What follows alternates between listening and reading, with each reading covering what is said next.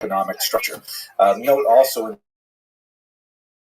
this image there is a Jewish klezmer artist. This is something that was especially associated with Eastern Europe, being much more urbanized, living in small villages and towns, as opposed to the spread out countryside, are much more likely to form bands and to develop professions such as music at this time. At any rate, it was an environment that was ripe for an eventual confrontation, and this happened in 1648. And this man, shown here, Bogdan Khmelnytsky, capitalized on the dissent that was rife among these Cossacks who had fled society because of their unhappiness with their serf owners and so on. And he gathered them together and in a proto-nationalist movement led them in massive attacks against Catholic Polish landowners and their Jewish agents or leaseholders. Now, let us recall that this is not only a moment of economic repression of the Ukrainians, they also perceive it, not incorrectly, as a moment of religious oppression as well, because the Poles are Catholic, the Ukrainians are Orthodox, and the Poles are making strong proselytizing moves in the western part of Ukraine, and in fact created a church there that was kind of like a compromise between Roman Catholicism and Eastern Orthodoxy, in which, for example, much of the rites were allowed to remain.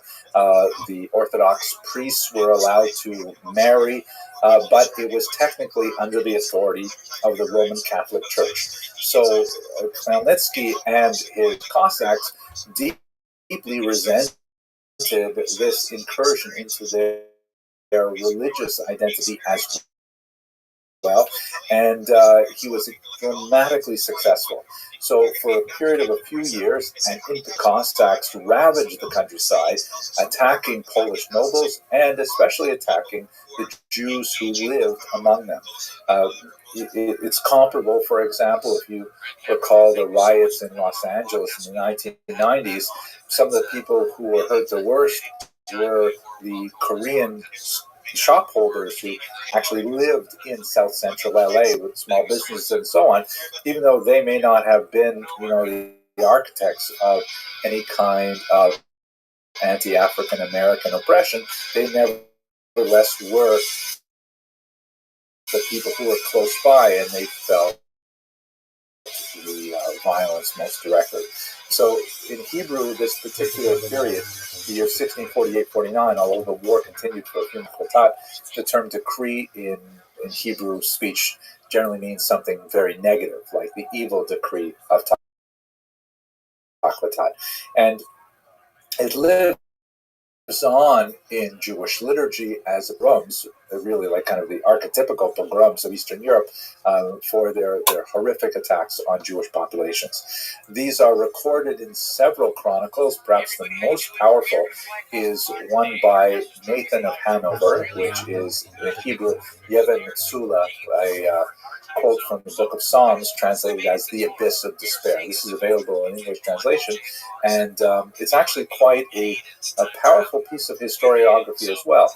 The demography of the attacks is probably grossly inflated in Hanover's account. He had really no good way of calculating the size of the impact, and in fact, many of the studies of 1648-49 tend to adopt, without question, really large numbers, like 250,000 Jews killed in these pogroms.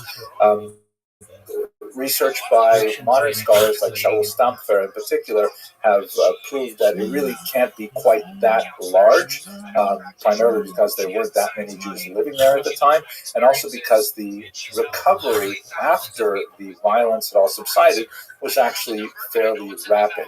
There's no question that it was a huge, devastating attack on the Jewish population. There were brutal, horrific attacks, and there was a lot of Jews who fled the region. We have many, many accounts from Gluckel of Hamon to the important commentator on the Shulchan Aruch, the Shach, who all write about their experience at this time.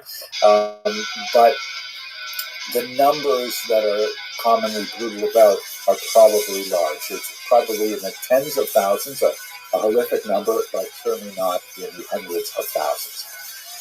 At any rate, what ends up happening to this uprising on a political level is that Khmelnytsky decides to ally himself with Russia against Poland and turns his political attitude to the Russians, which initiates a centuries-long association with frequent difficulty between the emergent Ukrainian nation and the Russians. More on that perhaps when we get to the 19th and 20th century.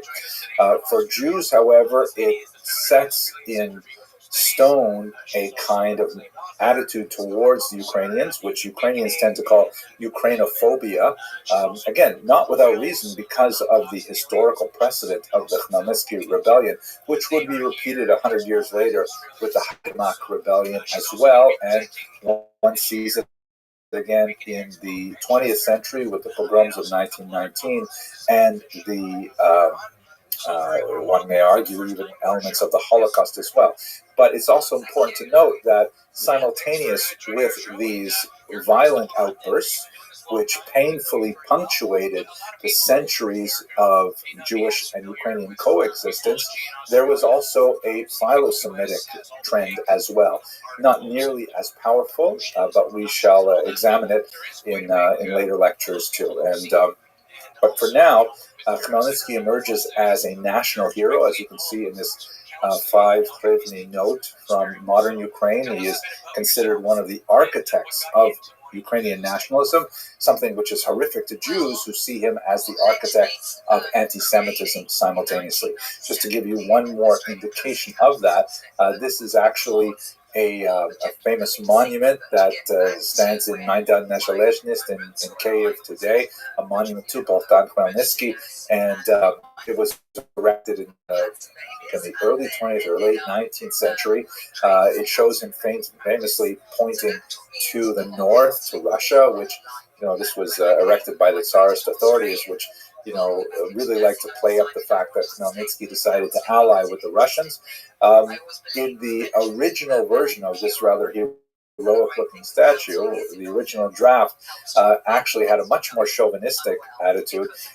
This is the only picture I could find out on the web, but in the original draft, this is a casting of it, behind the hooves of Khmelnytsky's horse, there is a falling Pole and a Jew who are knocked down by his passage and conquest, which explicitly stated, if this draft were to have been accepted for the final version, that Khmelnytsky succeeded by beating the Poles and the Jews, which is a metaphor that many Ukrainian nationalists might wish to absorb even today.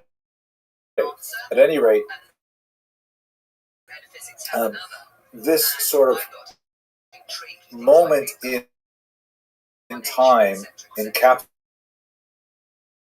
for both Jews and Ukrainians a vision of each other that was not conducive to a rapprochement. In fact, really it would only come until the early 20th century, which we'll have to speak about in a major disruption that could challenge the hundreds of years of peaceful existence that Jews had in Eastern Europe, had a remarkably destabilizing impact on Jews across Europe, and many historians draw a direct line from the Khmelnytsky uprising to the next video.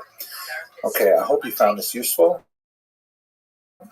If it was something that you'd like to see again, please do subscribe. It makes me happy to see the numbers increase, studying Jewish history as much as I do. Came to me and said, Mary, there's no support groups for this. But these people think you're just crazy. You're just a loony. And he said, but it's happening to me, it's happening to my partner, it's happening to my kids. They're saying, he said, I wake up with marks on my body, shaved areas, etc. Hello and welcome to another video in the Jewish History Lab series. Today I'd like to spend some time with you looking at the false messiahship of one Shabbatai Tzvi very dramatic series of events that took place in the 1660s primarily.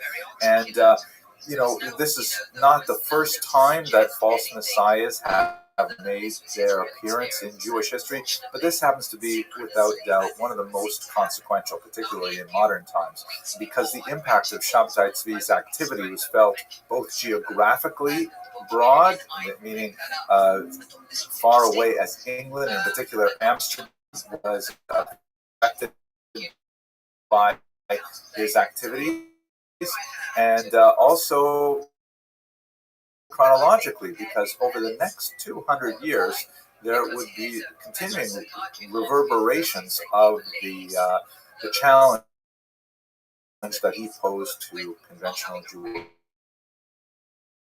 thought. So let's spend a little bit of time looking at exactly who was Shabtai Tzvi, what did he teach, and what actually happened to him and his followers. Let us recall that this is happening in an era where there's really much more ready communications.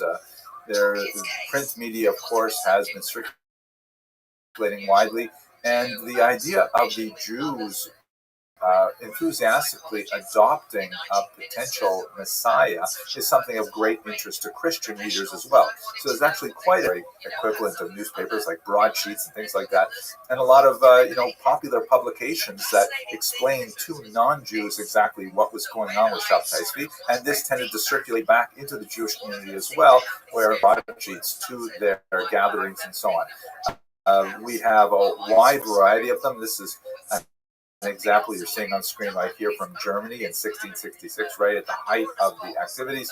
And he's portrayed here as some kind of an emperor, on a prancing horse. One would see the sense. Certainly one of the Austrian emperors, even Napoleon, appears like this, because, many people weren't exactly sure what to make of Shabtai Tzvi. The political context is, of course, very, very significant. In the previous video, we discussed the impact of the Khmelnytsky rebellion on Eastern European Jewry in particular. There was a follow-up conflict between the Russians and the Swedes that had a similar kind of repercussions on the northern communities in Eastern Europe.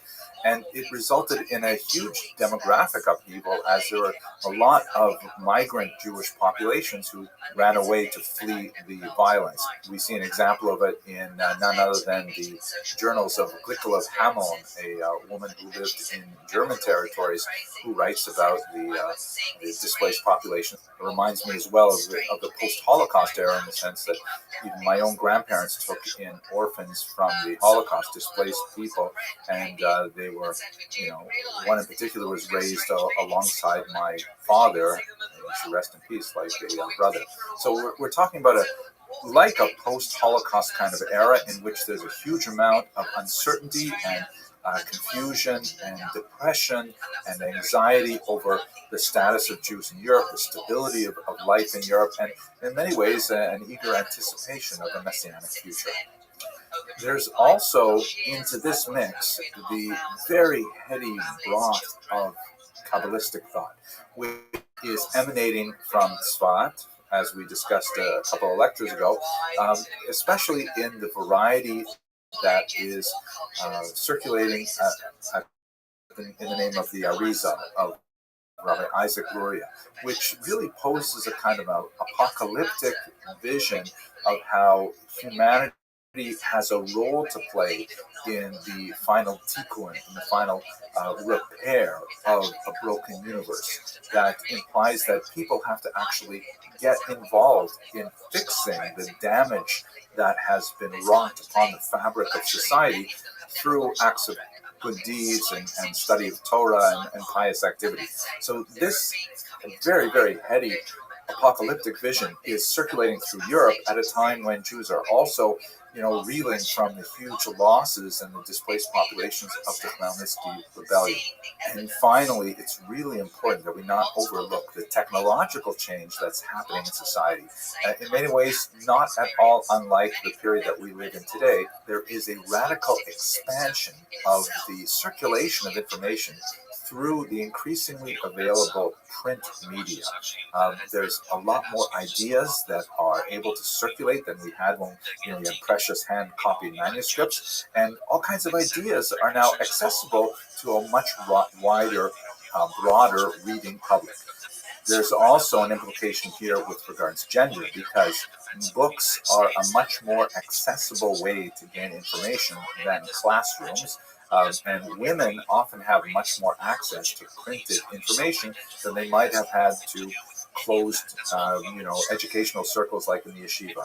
And this may be actually one of the areas in which Shabtai Tzvi's impact is felt with the greatest resonance in the modern era. But let's come to that shortly. Shabtai Tzvi was born in 1626 in Smyrna. He spent quite a bit of time in his youth in Greece, and he was widely regarded as something of a talented intellectual young man. His good looks were noted. He had a very sweet singing voice, and he proved to be, quite an able student of Talmud and of Kabbalah as well, which he began to study at a very early age. He was a sought-after candidate for marriage, and in fact, he was married once, possibly twice, although both of those marriages ended because they were never consummated. Later, he engaged in a few other marriages, including one to a Torah scroll. That's right, not to a human being, but to a Torah scroll. And his longest lasting marriage would be to a woman named Sarah, that we'll discuss momentarily. At any rate, around age 22, he began to exhibit increasingly bizarre behavior, which most scholars, looking backwards, tend to ascribe to some form of mental illness, perhaps some kind of bipolar or manic depressive cycle, in which he would ascribe to himself miraculous activities such as levitation. We call these periods illuminations, in which you're like pronouncing the forbidden name of God aloud, something which was only pronounced in ancient times, day of the year, Yom Kippur, and he claimed to be able to levitate and all kinds of other things. And he would alternate that with periods of apparent depression, of solitude, and of silence, and so on. And these went back and forth for much of his life. There were some periods of time in which he was a little bit more stable for an extended period of time, and there are other periods of time in which he was absolutely off the rails in terms of his behavior. For the most part, these eccentric behaviors were sort of written off, and he was regarded as something of perhaps a holy fool. His mastery of Talmud and of Kabbalah and his, otherwise very genial nature tended to stand him in good stead, and people tended to ignore the rather bizarre behaviors. On occasion, he actually ascribed to himself a messianic identity, but this really didn't attract too much attention, except when Nathan of Gaza, who's shown here in this image, shown leading the imaginary 10 tribes of Israel back to resume the Messianic era in the Shabtai Tzvi. And Nathan of Gaza really encouraged this activity, and he became essentially Shabtai Tzvi's #1 propagandist, and broadcast far and wide the notion that Shabtai Tzvi was in fact the Messiah. This was something which was certainly not good for Shabtai Tzvi's mental health, tended to enable the worst aspects of his mental illness, and encouraged him to explore further and further his delusions of grandeur. So what were the characteristics of the things that Shabtai Tzvi was talking about? Well, first of all, as I mentioned, at the peak of his mania, he proclaimed himself the Messiah. He would regularly hand out various titles, King of Europe, things like that, to his friends and associates. He would demand of them various acts of obeisance, which typically involved antinomian behavior. And antinomianism, we should really define it here, this is perhaps one of the most characteristic elements of his activity, and the one that garnered both the most enthusiasm among his followers and the most criticism from his detractors. Antinomianism means basically anti-law behavior, nomos meaning law in Greek. And he would take the strictures of Judaism and the calendar of Judaism, and he would simply turn it on its head. He would proclaim fast days now feast days. He totally disrupted the calendar. He once celebrated the 3 pilgrimage holidays of Passover and Sukkot and Shavuot all in 1 week, whereas they're spread out throughout the year. He would regularly, as I mentioned, pronounce the name of God aloud.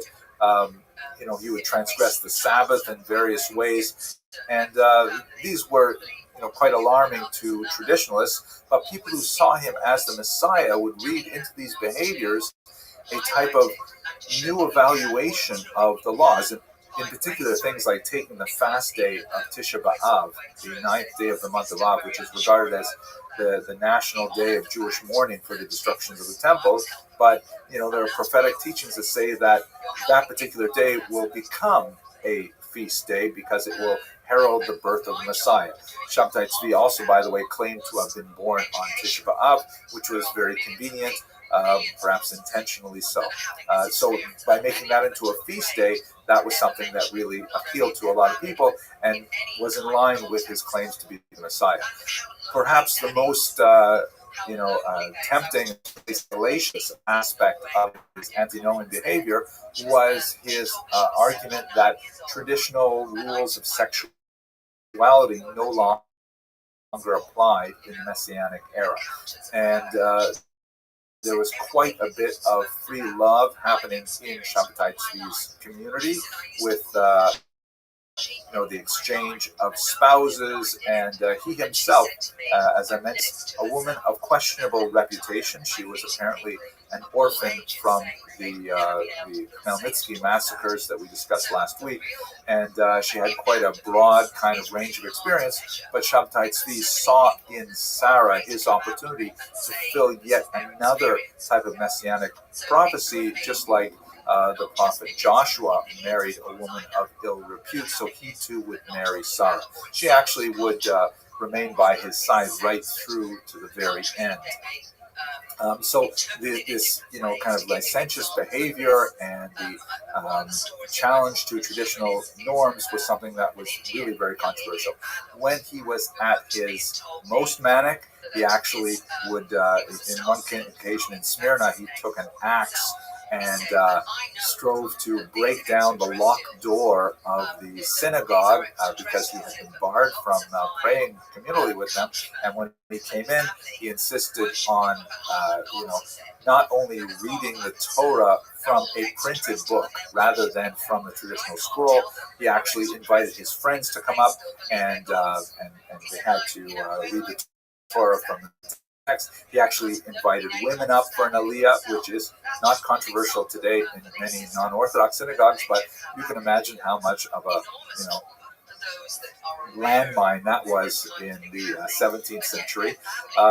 And he insisted on doing things like, for example, singing out loud Castilian love songs in which he believed there was lots of Kabbalistic information encoded while he's in synagogue leading the Sabbath services. So in many ways he was really bizarre, strange behavior that we would not tolerate in otherwise organized synagogue life, but this tended to, enamor him to his followers. This idea of egalitarianism, the idea that he was removing the sin of Eve from women, was something that actually might have engendered still more interest among followers. And in fact, this seemed to have had a significant impact later through the Frankist movement in particular, and perhaps even through proto-feminism. He was also, as I mentioned by the example of reading from a printed book, very open to new ideas of technology and how this was actually part of the unfolding of the Messianic era. So what ended up happening to him? What's the whole story? Here's one broadsheet that printed in Germany that gives you a little sense of what happened. in the 1665 and 1666. What ended up happening is he figured it was time now to proclaim his messiahship before the Sultan of the Ottoman Empire and to claim Jerusalem and initiate the Messianic period. The Ottoman Sultan actually dealt with him in a fairly measured manner, seeing that there really was quite a groundswell of support for him. He didn't want to make Shabtai Tzvi into a martyr, but on the other hand, obviously he couldn't tolerate someone proclaiming himself the Messiah and demanding a major chunk of Ottoman territory. So when Shabtai Tzvi came to the Sultan, he was intercepted at sea and held offshore for quite some time, and then eventually he met with some of the high officials of the Sultan, but not with the Sultan directly, who, according to some accounts, actually listened in from a high alcove, and his demands were stated, but ultimately the Ottomans were not prepared to give Jerusalem to Shabtai Tzvi, but if he liked, he could remain alive so long as he decided to convert to Islam. Now, there are a lot of conflicting accounts as to actually what his approach to this counteroffer was at the time. Unfortunately, we have no Turkish accounts because of a major fire that destroyed the archives from this period, but some accounts indicate that he approached this counteroffer with a certain amount of passivity and perhaps even going into one of his depressive moods. But ultimately, what happened was he was duly converted to Islam. He received a high title as a guardian of the gates and a stipend from the Sultan, who once again didn't want to make him a martyr and wanted to capture as much as possible the support of his Jewish followers. And in fact, that's exactly what he did. Some 200 to 300 families who were ardent supporters of Shabtai Tzvi assumed that if he converted to Islam, it must mean that they must also convert to Islam, that that's somehow part of the unfolding of the Messianic period. And so they followed him into that faith. They're called the good men. They exist really right up until the 20th century in particular. His wife, Sarah, shown here, also converted to Islam and joined him. By the way, this is an interesting image. You can see that Sarah also had a lot of impact on later fashion in science fiction films.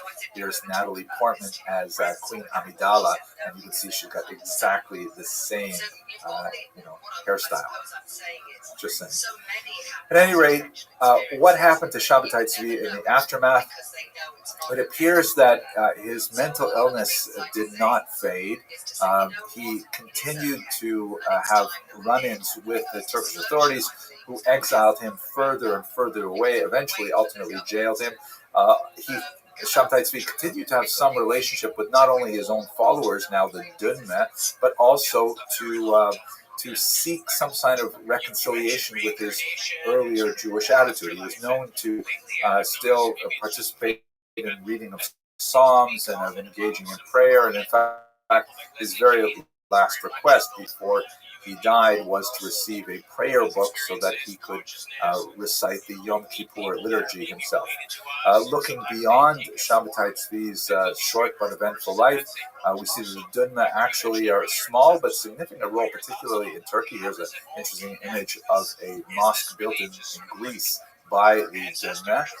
He also had a significant impact on later antinomian quasi-messianic movements like that of Jacob Frank in Poland, which actually had a Catholic bent rather than an Islamic bent. And perhaps the most significant for our purposes, looking at Jewish history more narrowly, the charge of Sabbateanism continued to reverberate throughout Europe for the next 200 years. Major figures, including Yonasan Eibeshut, shown here, even the great Ramchal, the Rav Moshe Chaim Luzzatto, author of Mesilat Yesharim, were accused of harboring Sabbatean beliefs. There were definitely Sabbatean circles, sometimes openly admiring Shabtai Tzvi, much more commonly, however, kind of secretly purporting to, as the Messiah, which is a distinctly Christian idea that nevertheless found expression among some of his later followers. His career, I do have a few other longer lectures on this if you're interested in learning more. But for the time being, I want to thank you for watching.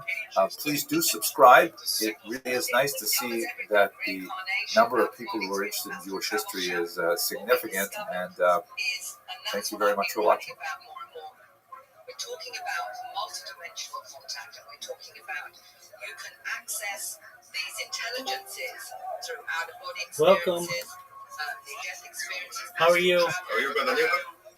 You got the new one? What's up, Pimp? Did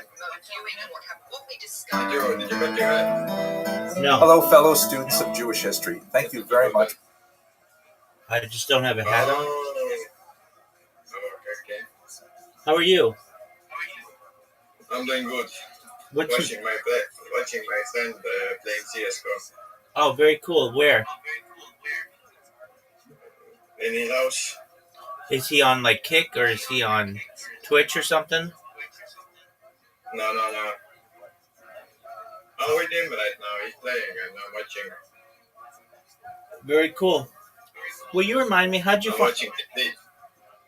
What? Will you remind me how'd you find out about me? I found out because of my friends. Oh, very cool. Excellent. Well, I'm just watching. Yeah. Excellent. Well, I'm just watching Jewish history lectures. Feel free to enjoy. What's your think about Hitler? For watching my online lectures. I hope you it's a continue to find them of complicated interest. Today I'd like to announce something really exciting. As many of you know, I've been working on a 3-volume history of the Jewish I don't people want to at for this time. Koren publishers in Jerusalem. What do you think about And it? as far as the online lectures go, I'm about I gave two-thirds an of the way answer. It's through the complicated. I material, don't wanna talk about it right specifically in the Jewish I'm History watching Lab his series. lectures. Now I'm working hard on getting the text version just right. And so to that end, I've created an online course that's going to be massively open to anyone who would like to join, specifically to allow My you friend, to I don't wanna interact talk about with those the things. videos that are already available online, but also with some self-guided quizzes that are automatically graded so you can get a sense of how well you've absorbed the material, some more interactive opportunities with myself and with other members of the class, and I think most excitingly, you're going to get a good look at the draft text of each chapter as they are prepared over the next few months. And you'll be able to actually comment on the text in this course, which will give me a chance to really improve it. So when we finally go to print, it's going to be something that is literally crowdsourced with your input so we can create a really great history. I'm very excited with the prospect of learning what lacunae you observe in the work, that maybe I should add in some more details, what areas may be perfectly clear to me, but perhaps I'm not explaining very well, and so you'll give me a sense of how I can change perhaps the presentation material. I think it's going to be absolutely fantastic.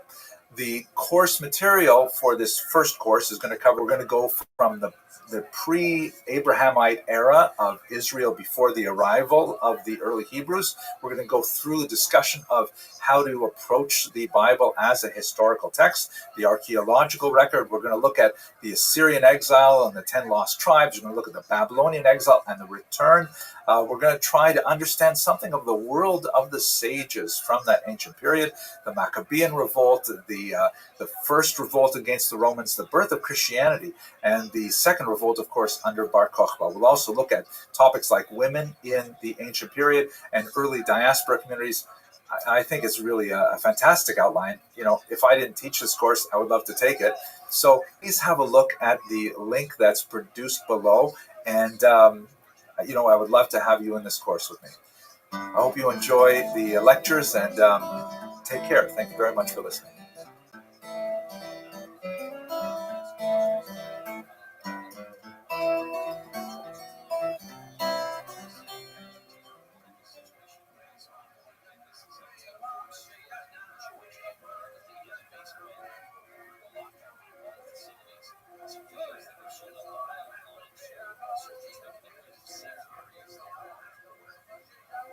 Hello and welcome to another episode of Jewish History Lab. Today I'd like to spend some time looking at the origins of the Jews in the Americas.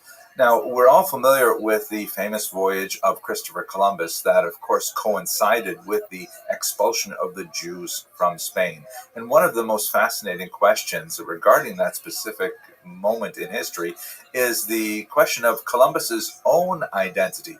He himself liked to kind of cultivate the idea that he might possibly be of Jewish extraction. As the great historian Cecil Roth once put it, the mystery regarding Columbus's origins is largely the outcome of his own mendacity. I wish I lived in a time when people still used words like mendacity. At any rate, and as a result, it is equally impossible to exclude or to confirm the hypothesis that he was descended from a Jewish or ex-Jewish family. He himself liked to, use Jewish phrases from time to time and to have some kind of buried, coded, mysterious things in his signature and elsewhere to suggest that perhaps he was of Jewish origin. He liked to use Jewish phrases from time to time. He liked to, kind of bury coded things in his writings that suggested that perhaps there was a Jewish background. And he famously, for example, pushed off the actual date of departure in order that it should not fall within the inauspicious time of the Jewish calendar, the 9 days that begin at the beginning of the month of Av and end at the 9th of Av. He actually pushed off the departure so that it would not fall within those inauspicious calendar days. But without doubt, Columbus certainly cultivated relationships with many Spanish Jews and conversos. A case in point that well illustrates his relationship with these Spanish Jewish and crypto-Jewish backers was the fact that after he embarked on his great voyage, one of the first letters he sent back were to two Jewish sponsors, Louis de Santagel and Gabriel Sanchez. Furthermore, he certainly included at least one Jewish member on his crew, one Louis de Torres, who was an interpreter, who was baptized just before departure, enabling him to actually take part in this great mission. When Columbus landed at Cuba, de Torres was actually one of the very first people to actually set foot on the soil of the New World, Europeans, that is, setting foot in the soil of the New World, and he was dispatched by Columbus to the interior of the island to search for gold. Now, it happens that he did not find gold, but he did establish very good relations with the indigenous people living there, and he brought back something which would prove to be very profitable indeed. He brought back accounts of how the natives in Cuba like to roll tobacco leaves and then smoke them. So ironically and unfortunately, it was this Jewish individual who played a key role in actually bringing the habit of smoking back to Europe. At any rate, he ended up settling in Cuba, one of the first Jews on the soil of the New World. Perhaps the greatest historian of the Jews of America is Jonathan Sarna, and he points out in one of his works that, quote, the seeds of Judaism sown in mid-17th century colonial Africa fell from plants nurtured in the soil of the Iberian Peninsula.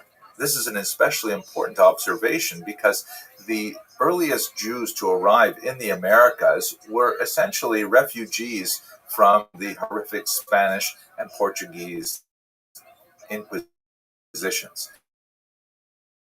Please have a look at this map, which shows the Spanish holdings in blue shades and the Portuguese holdings in green shades.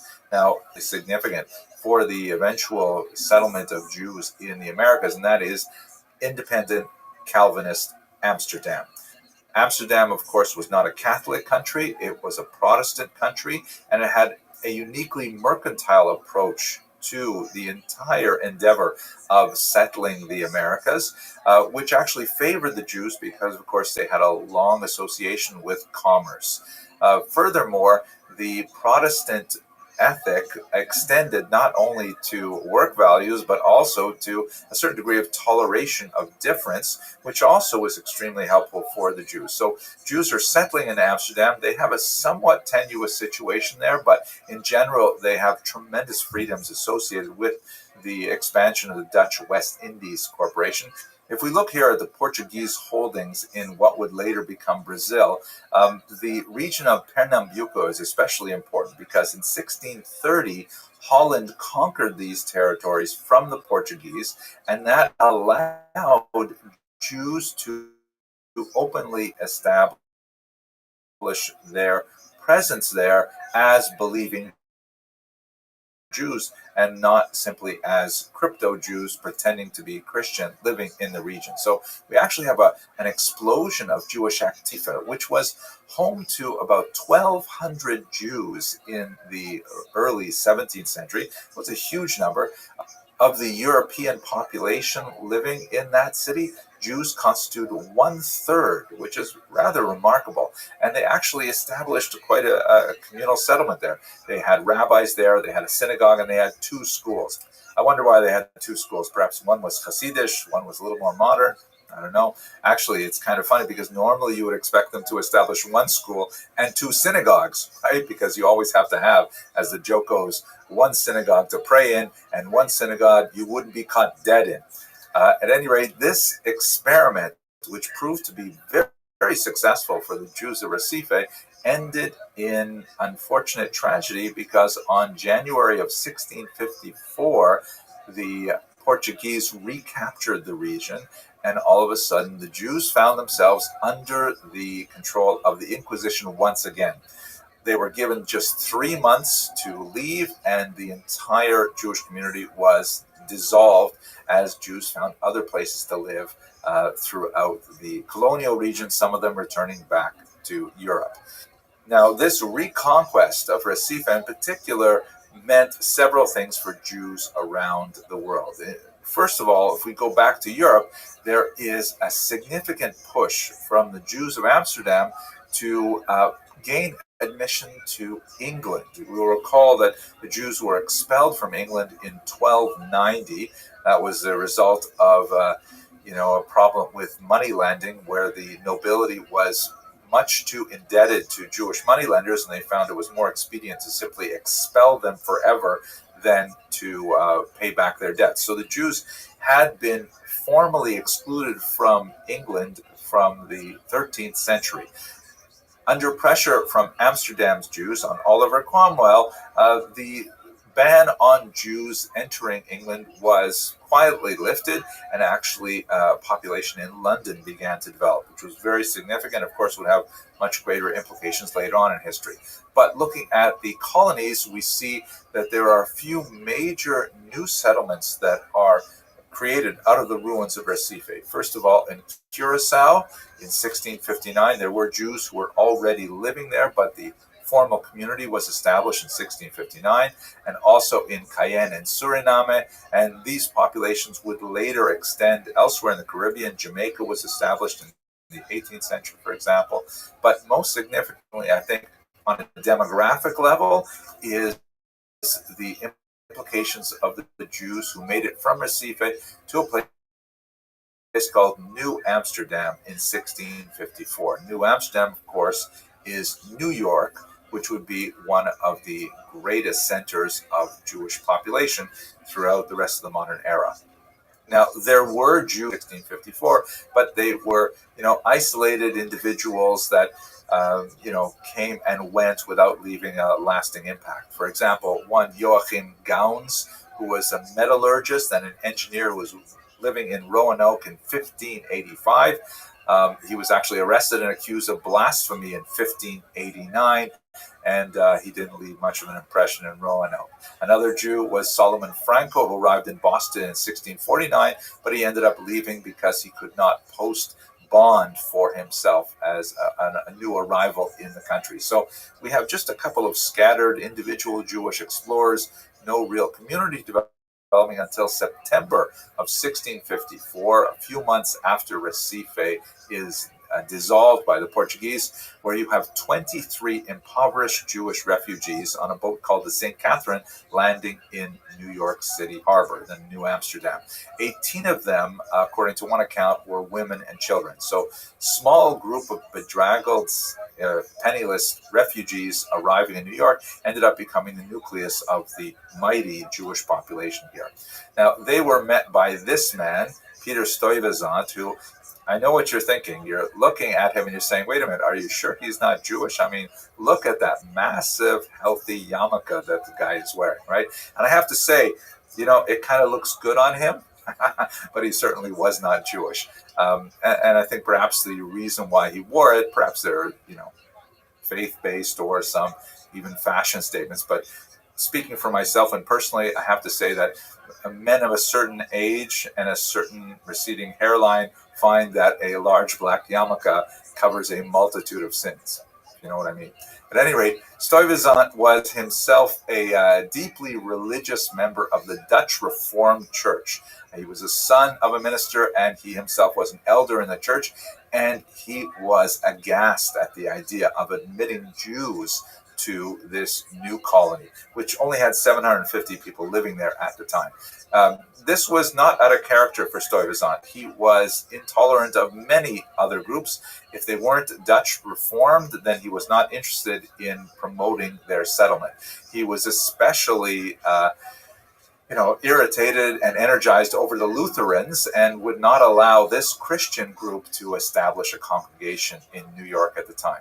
So when these Jews arrived from Recife, he wrote to his bosses in Amsterdam and said, listen, can we please expel these refugees? They are, to quote from his letters, deceitful, repugnant, hateful enemies, blasphemers, and he basically wanted to have nothing to do with them. But ultimately, Stuyvesant lost to market forces. Jews in Amsterdam put a lot of pressure on the Dutch West India Company to allow the Jews to remain there. They had suffered tremendous losses with their communities in Recife. It should be noted that the Dutch West India Company also included Jews among its shareholders. And so Stuyvesant received a reply that conceded that Jews may not be the most ideal residents, but nevertheless, he was to permit them to live there on the condition that they would take care of their own poor. And that's actually a fascinating kind of point, because this is something that certainly has medieval origins, that the Jews were very focused on building a social support network to make sure that all of the Jewish poor were cared for. They developed a significantly sophisticated level of charitable giving and distribution of alms that prevented Jews from becoming utterly impoverished.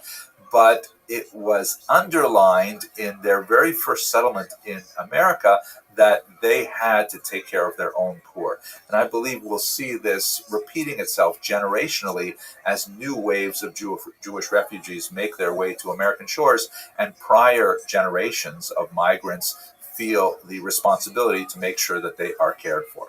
So Stuyvesant was forced to allow the Jews, and lucky for other groups, because Stuyvesant was ultimately forced to grant similar concessions to Quakers and even allow the hated Lutherans to establish a church. He was ultimately removed from office when the territory was ceded to the British in 1664, and New Amsterdam formally became New York. Okay, that's a very quick look at the origins. In the next lecture, we're going to look at some of the major generations of migrations to the Americas. If you enjoyed this video, I really hope that you will subscribe, because it's kind of nice to see so many people subscribing and studying Jewish history with me.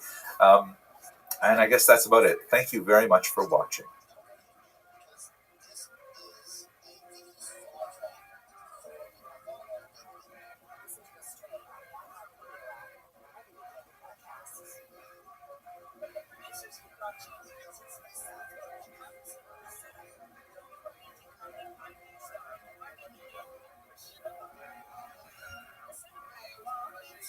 Hello and welcome to another episode of Jewish History Lab.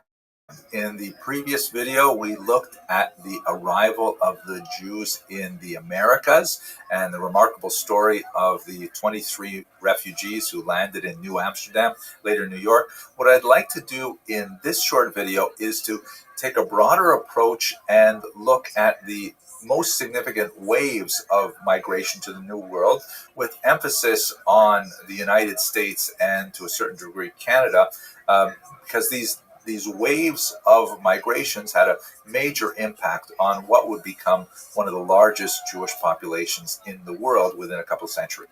By the time we get to the 18th century, New Amsterdam has become New York, and it's under the British. And there are basically 6 Jewish communities established by 1700, with only about 300 Jews in total living all in the colonies. Here you can see where they are. New York, of course, which we've discussed. Also Newport, Rhode Island, where the Touro Synagogue was established. Philadelphia in the South, Charleston and Savannah.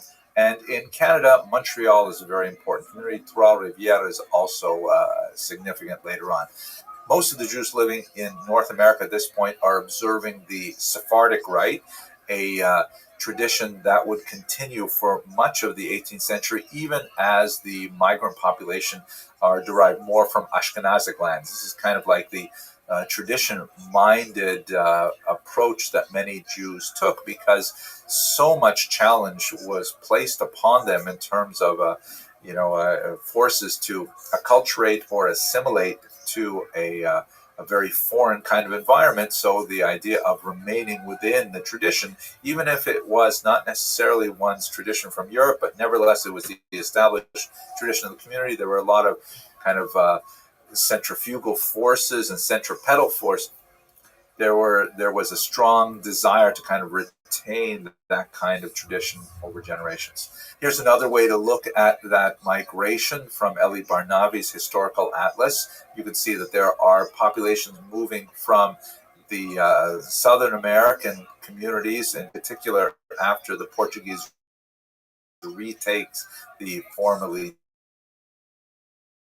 Dutch territories on the coast, but there's also new populations moving from Amsterdam, London, and even from Spain and Portugal. Here's another view of the coast, and you can see as we go into the 18th century, there's quite a few small establishments, all the way as far west as St. Louis, and the major populations are along the coast. The second major wave of Jewish migration was in Germany in particular. There's a lot of reasons why Jewish men in particular find it expedient to actually leave their homeland and make their way to the New World. There are anti-Semitic forces in Central Europe that force Jews to reconsider their place of residence. There's some restrictions placed on things like Jewish marriage, like only the oldest son in a family may marry. There are revolutions going on, 1848, for example. So a lot of Jewish men in particular who seek out there. Noteworthy about the arrival of these often penniless young men on American shores is that the prior generation of migrants, many of whom have established themselves very well in America, like Rebecca Gratz, for example, here. This is Rebecca Gratz of the Gratz College fame, who take it upon themselves to make sure that these Jews, who in many ways are very different from the Native American Jews at this point, they have a different language, they have different customs and so on, but nevertheless the prior generations really make it a point to protect them. And there's a significant rise in the Jewish population as a result of this German migration. Have a look at these numbers. In 1826, it's estimated there were about 6,000 Jews in America. By 1840, that had increased to 15,000, and by 1860 to 150,000. Really dramatic increase, largely as a result of German migration, but it would be dwarfed by the migration at the end of the century. The economic patterns of these Jewish migrants are essentially a kind of literally a rags to riches story, because many of them, when they arrive on these shores, they look for some kind of occupation. And the only thing that's really available to them, especially if they want to maintain any kind of contact with other Jews, is to live in an urban center and to engage in peddling.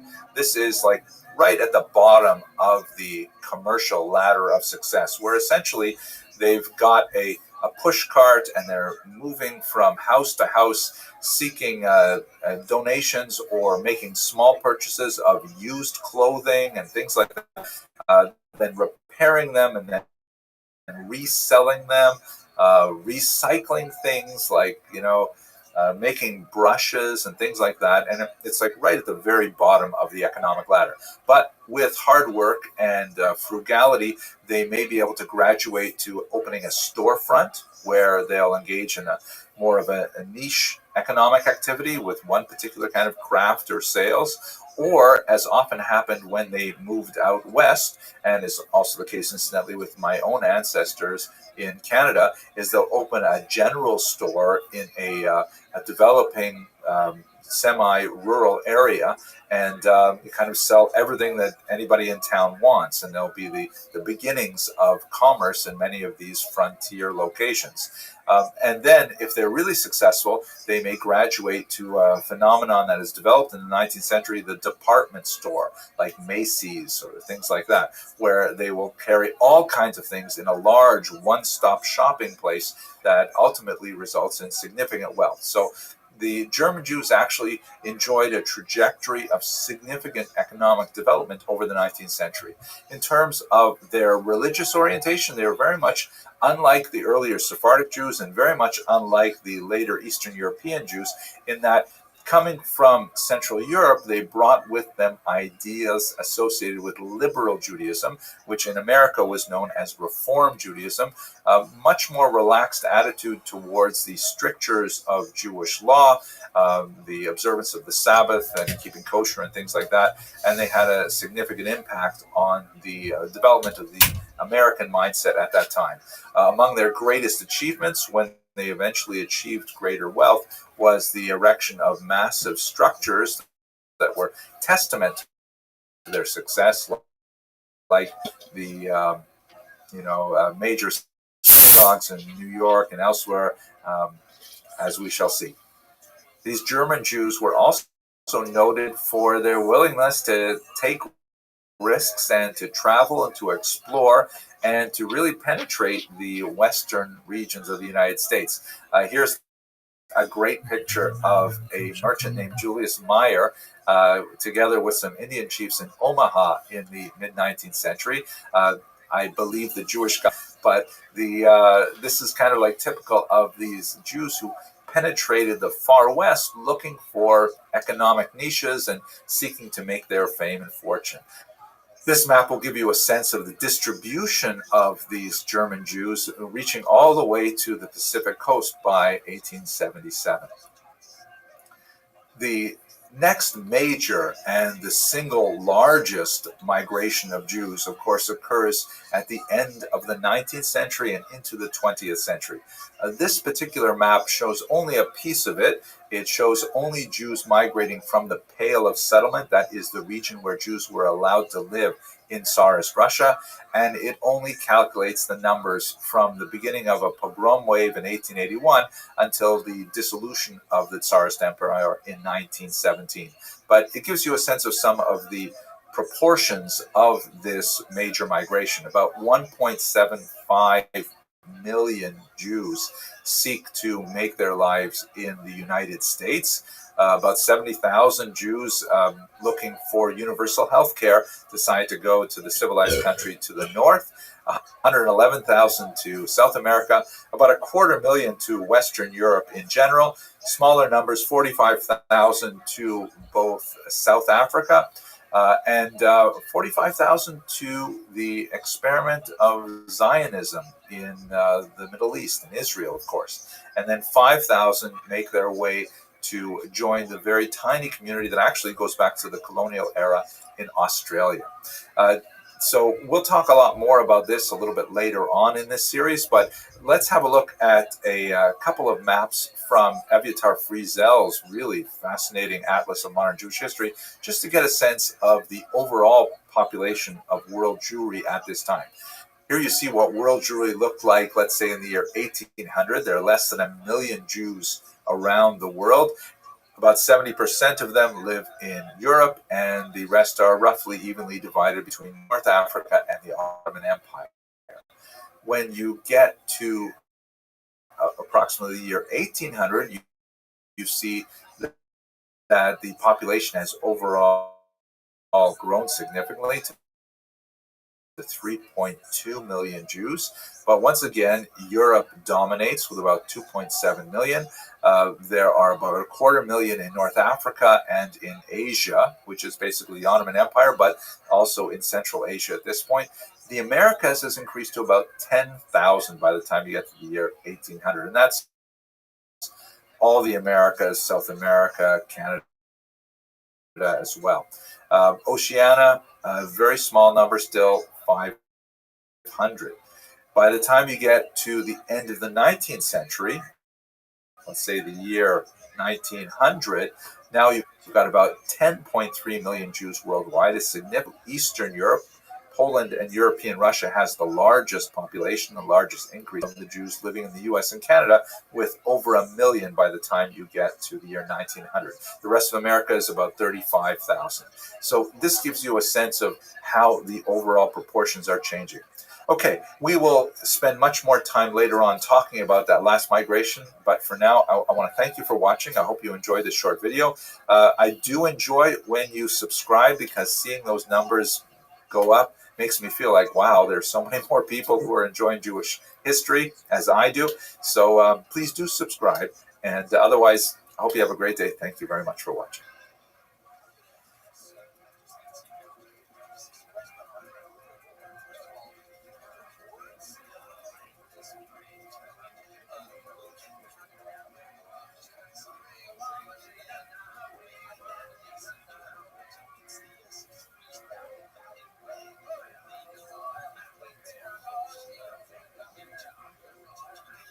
Hello and welcome to another episode of Jewish History Lab. Today I'd like to begin speaking about the birth of Hasidism, which is an extremely important movement, had tremendous impact on religious history, social history over the next couple of centuries. In fact, one of the ways that I find most productive to look at Hasidism is that it is really the first modern religious reform movement. I know we have this term Reform Judaism that refers, it's the American equivalent of what was called liberal Judaism in Western Europe, but it's predated by the Hasidic revolution, which, although it seems to be a very highly traditionalist kind of movement, especially when compared to the more liberal approaches to Judaism, it definitely was quite challenging for the 18th century when it first appeared. So the historiography on Hasidism has evolved significantly since the 19th century. Heinrich Gretz, who we've spoken about many times, he took a very dim view of Hasidism. He understood it to be some kind of like obscurantist and credulous, even possibly Sabbatean Kabbalistic movement that was associated with the poorly educated Jews of Eastern Europe. Shimon Dubno, the great encyclopedic historian of the late 19th, early 20th century, argued, in fact, that no, it's not the outgrowth of ignoramuses. It represents the actual flourishing of the dominant spirit of Eastern European Jewry. And I think Martin Buber, in many ways, although not a historian in this regard, really did a lot to try to transform the popular Western European view of Hasidism to observe the brilliant religious insights that are associated with the Hasidic masters. And there are many other approaches. Ben Sion Dinor, for example, took a much more economic approach to the development of Hasidism. But I just want to give you the sense that, you know, the views of what is Hasidism, what is its significance, what is its etiology, have changed over time historically. To look at the history itself, it's very important to understand it within the context of a Polish-Lithuanian Commonwealth and the chaotic political context of that time, which you recall the region was devastated by the Khmelnytsky uprising, and then there is an attempt to reconstruct the political status quo, but ultimately it's doomed to failure, as in 1772 the Polish-Lithuanian Commonwealth is dismantled by its neighbors, and in fact a large chunk of Jews living in this area would be swallowed up by Tsarina Catherine II, also known as Catherine the Great, who suddenly finds herself the owner of the largest Jewish population in the world. Russia, prior to her acquisitions in the West, was actually Judenrein. It was free of Jews because they had been banned since 1479. And all of a sudden, Catherine II said, oh my gosh, I have all these tens of, perhaps hundreds of thousands of Jews living within Russia. One of the ways she dealt with this was by establishing something called the Pale of Settlement, which is kind of a strange English term, but it basically means the region of settlement where Jews were allowed to live. It has some changes to the borderlands. Certain areas like Kiev were actually off limits for some time, even though they were in the interior of the Pale of Settlement. And exceptional Jews, like really talented medical doctors or very, very successful businessmen, could get permission to live in St. Petersburg or in Moscow, but this Pale of Settlement is where the vast majority of Jews live. There's a lot more to say about this in future lectures. At any rate, this is the region, particularly in the southern area of Volhynia, Galicia, where Hasidism especially grew, with the exception of the Chabad movement, which grew in Lithuania to the north. This is also the era following Catherine II of the terrible repression under Nicholas I. Nicholas I attempted to extirpate the Jewish presence by forcibly assimilating them, either through conscription into the army, as in their internal structures. The Kehillah was officially banned in 1844, leaving it only small functions, especially a couple of lectures. At any rate, it's a period where there is increasing pressure on react is by developing this Hasidic ideology. So what exactly is the innovation of Hasidism? The term Hasid is actually ancient. You'll find it in the Hebrew scriptures. It basically means someone who does kindness. The word chesed is, of course, kindness.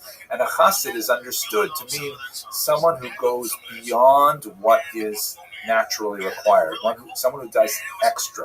And we see that in all kinds of Hasidic activities, not only in the externalities like the fashion and the beards and the peyot and things like that, but those are kind of like, levushim or clothing. That's things that are on the outside. What's on the inside of Hasidism are emphasis on devekut, which is a kind of mystical cleaving to God through not just traditional study, which is something that was more associated with the pre-Hasidic groups, who would later become known as the Misnagdim, or the opponents. We'll talk about them in a second.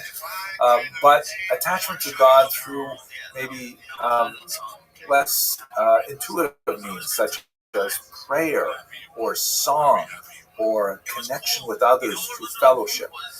They also believed in a much wider dissemination of Kabbalistic doctrine and Kabbalistic teachings, which had previously been the refuge only of great scholars. The idea that ordinary people could study Kabbalah was really anathema, but the Hasidim began to develop this as something that is actually a desideratum. The Hasidim also valorized the common Jew, often the uneducated Jew, the Jew who is a Tehillim Zoger, someone who just recites songs, rather just going through the book, reading the words, as opposed to having deep insights into their meaning and so on. And this is something that really appealed to the Jews, particularly in the southern region, where they were bereft of much of the traditional educational centers that were associated with the north. They also favored charismatic dynasties of leaders, which were unlike the appointed court rabbis, who were often, given those positions because they could essentially buy them from the noblemen. This was part of the decaying elements of the Jewish community under the Polish-Lithuanian Commonwealth that thoroughly corrupted the rabbinate in certain areas. Local Hasidic leaders who nevertheless, garnered the confidence of the population as being truly interested in their spiritual welfare and gathered around themselves kind of like disciple circles of followers who are not necessarily, heavily learned and so on, but nevertheless were deeply sincere, and they infused the idea of Judaism with much more passion and much more simple enthusiasm than it had seen with the somewhat desiccated version that focused on the arcane study of the Talmud, more associated with the northern regions. One of the most important leaders of that time was Israel ben Eliezer, who was known as the Baal Shem Tov. So a couple of words about him. We only know about him from works that were written considerably after his lifetime, but we know something of the context in which he was active. Specifically, there were people who were wandering around the southern part in particular who were known as Baalei Shem, which means literally masters of the name. The name, of course, refers to the name of God. And this was kind of like a popular term that was associated with people who literally made amulets. One of the great scholars of this period, incidentally, is my friend and colleague, Professor Yochanan Petrovsky Stern of Northwestern, shown here in his youth when we first met in Kiev, looking at some of the remarkable finds in the Vernadsky Library there of 18th century Pinkasim or communal record books from the time.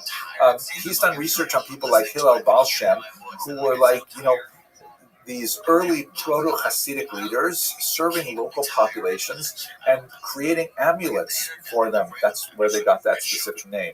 Now, not all of these amulet makers were especially reputable. Some of them were charlatans. And Israel ben Eliezer soon gathered a reputation for being exceptional, for being a miracle worker, but also a very insightful teacher of Judaism, one who connected with regular people and so on.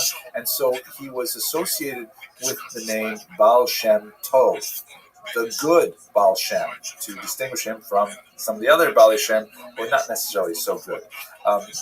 The fact that we only have sources about him that were written quite a bit later does not diminish the fact that he was an actual person and has been researched and identified exhaustively by my senior colleague, Professor Moshe Rossman of Bar Ilan University, who wrote an amazing book on the early biography of the Baal Shem based on secular sources, Polish sources. He found indeed tax records that specifically refer to the Baal Shem Tov living in Mezhibozh, which gives a lot more of a concrete notion to this teacher, who, among other things, is reputed to have dug this well that still provides clear, clean water to this day.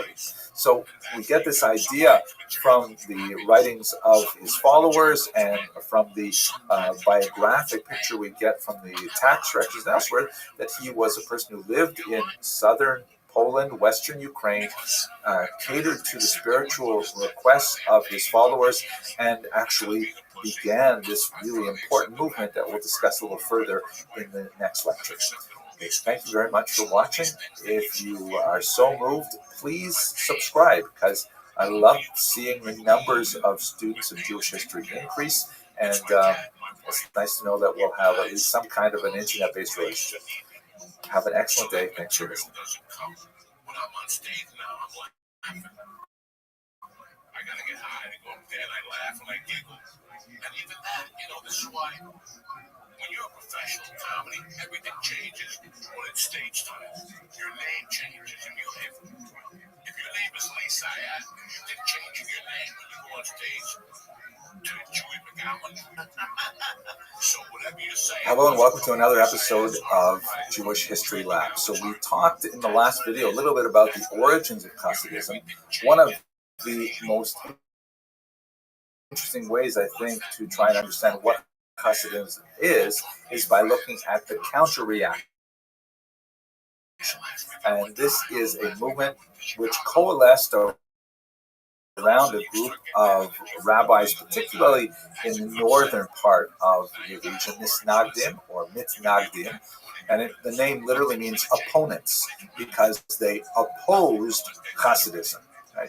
Now, they were actually the traditionalists. They were really the inheritors of the mode of Talmudic study and Jewish culture that had predated the Hasidic revolution. And in their reaction to Hasidism, they would further define themselves. But what's fascinating is they will also be defined by the Hasidism as well. We shall see. So let's just try to understand what are the main differences between Hasidim and Misnagdim. And, there's a lot to say about the fashion, or what some people would call the Yarmul culture, right? Get it? Yarmulke, Yarmul culture. But 95% of the issues, Hasidim and Misnagdim are exactly the same. That's why they fall within the same category of Orthodox Jews. Let's try to understand, if you look at some of the most important elements of Jewish practice and theology, and practice is placed first because in many ways practice is far more significant for Jewish culture than theology. There are, let's say, four really big things we have to bear in mind. First of all, 613, or that refers to the number of commandments as traditionally calculated. And when I say 613 in this context, I mean, do you believe that God gave the Torah to the Jews at Mount Sinai, and that the rabbis who interpreted it in the Mishnah and the Talmud and later authorities are authoritatively interpreting the 613 commandments of the Torah? So that's a really bright line between Orthodox Jews, or Jews who call themselves Orthodox, and Jews who don't call themselves Orthodox. The Jews who don't call themselves Orthodox might want to argue that the commandments evolved over time. They weren't necessarily given at Sinai, and these are things which are anathema to Orthodox Jews. So if we ask the question, hey, do you believe in 613? The Mitnagdim and the Hasidim both agree unequivocally yes. And to drill down a little deeper into the three areas of Jewish life which are perhaps the most impactful in terms of the daily experience of Judaism, do you observe the Shabbat as understood by the rabbis? They both say yes. Do you keep kosher? They say absolutely. Are you kidding? And do you practice the laws of family purity, which has to deal with intimate relations? They would say for sure. This refers to the use of the mikvah and ritual bath, not really for our discussion today. At any rate, in these main areas of Judaism, they're in total agreement. They may disagree about details, like, for example, with keeping kosher. How exactly must one slaughter an animal to make it kosher? Or with Shabbat, when exactly does Shabbat end? They don't disagree about the nature of kashrut in general, that one has to keep kashrut, but they don't disagree about the fact that there is a Shabbat that has prohibited work on it and so on. But they may disagree about things at the very fringes. But like 95% of things, they are in total agreement. So what is it that they really disagree about? So let's understand this in the context of development of the Hasidic movement. Again, in its earliest origins, it was not in any ways a rebellion against the traditionalists. It was considered kind of like a development of a style, a development of a different approach to the same ideas, the same practices, and so on. In terms of actual people, one of the most important students of the Baal Shem Tov is Dov Ber, known as the Maggid of Mezrich. And he lived until 1772. He trained 5 major disciples, including Rabbi Shner Zalman of Liadi, also known as the Alter Rebbe, the older rabbi, who was the founder of Chabad. He wrote a very important book called the Tanya, which is associated with Chabad in a very deep way. But 4 other disciples that in turn gave rise to many, many other disciples, many other dynasties. You can see in this particular map, which is from the remarkable historical atlas of Hasidism by Marcin Grodzinski, that Hasidism spread very far and wide through these various dynasties. And it is interesting that it only became defined as a distinct movement that had a name, Hasidut after the Maggid Mezrich passed away, and the opposition began to define it. So it's fascinating that in many ways the Mitnagdim, who called themselves opponents, they had nothing to oppose prior to the Hasidic movement, so it doesn't mean they didn't exist prior to it, but they began to define themselves in opposition, and the Hasidim themselves also defined themselves as a way of kind of stating, well, what is it that we believe that is possibly different from the Misnagdim? The most significant, the king of the Misnagdim, although he did not necessarily lead the charge, he was sort of like the prime expositor of the Talmudic worldview that would be adopted by the Misnagdim, was none other than the Vilna Gaon, the great scholar of Lithuania, who lived until 1797. Now, what were the charges against the Hasidim? What were the Misnagdim so upset about? There's basically 8 major charges. Let's go over them very quickly. First of all, the argument was the Hasidim were separatists. And in fact, if you think about the corruption of the local rabbinate, particularly in Volhynia and Podolia, who would want to go to a corrupt ignoramus rabbi? You'd rather go to a genuine rabbi. You'd rather hang out with someone who really cares about Judaism and cares about you as a parishioner. So they did organize separate prayer groups. Secondly, they ignored mandated prayer times. So one of the aspects of the Hasidism, which is fascinating, I think, is the notion that, Judaism has boundaries. And in fact, one of the first questions the Talmud asks about any subject is, what is the measurement? What's the shear? How long is this? How deep is it? How big is it? How long does Yom Kippur last? When exactly is Yom Kippur? It's always like measuring things. Hasidism says, oh man, we have to spend so much more time on our intention. Now, it's not to say that the Hasidim don't pay attention to measurements, or that the Misnagdim don't pay attention to intention, but nevertheless, there's like a question of how much emphasis. So the Hasidim would say, why are you locking yourself into really restrictive prayer times? So you have to start by a particular time, end by a particular time in order for it to be counted as the morning prayer. It's more important that you go to prayer with a proper intention. And maybe that means you need a little more sleep in the morning, things like this. There's much more to say about it, but I'm just kind of glossing over the topic.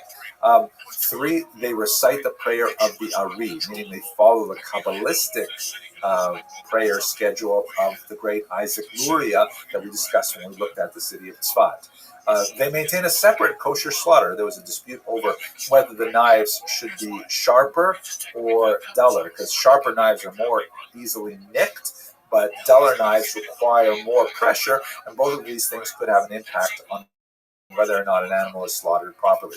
All of these things, by the way, clearly indicate the sociological separation of the community, which had economic implications. This has been Sion Dino's primary contribution to the historiography, is saying, hey, the debate between the Misnagdim and the Hasidim really had an economic aspect to it as well, especially when it comes to the collection of taxes associated with Jewish life, like taxes on kosher meat, taxes on candles, things like that, if you create a different revenue stream, you really upset the status quo. The Lithuanians, the Misnagdim, argue that the Hasidim disregard the study of the Talmud, that they spend so much time singing and perhaps drinking and dancing and things like that. They're not sitting down and learning Talmud properly. Talmud is really what we should be doing. And more than, oh my gosh, they're spending time studying the Kabbalah. Kabbalah should only be for people who have learned for, decades and have already completed the entire Talmud. They've already done Daf Yomi and things like that. What are you talking about? And then some Hasidic groups were associated with really unruly behavior. There was like kind of experimentation with intention of like, maybe I'll have more intention if I turn somersaults, literally. Maybe I'll have more intention if I drink more alcohol before I pray. Things like that the Lithuanians, really look down upon. And finally, the accusation that, some of these things really cross the line. They're no longer observing halakha, that is Jewish law, and they're being influenced by the antinomian teachings of Shabtai Tzvi, who we discussed just a couple of lectures ago. Arguments that the Hasidim were actually, kind of like a front for Sabbatean movement, and that it had to really be extirpated now before it further infected the Jewish body politic. Now, when these charges first came out, the Alter Rebbe and Rabbi Menachem Mendel of Vitebsk, very important Hasidic leaders, went to the Vilna Gaon saying, they wanted to seek an audience with him to try and say, no, that's not what we're all about. Please don't misunderstand us. They were unsuccessful. They were not granted an audience. In fact, the Misnagdim counter-reacted by pronouncing bans on the Hasidic movement, and in some cases even burning Hasidic texts. This is actually kind of a nasty thing that's associated with the 18th century. Jews are unfortunately from time to time known to have such strong feelings about the writings of other Jews that they'll even consign those words to the flames.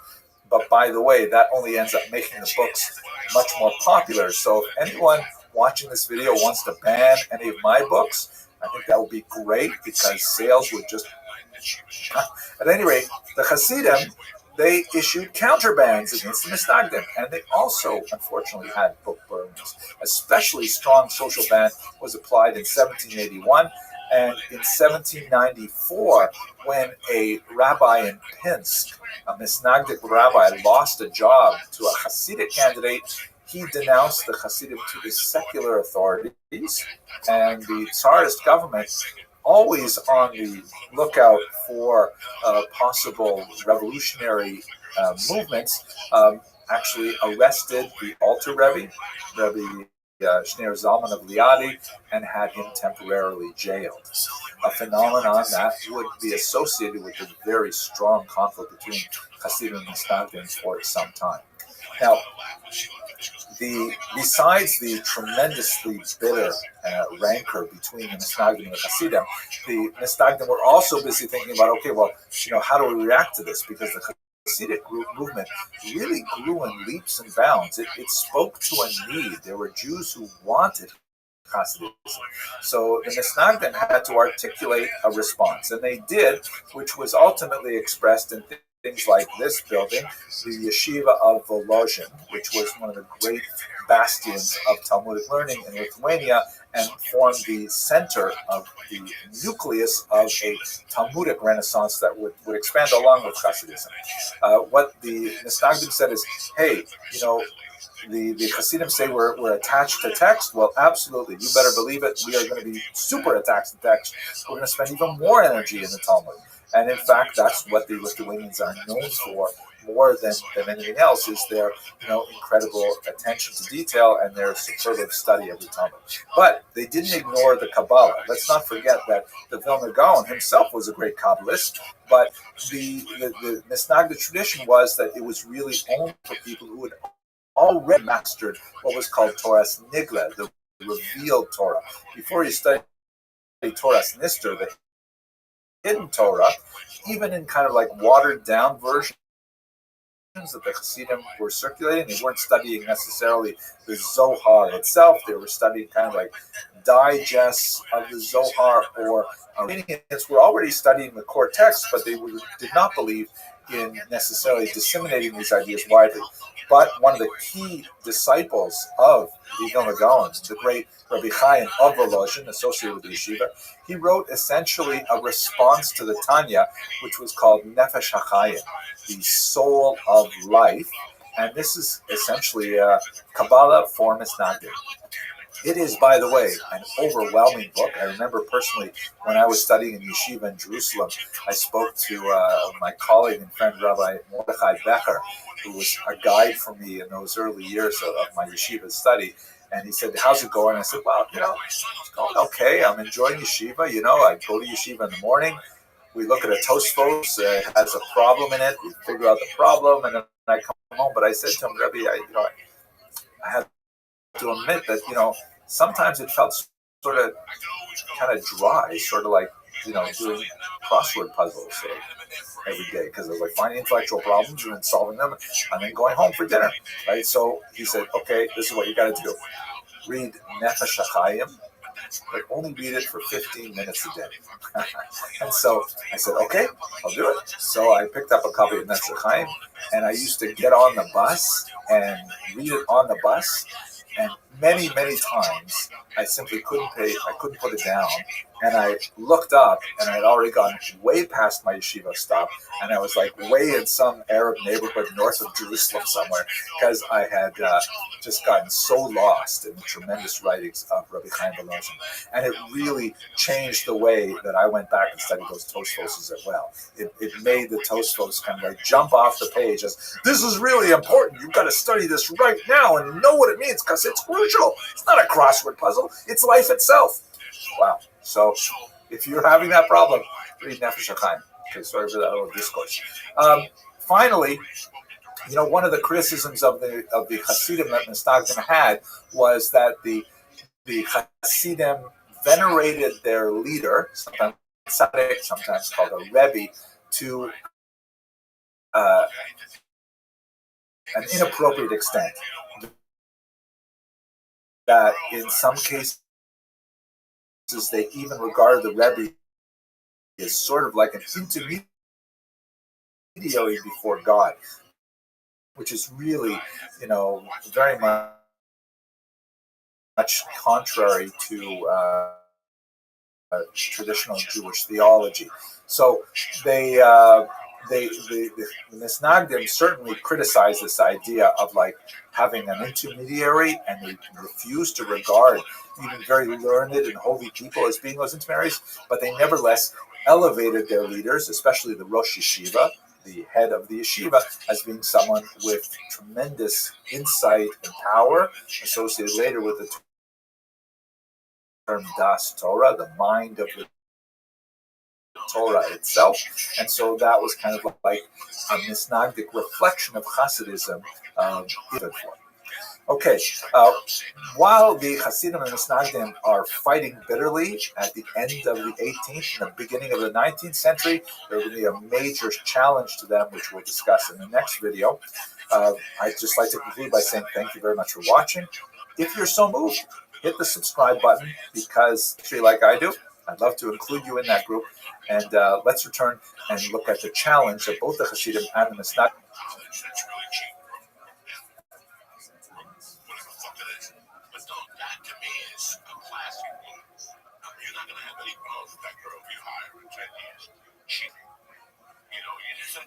Work a pizza place, work together, you're going to take calls, something kids don't know how to do.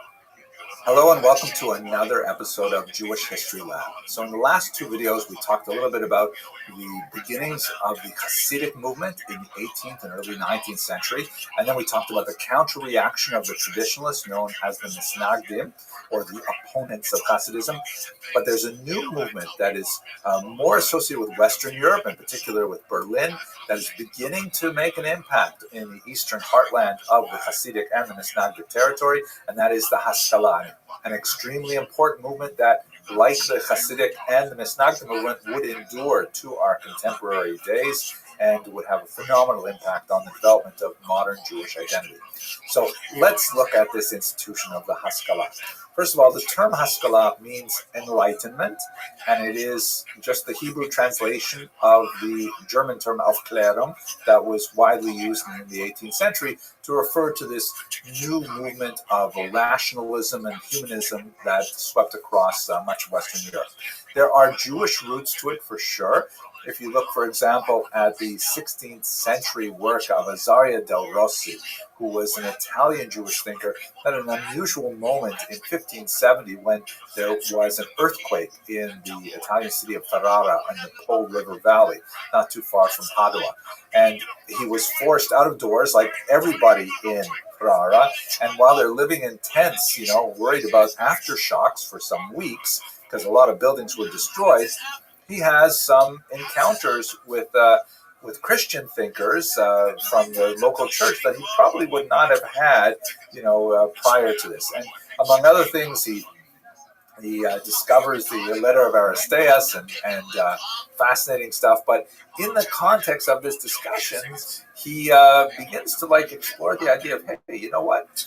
Judaism has a lot to offer the outside world, and the outside world has a lot to offer Judaism as well. It's a very controversial kind of thought, but we see it in many predecessors. Maimonides, for example, writes in the 8 chapters, accept truth from whoever speaks it. There is this notion in Judaism that although there is a kind of a centrifugal force that emphasizes focusing on traditional Jewish texts. There's also kind of like a looking out force as well that waxes and wanes in different periods. The Haskalah is definitely a period of looking out, of saying what's going on in the outside world, how does it fit within our Jewish worldview, if it fits at all. Del Rossi's insight was something that it was not unique to the 16th century. It's not like Jews woke up in the 16th century and says, hey, we can learn something from the outside world. We see, for example, in Maimonides, who writes in the 8 chapters that one should accept truth from whoever speaks it. We can find lots of moments in Jewish history where the Jews have a much more kind of like open-minded, syncretic approach, and that oscillates with a kind of like internal, inward-focused perspective in which the outside world is regarded as toxic and dangerous and should be avoided. Jewish history kind of like vacillates or oscillates between these two poles. The Haskalah is an example of Western European Jewry definitely leaning far towards the extreme of, hey, look at the outside world, it has so much to offer us, even at the risk of dissolving or assimilating into the body politic of the general population. That's one of the dangers of Haskalah. At any rate, these ideas of openness to outside society had a jumpstart with the Portuguese diaspora in particular, because these were Jews who, you will recall, were forcibly converted to Christianity and had to maintain that kind of dual identity of knowing that they are Jewish and wanting to retain their Jewish identity and resentful of their Christian passports into the rest of the world. And many of them spread throughout Western Europe. Amsterdam is a particular location where a lot of these Portuguese Jews ended up, but also into the New World, as we discussed as well. And these Portuguese Jews had a very special approach to the outside world that made them especially effective conduits of what would become burgeoning modern thought in general. Okay, way too much of an introduction. Let's go specifically to the early Maskilim. Certainly the most important of them, the king of the Maskilim, was Moses Mendelssohn, a self-taught genius, who actually was especially known not only for his philosophical work, but also for his tremendous facility with secular own language, Yiddish. This is besides the ancient language purposes, prayer, and Aramaic, which was used primarily in the study of the Talmud, but the vernacular was Yiddish. Yiddish is essentially a medieval German dialect that was like it's kind of like if you compare Creole, Haitian French to continental French, or even, where I grew up, the Joual, the Quebecois French, comparing that to Parisian French, they're really very different. They can almost not understand each other.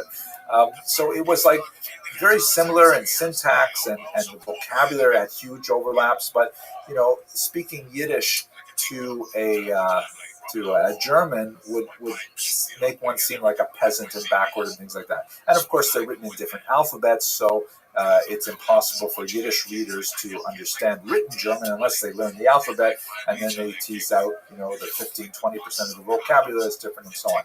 So Moses Mendelssohn developed tremendous facility with spoken German and written German, and he was kind of like a cause célèbre in the 18th century of being, wow, here is a Jew. And note, by the way, he's still a very observant Jew. He's still observing Shabbat and Kashrut and so on, who nevertheless can maintain himself in the highest levels of high German society and culture and so on.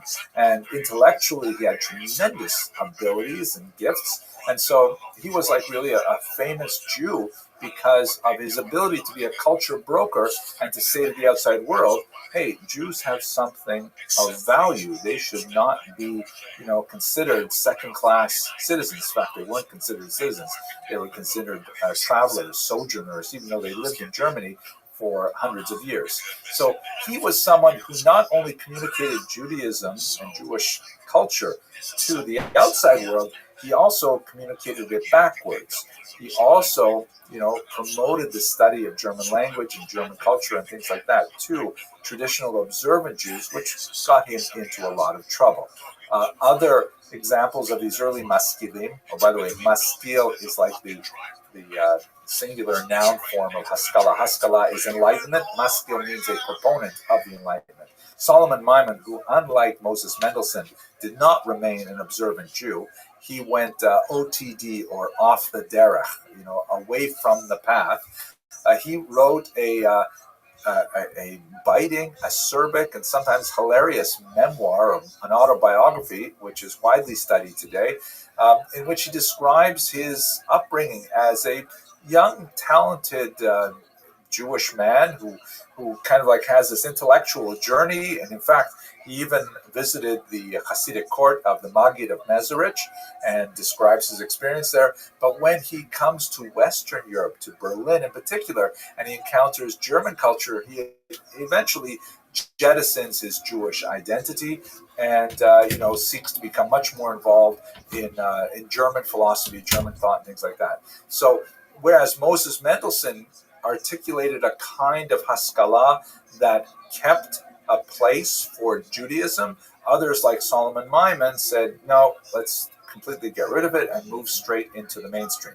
You can imagine how this was absorbed by the Hasidim and the Misnagdim, that while they are at each other's throats over tiny things like how sharp the knife should be in kosher slaughter, or what time do you show up for a minyan, when they are facing the Haskalah that is saying, why keep kosher? Or go to minyan. Why don't we just move the Sabbath to Sunday? Which is, by the way, proposals that Maskilim actually made. But it's the real growth of the Haskalah happened actually in the context of a controversy over the false burial decree of 1772. It seems that in the 18th century, there was a rash of people being declared dead and actually buried, only to be discovered that actually they were alive or they lived for some time afterwards. This is a pretty terrifying thing. So among the ways in which people compensated is they had all kinds of interesting designs, like this one you see here, of these coffins where if you happen to wake up and you were not in fact dead, then you could squeeze a bulb and that would lift up a flag or ring a bell. If you walk by a cemetery, you hear a bell ringing, that means something is very, very wrong. And so the Duke of Mecklenburg-Schwerin made a rule that nobody could be buried until they had waited 3 days after declaration of death. And this was contrary to Jewish practice, which emphasizes the importance of early burial and, in fact, accelerated decomposition of the flesh as a way of achieving atonement. So, this was created a whole hullabaloo because it really, this particular secular decree stepped on Jewish values. And on the one hand, there were traditionalists who said, hey, we can't stand for this. This is not okay. We have to protest. We have to be able to bury our dead right away. It's considered a great sacrilege to leave a dead body around. And on the other hand, there were Jews who said, well, my gosh, this is horrible. If there is such a thing as people being buried prematurely, maybe we should adopt this new rule. And so many Jews turned to Moses Mendelssohn to try and articulate a statement that will be acceptable to everybody. This is just the opening wedge of many, many issues, where issues of science and Torah and the tradition, and also the relationship of Jews to civic society, had to be negotiated. By the way, don't forget that this is happening in a political environment in which the question of Jewish emancipation, that is, the conferring of equal rights upon Jews, would also find its expression. We'll discuss that a little bit later in this course. But, the idea that Jews might actually gain citizenship, that had a lot to do with how Jews behaved in general society and how they were perceived to behave within general society. So some maskilim, like David Friedlander, who was a student of Moses Mendelssohn, he said the only way we can really deal with this is by simply converting to Christianity. And not that he believed in Christianity and he felt that this was valuable on a religious level, but he says we should just adopt it to go along so that we can get our place in German society, essentially capitulating Jewish religious values to the desires of emancipation.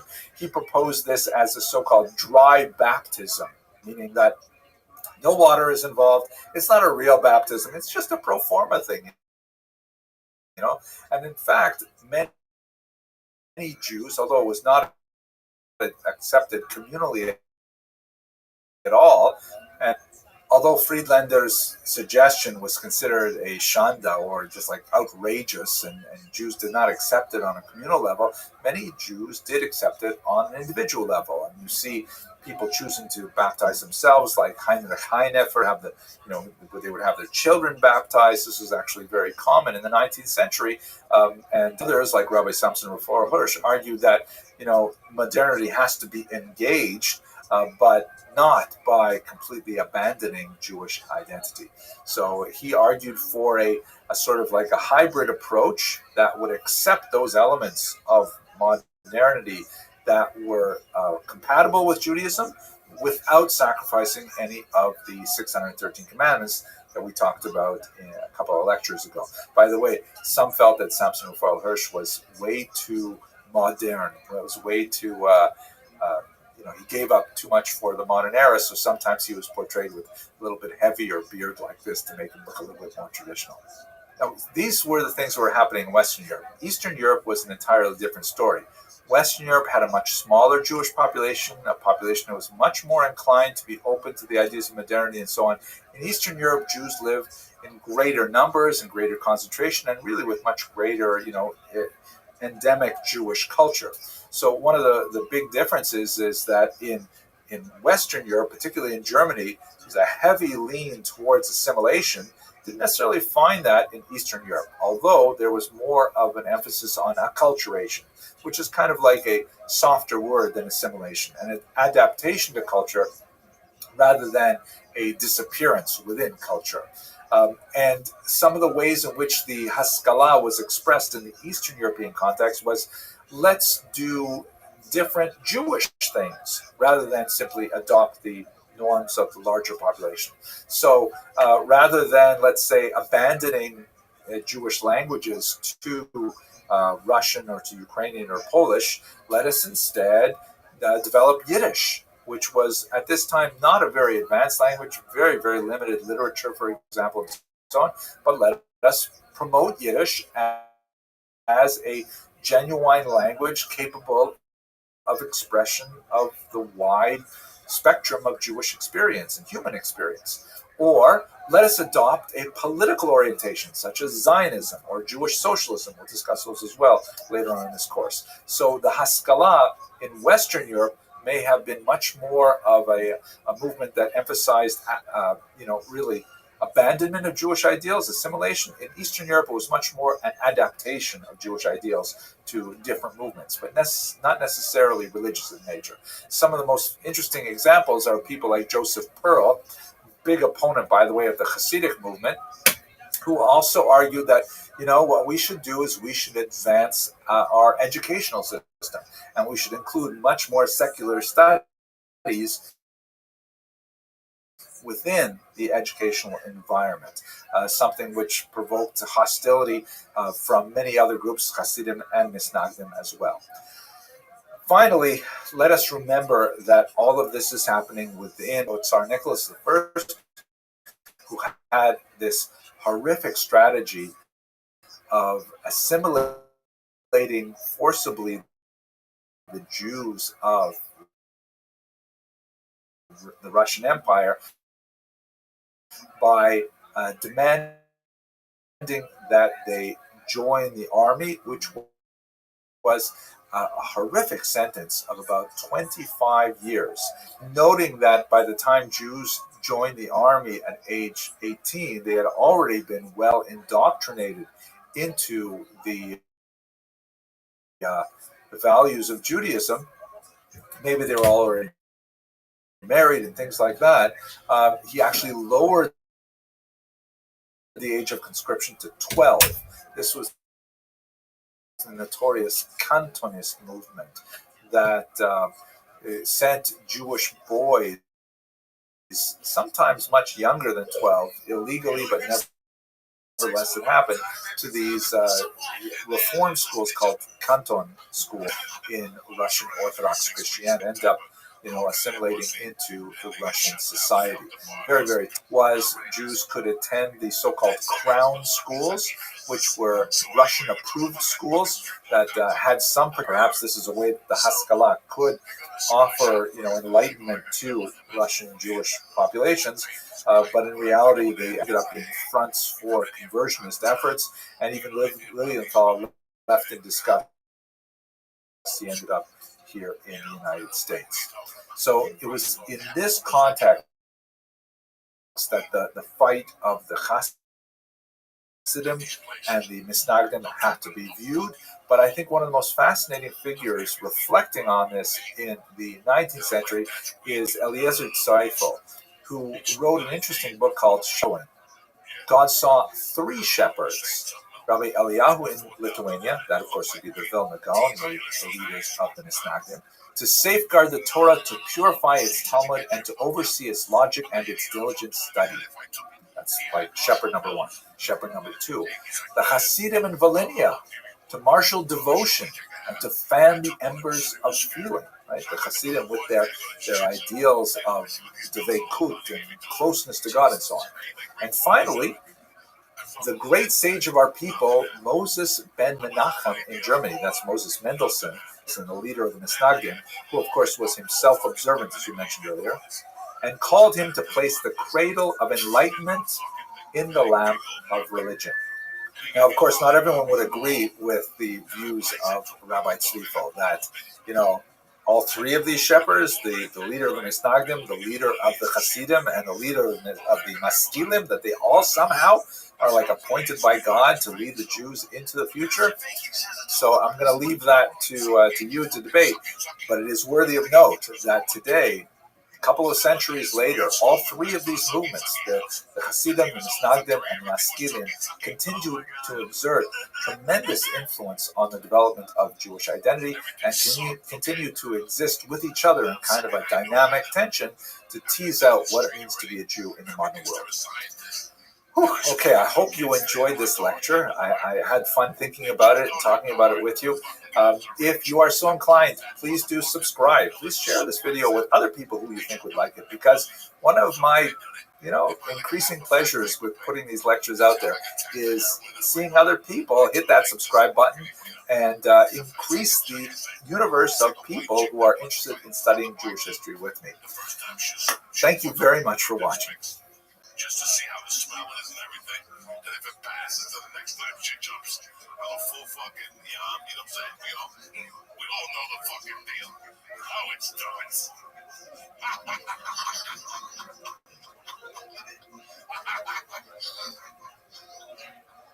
That's how it is. They always fuck like a mixed. Right? You ever see that? The chicks are confused. Hello and welcome to Jewish History Lab. Today I'd like to look at the emancipation of the Jews in Western and East Central Europe.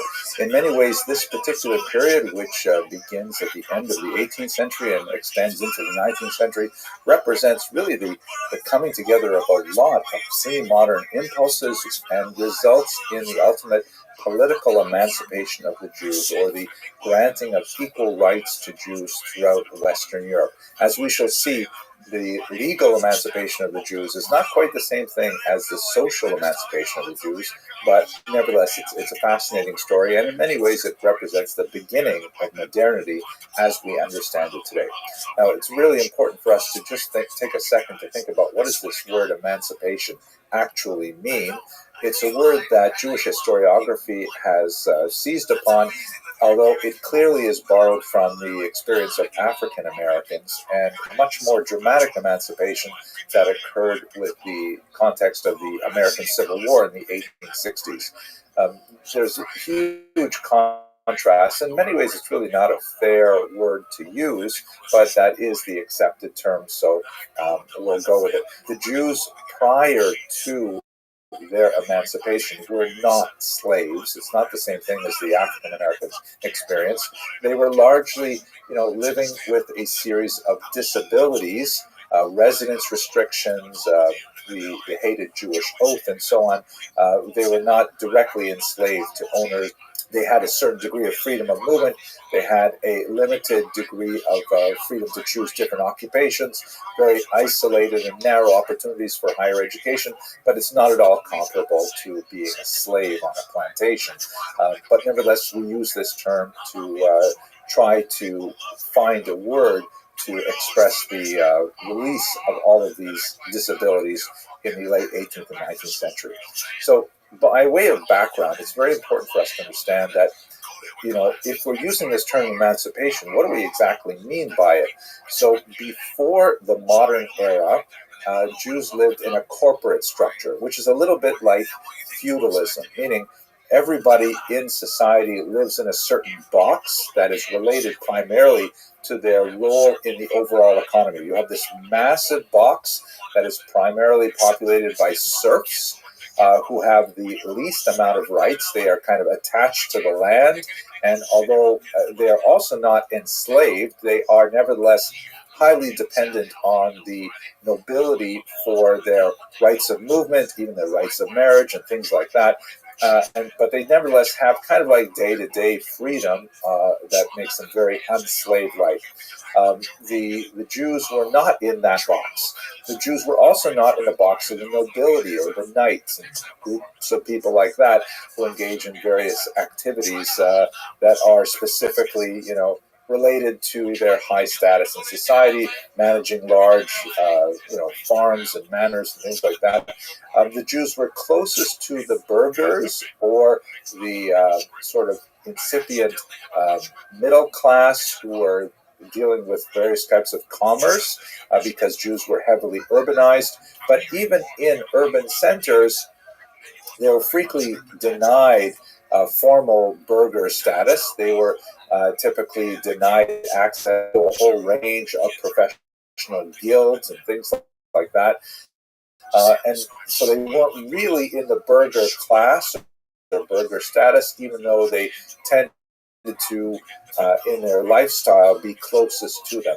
They obviously were not in the clergy, which was another box in the kind of feudal design of medieval society. So what exactly were they? Well, as we've discussed in previous lectures, they were essentially servi camerae regis. They were servants of the royal chamber. They had burgher-like activities, also middleman activities, primarily in tax farming and leaseholding and so on, and obviously very active in money lending, and a lot of the cash that their activities produced was directly taxed by the king, in exchange for which the Jews had the protection of the royal chamber, the protection of the king, and that's basically how they managed to exist in medieval Europe.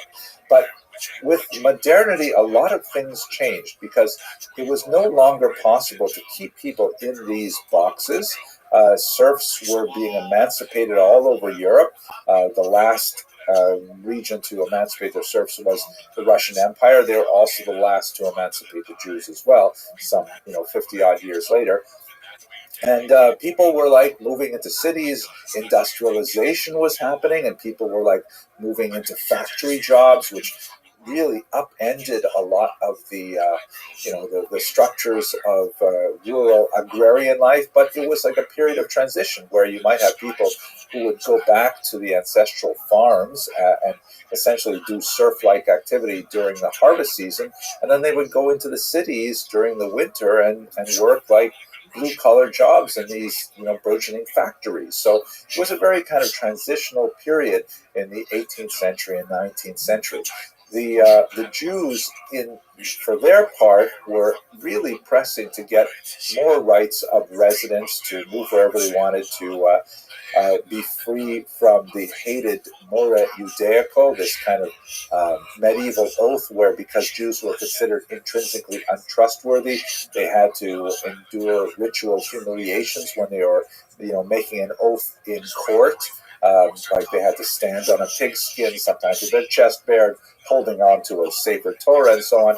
So they wanted to get rid of a lot of these things. They wanted access to higher education. They wanted access to, generally everything that was going on in culture and science and society in the modern era. And the emancipation movement was something that slowly, in fits and starts, granted these things to Jews.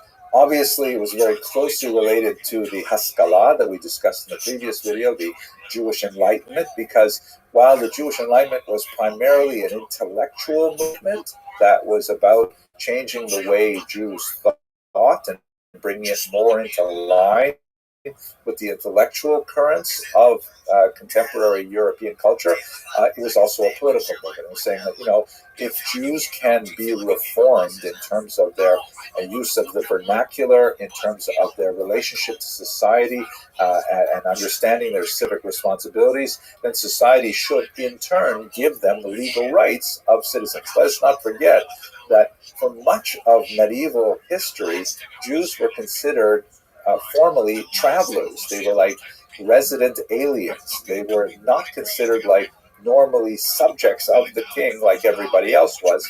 And in modernity, this is a time when kings in general were in decline, and the idea of societies being made up of equal citizens, particularly white males, that's something that was coming of age, and the Jews were claiming their rights to be there as well. So let's look for a moment now at the United States, which was technically the first modern country to formally emancipate the Jews. And it was not the hardest thing in the world for the United States to do. This is because the Jews did not constitute the major challenge to emancipation. Obviously, African American slaves were the big challenge. America is very much a society that is still trying to come to terms with the racial character of its history. And the Jews were nearly but not quite white. This is not the place in this class to talk about the gradual whitening of the Jews, but one of the things that is largely true of American society is that Jews were generally considered like not quite white like Northern Europeans were. And by the way, this is not only Jews, this is also Irish and Italian people and so on. Up until really the 20th century, these peoples were considered kind of like off-white in the skin tones of social structure in 18th century America. And in the 19th century as well, they were not quite in the same degree of whiteness. Obviously, this speaks to the fact that whiteness is largely a social construct. Obviously, there are skin tones that we can discern visually, but especially when you get in the kind of the middle range, it really depends a lot on how a person behaves, how a person carries himself, how a person is viewed by society around them, that determines whether or not a person is actually white or actually not white. So Jews were, for the most part, nearly white, and more significantly, they were not Catholic. There was a tremendous antipathy towards Catholics, regardless of their skin color. It happened to coincide, of course, with the Irish and with the Italians, who are also generally Catholic. So there's a lot of hesitation to giving rights to, first of all, African Americans. That, of course, America fought a war over that, but also these nearly white peoples like the Irish Catholics, the Italian Catholics, and then, of course, the Jews. So viewed from the perspective of those who wanted to limit the full access to society in early America, the Jews were like a lower priority for their exclusion. And the kinds of disabilities that Jews faced in the 18th and 19th century America were comparatively minimal. There was questions about whether or not they could hold public office, some issues of whether or not their oaths would be trusted because they would not take them on Christian Bibles, for example, and those were fairly easily dealt with. The Constitution of 1787, and especially the Bill of Rights of 1791, clearly indicated that Jews should be free of these disabilities, although vestigial oath laws did persist in some states until 1877, when the last one was removed. That was applying specifically to New Hampshire. So in other words, the United States of America, very small Jewish population, nearly white. It was not really that difficult to actually make that big step and emancipate them. In England, you have a fascinating phenomenon where social change precipitated legal change, where it seemed like English voting society in particular were ready for the idea of the emancipation of Jews before they were actually emancipated. I think one of the great examples of this is David Solomon, shown here, who was actually elected Sheriff of London in 1835, but could not immediately hold office because of that hated Jewish oath, that he would not take the oath that indicated that he was a Christian, which of course he was not. So in other words, we have the situation where, and this happened, by the way, to many elected officials in England until the whole process was eventually solved, where the population as a whole, the voting eligible population, thought that the Jewish candidate was the superior candidate for a position, and they voted him into office. It's always a him. And it was the office itself that was trying to hold back on allowing this Jewish candidate until eventually, after significant debates in English governmental circles, they abolished the Jewish oath. So emancipation for Jews in England actually came from a groundswell of support, at least among the voting population. France has an entirely different story. Here you see a depiction of the Declaration of the Rights of Man and, in brackets, male citizen. This is, of course, a hugely important document that's roughly comparable to the American Bill of Rights, in which, it decrees the kind of ideas of equality for all citizens, things like that. It's interesting to note, by the way, that there are limitations even to these very beautiful documents. In the case of the United States of America, the declaration that all men are created equal was not interpreted to mean really all men, because it did not include African Americans, for example. And this Declaration for the Rights of Man and Citizen, a revolutionary figure named Marie Gouze actually said, hey, wait a second, why does it have to be in the masculine? And so she composed a declaration for the rights of woman and citizen, and the word citizen, of course, in French can be declined either as a male or as a female, but the French government at the time was not willing to accept that. They were really only thinking about men. Honestly, it says man and they meant man, but that's beyond the scope of our discussion today. In the case of France, unlike England, where social change precipitated legal change, in France, it was legal change that precipitated social change, almost. In other words, the laws were put on the books before society was totally ready for them. So what happened in France is you have the revolution in 1789, and then almost immediately, the Jews start saying, hey, what about us? We're included too, right? We're also part of this revolution. And philosophically, it was really hard to say no, because so much of the grounding of the French Revolution, like the American Revolution, was based on this flowery and soaring rhetoric of the equality of all people and so on. So that includes Jews too, right? So there was a big distinction between the smaller, much more acculturated Sephardic population of Jews that lived in the west and south of France, in Bordeaux and Bayonne, and the much more highly dense and concentrated and less acculturated Jews living on the eastern border in the region of Alsace-Lorraine, the Ashkenazi Jews. The Sephardi Jews largely spoke French, largely had a much more French lifestyle in terms of their dress and their broader, economic profile and things like that. But the Jews in Alsace, on the other hand, spoke Yiddish as their first tongue, were much more sort of Germanotropic in their cultures, tends to be far more observant of Jewish law, both at home and more significantly in the street.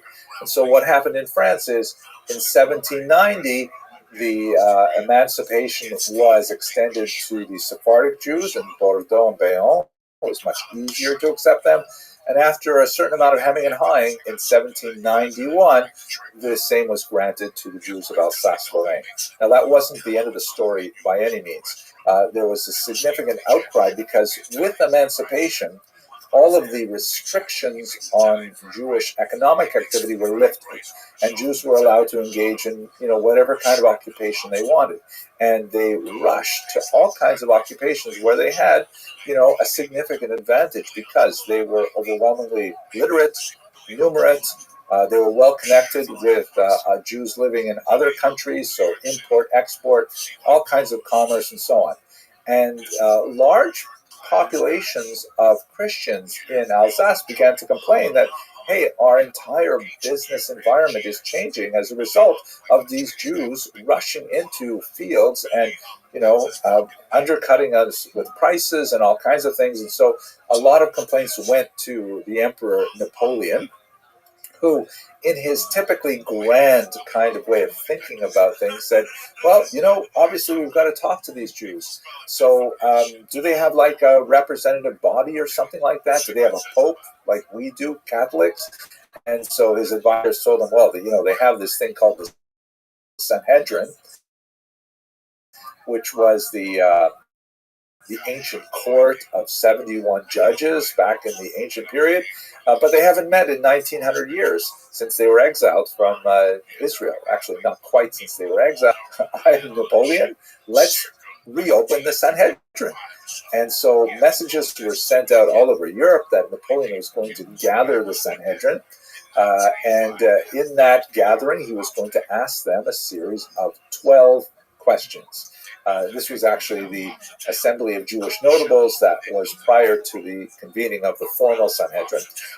The questions that he asked were actually quite fascinating, and they really give us an insight as to, what he wanted from the Jews. He asked questions like, for example, do the Jews have their own police force? What's the point of asking about the police force? Well, the point is because he wanted to know if he was going to be accepting a state within a state. It doesn't make sense for there to be two judiciaries and two police enforcement agencies. What if, Jews wanted to run their affairs through a different legal system? Would they be culpable to French law? All kinds of things like this. He wanted to know a little bit about the assimilation ability. Is that a word? The assimilability of the Jews. He asked, for example, are Jews allowed to marry non-Jews? Now, in basic Jewish law, that's like a really short answer. No, intermarriage is not permitted under Jewish law. Obviously, there are interfaith relationships, but that's really more of a 20th and 21st century phenomenon, and certainly not countenanced by traditional Jewish law, although some of the denominations that are active today, of course, have different relationships to that question. But in the 18th century, the answer was no, it's not allowed. It's fascinating to note that the assembly of notables in the later Sanhedrin, which were made up largely of maskilim. There was only a very small number of Jews who represented the traditional viewpoint of what we would call today Orthodox, and they essentially hemmed and hawed on this answer. And they said, well, not exactly, wouldn't it precisely be recognized, but, and they knew what kind of answers Napoleon wanted, and they provided him with that. I think the most dramatic moment in the Sanhedrins, or the Assembly of Notables gathering, was when he asked them, would the Jews defend France? Do they consider themselves French, or would they join with their enemies? Now, the fact is that France and Germany are having wars just about once every 30 or 40 years, which means that, God forbid, we're pretty much due for one right now. Let's hope that we put that behind us. But, he was really concerned about those Jews living in Alsace who were, Yiddish speaking. Yiddish is a much closer language to German than it is to French, and that they had all kinds of contacts with Jews on the German side of the border. What would happen if France and Germany got into a war? Who would French Jews fight for? And dramatically, the assembly rose up and said, jusqu'à la mort. They would defend France to the very death. That was the whole idea of it. So Napoleon was satisfied with those answers, and he said, great. So the Sanhedrin became a formal institution, and it was headed by this man, David Zinsheim, who has an absolutely amazing hat here. I mean, the renowned Torah scholar of the day. He wrote a significant commentary on the Mishnah called Yad David, still studied to this day. And he was one of the more orthodox members of the Sanhedrin that gave it kind of like its weight on the right wing of the Jewish spectrum. There's a lot more to say about how Napoleon directed the organization of Jewish synagogues within France, but I'm going to leave it at this point because I think we should spend a little bit of time talking about East Central Europe. So in Austria, a document was issued by Kaiser Joseph II called the Toleranzpatent in 1782. This was kind of like a very important pre-emancipation document that sort of gave the Jews of Austria a formal understanding of what their rights were within Austria. And that's very important because, rights as opposed to concessions is an extremely important notion and a great stepping stone towards full emancipation. But what happened over the next 100-odd years was really quite distressing and confusing. Austria, like much of East Central Europe, went through a revolution in 1848-49, and that revolution was then pushed back. And the revolution came from the more liberal side of the spectrum. So with the general constitution that was created in 1849, civil and political rights were issued for everyone in Austria, and quote unquote not dependent on religion. But then in 1851, when there was kind of like a conservative backlash to that revolution, those rights were taken back. The constitution was abrogated, and then slowly it was reinstated again over the 1860s. The same kind of thing was happening in Hungary, although you also had very significant opposition to emancipation from Jews themselves in Hungary, led by the Hasan Sofer, a very important Rabbi Moshe Sofer, who essentially said that emancipation is going to result in assimilation. He was not at all wrong. Emancipation and assimilation seem to go hand in hand.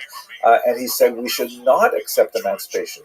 We should demand to have unequal rights because that's really a very important tool that the Jews used to maintain group integrity.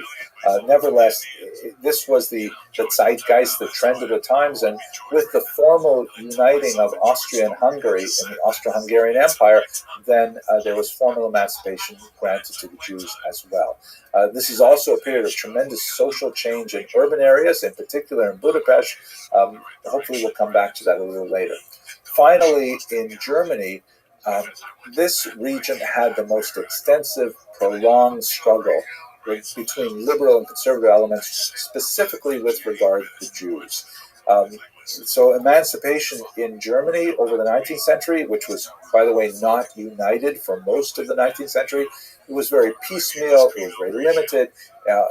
Rights given to Jews were frequently extended in a very grudging manner, and there's a tremendous amount of social hesitancy. So like in great contrast to England, where social change demonstrated the readiness for emancipation, well before it was actually granted, in Germany you had a situation where there was definitely very little social readiness for emancipation. There were some, bright lights here and there, like Christian Wilhelm von Dohm, who wrote very important work advocating for the emancipation of Jews.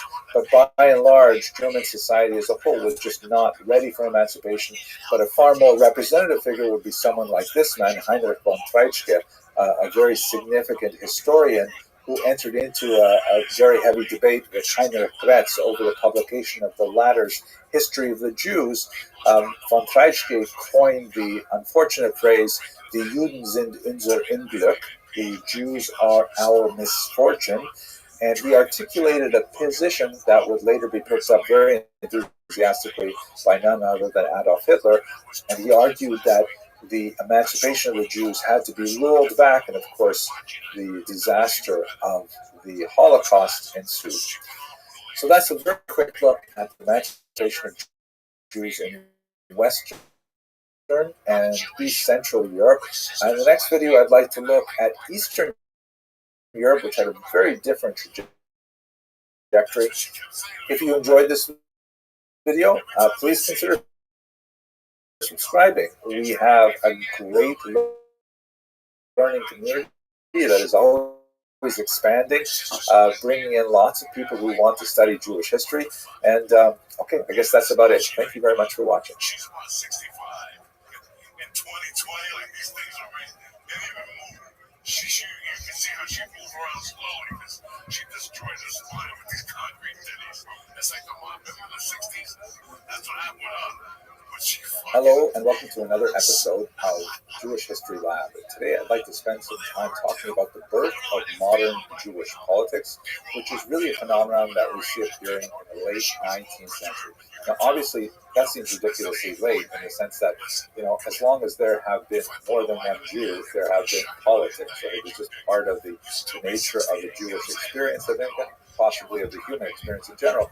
But what I'm going to be focusing in on in this context is the idea of the birth of mass movements with political ideologies that are adopted by Jews, particularly in the modern era, especially because this is a time when democracy begins to make its impact on the Jewish community, and in particular the great mass of population that resides in Eastern Europe, where there's so many more Jews to create that critical mass to move political agendas along.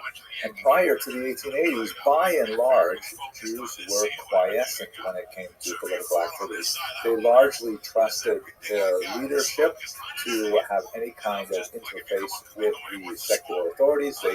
And so really it was a matter of more kind of like feudal relationships where the Stadlan, the intercessor that would be hired by the head of the Kehillah, would be the one that would be interacting with the nobleman or the king or whatever on behalf of the entire community. And the idea of a group of Jews breaking away from the central authorities was really quite unusual and doesn't have a long tradition before the modern era. In the modern era, however, for a variety of reasons, Jews begin to look at more contemporary ways of organizing themselves and not necessarily in conformity with the will of the rabbinic and communal leadership, and that's where we get these modern Jewish politics. So let's have a look at that specifically. I think we can date the major important turning point in the development of modern Jewish politics to 1881.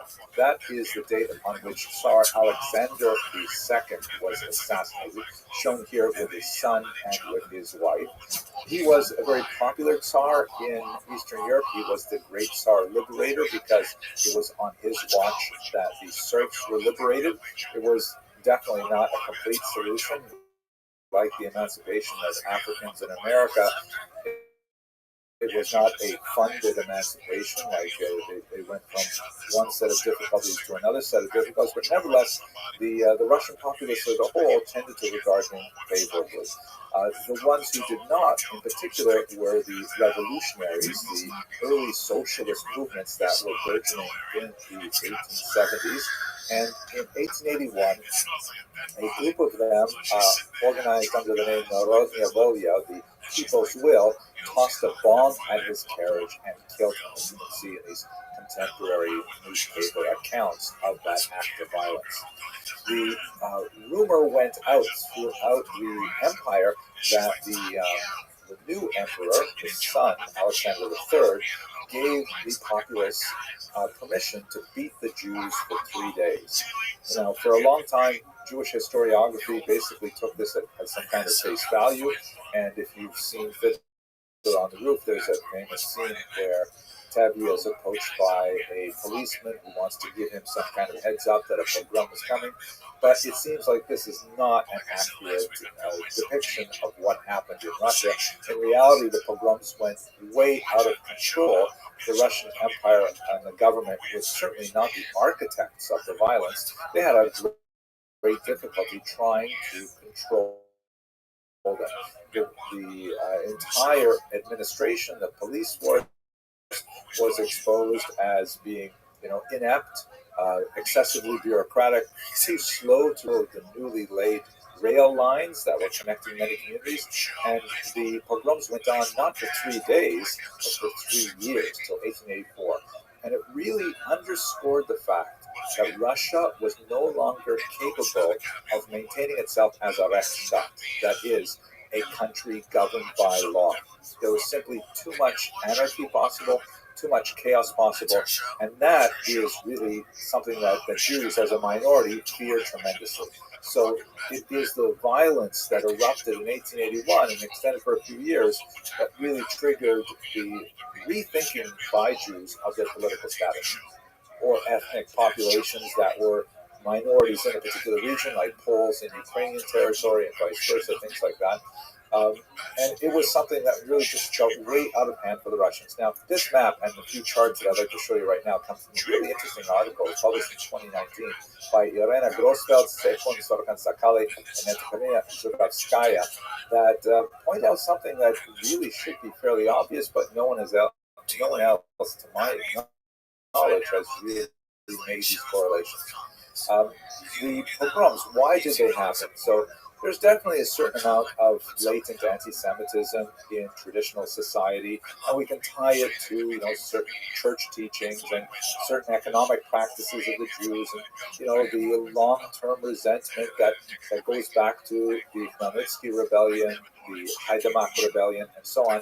But Jews basically lived in relative peace alongside their Ukrainian, Polish, Lithuanian, Latvian, and Russian neighbors, with only a few significant punctuations of violence, like under Khmelnytsky in the 17th century and under Honka in the 18th century.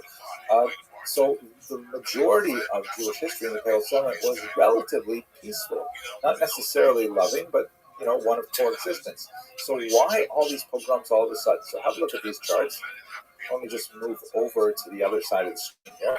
So this is a chart that shows the number of pogroms in the years 1800 to 1928. And I'm a little bit suspicious of the last number because I always thought there was a much bigger surge in 1919, but let's take it at face value for now because the conclusions are going to be really useful.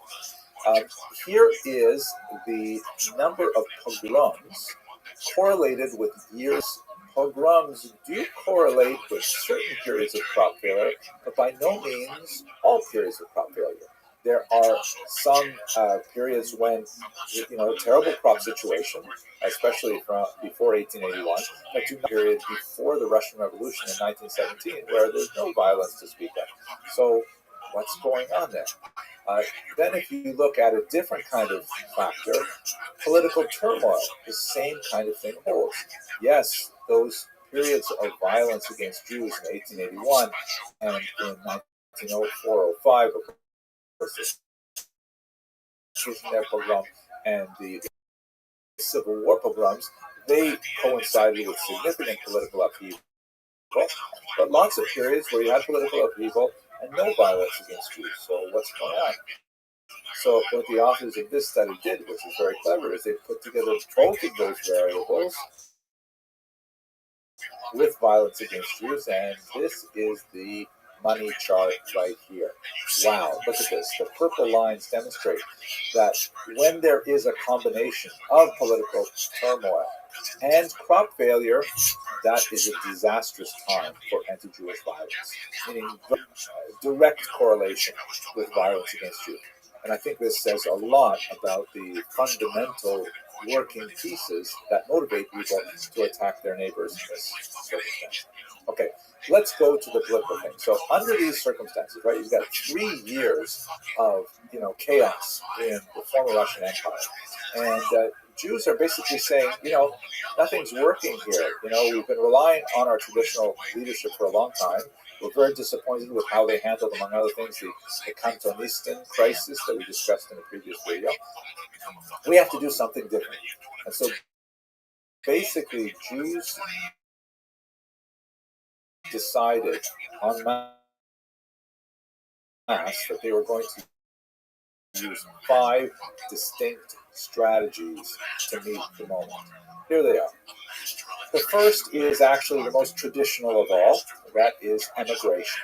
Right? That historically, when conditions are growing increasingly poor for Jews in a particular region, and they see no easy way to change it, So they pick up and they move somewhere else. This is a 2,000-year-old tested strategy that has worked very well.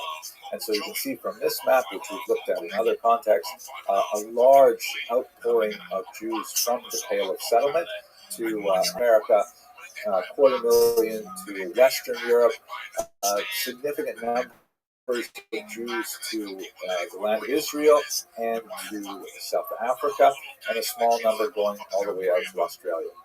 This most traditional strategy hopes that it will be better somewhere else, and it could in fact become worse, as we shall see as we move into the 20th century in Western Europe in particular. The second major strategy says, no, we're not going to leave this country. We're going to change this country. And that is this refers to the widespread adoption of socialist ideas by many Jewish youth, in particular during this time. Here's a mugshot of Leon Trotsky, one of the most important Jewish socialist leaders of the period. He was the mastermind behind the 1905 wildcat strike that ultimately forced the Russian government to change its way of operation. And what it's called the 1905 revolution. It really wasn't a revolution because the Tsar was still in power, but he had to cede more authority to a revised parliament. What is not as well known about Trotsky's personal problems with the Russian Empire is that in 1905 it was virtually impossible to get a decent haircut anywhere in the Russian Empire.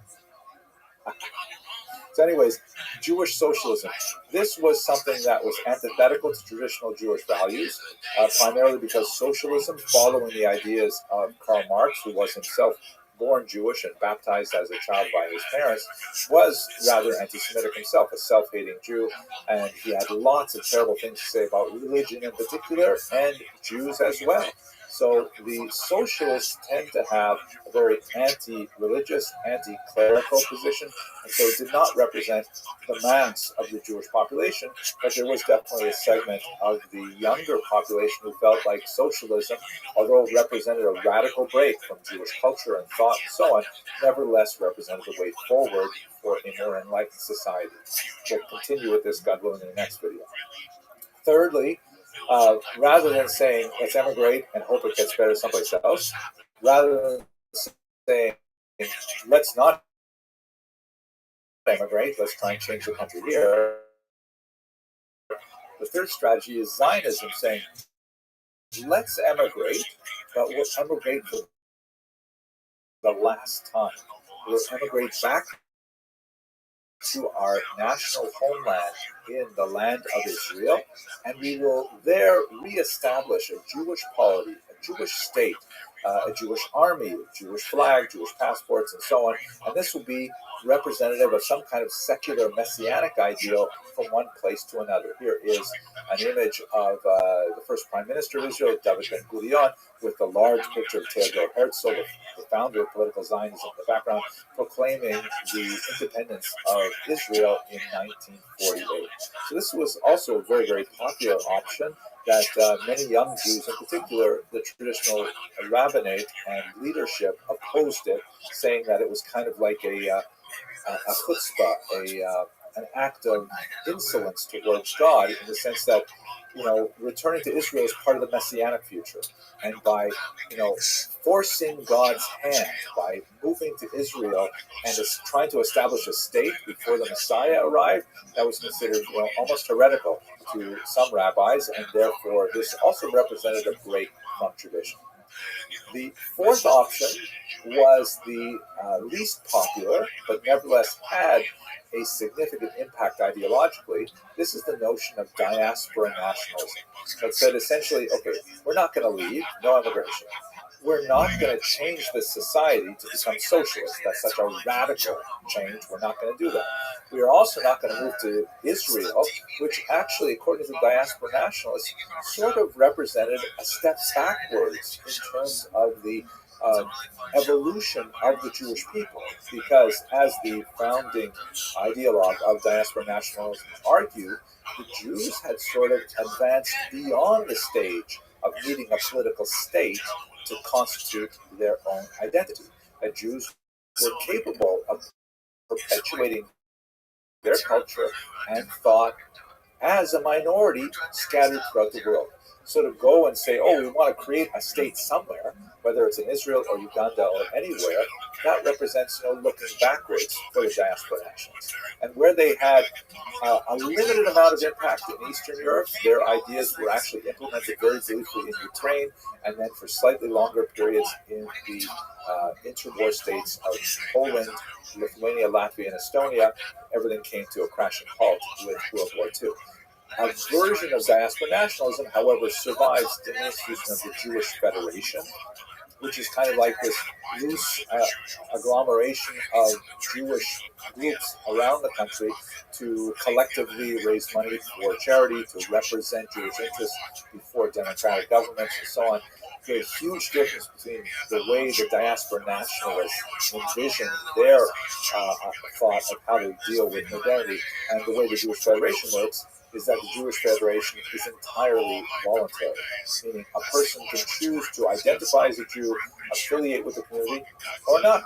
That's, modernity doesn't really demand that you have to fit into a particular box. The diaspora nationalists had a vision where Jews would actually be in a fixed group. They would pay a certain amount of communal taxes to their own leadership.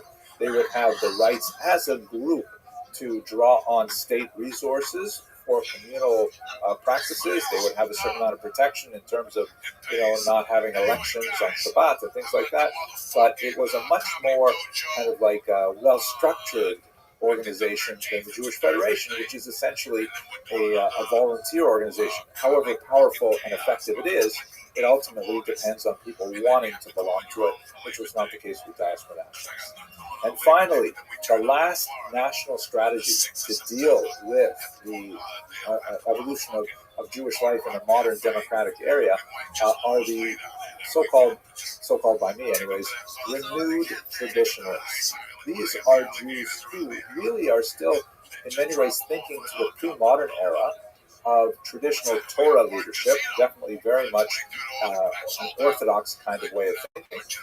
And they're saying, wait a minute, why are Jews organized politically? We should be investing much more energy in our religious activities. We should be focusing on things we need as religious Jews. However, given the rapid advance of democratizing movements in Europe and the promise of a democratic Russian Empire, which turned out not to work out that way, but at least not in the 20th century, at least not the beginning of the 20th century. We'll talk about that later as well. They said, like these other non-religious movements, that we lose an opportunity to express the voice of religious Jewry, which represents a very large proportion over the overall Jewish public. And so the renewed traditionalists, with parties like Agudas Yisrael, Agudas Achim, and several other groups, they essentially tried to promote a religious agenda, that really demanded a democratic or proto-democratic environment. Okay? Those are the 5 basic strategies. Let's just have a look at what they look like on a political spectrum. And essentially, I'm going to be reviewing the material in the last group of slides, but we will be putting it in a graphic format so it's a little bit easier to understand. So here you go. Here's a typical political spectrum, the way we would study it in American political science and things like that. You have a line, and on the left you have socialism, and on the right you have capitalism, right? If you think about American politics, at least until recent years, you could say that Democrats would be just slightly left of center, Republicans will be just slightly right of center, but basically they're really close to the middle. Jewish politics are not like that. You can have really wide ranges of extremes between them. But Jewish politics is not so simple that we could all live on just one spectrum. In fact, a second axis has to be added, and this relates to the question of doekeit, which means basically here-ness. Do we believe, political parties or political organizations, in developing Jewish life here, in the diaspora, Or do we believe in doing it dor, over there, meaning in Israel? Are you more Zionist inclined than diaspora inclined?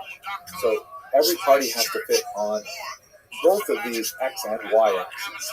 If we look in the lower left quadrant where you have socialism and Dorokite, the most important party is the General Jewish Workers Bund, B-U-N-D. That was actually one of the earliest parties to form illegally in the Russian Empire in 1897. It actually claimed a very large number of followers. It was essentially a very leftist agenda that was exercised in the Yiddish language, largely because there was a significant population of blue-collar workers in northern Pale settlement, Lithuania in particular, that were very receptive to socialist thinking. And so the Bund really relied on the Jewish proletariat, which was quite significant, particularly in the more industrialized north. By the time you get to the 1917 revolution, there were 30,000 card-carrying members of the Bund. Now, backing up, what about in the quadrant to the lower right? You see that we have this man, Shimon Dubno, who represents the diaspora nationalists, right? They're definitely very big in Dorokite. They did not favor the idea of moving to Israel, but they didn't think that the country had to be so radically changed on a socialist agenda. So they're really more existing within a capitalist economic framework. Now, if we go up to the top right quadrant, we have, of course, very important group, the Zionists, and there are many, many shades of Zionist interpretations, but the most significant one was the group that was founded by Theodor Herzl, shown here, the father of modern political Zionism, who in 1897, same year as the Bund, had the General World Zionist Congress, and the movement that he was associated with called the Allgemeine Zionism, the General Zionists. It was more of a big tent, large umbrella kind of Zionism. This is contrasted from the revisionists, who are up here, sort of like more extreme Israel, more extreme, not necessarily capitalist economically, but definitely in a kind of political sense. Vladimir Jabotinsky is the most important thinker and activist among the revisionists, and they essentially believed that Herzl was far too diplomatic, that he was far too trusting in the goodwill of the nations that surrounded Israel or the great powers. They felt that Herzl's approach, which was basically a kind of shuttle diplomacy, go here, talk to this important leader, go there, talk to that important leader, and eventually you'll negotiate through and we'll get Israel. Jabotinsky and his followers felt that no, Jews must be much more aggressive, they must be much more militarily trained, they should have more of a kind of a right-wing outlook. These two approaches of Herzl and Jabotinsky essentially formed the core of the political party Likud, later when Israel became a state. Finally, if you move over here to the upper left quadrant, you have a very important movement, the Poalei Zion, the workers of Zion, who were definitely very aggressively Zionist, but they felt that it would be a shame if Israel would just be a reproduction of some Western European state. They wanted Israel to be established on socialist principles. They invested heavily in kibbutzim, collective farms, the sort of ideal of the Israeli-born Sabra, who has a rifle on his back and is hoeing the land and is draining the swamps and things like that.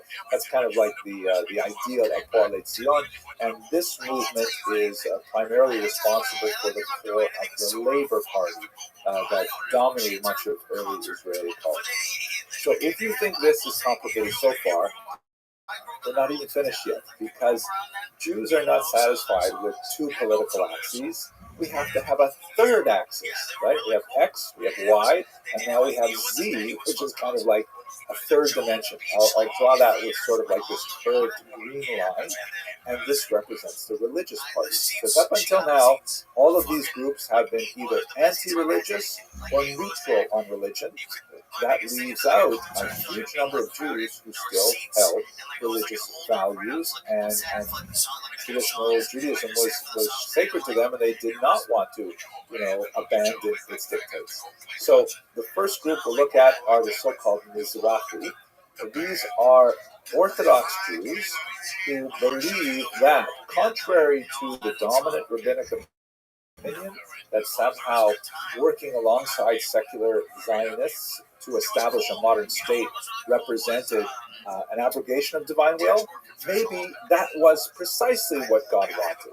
That maybe the coming together of secular Jews for the holy purpose of rebuilding Israel in fact represented the gradual unfolding of the Messianic ideal.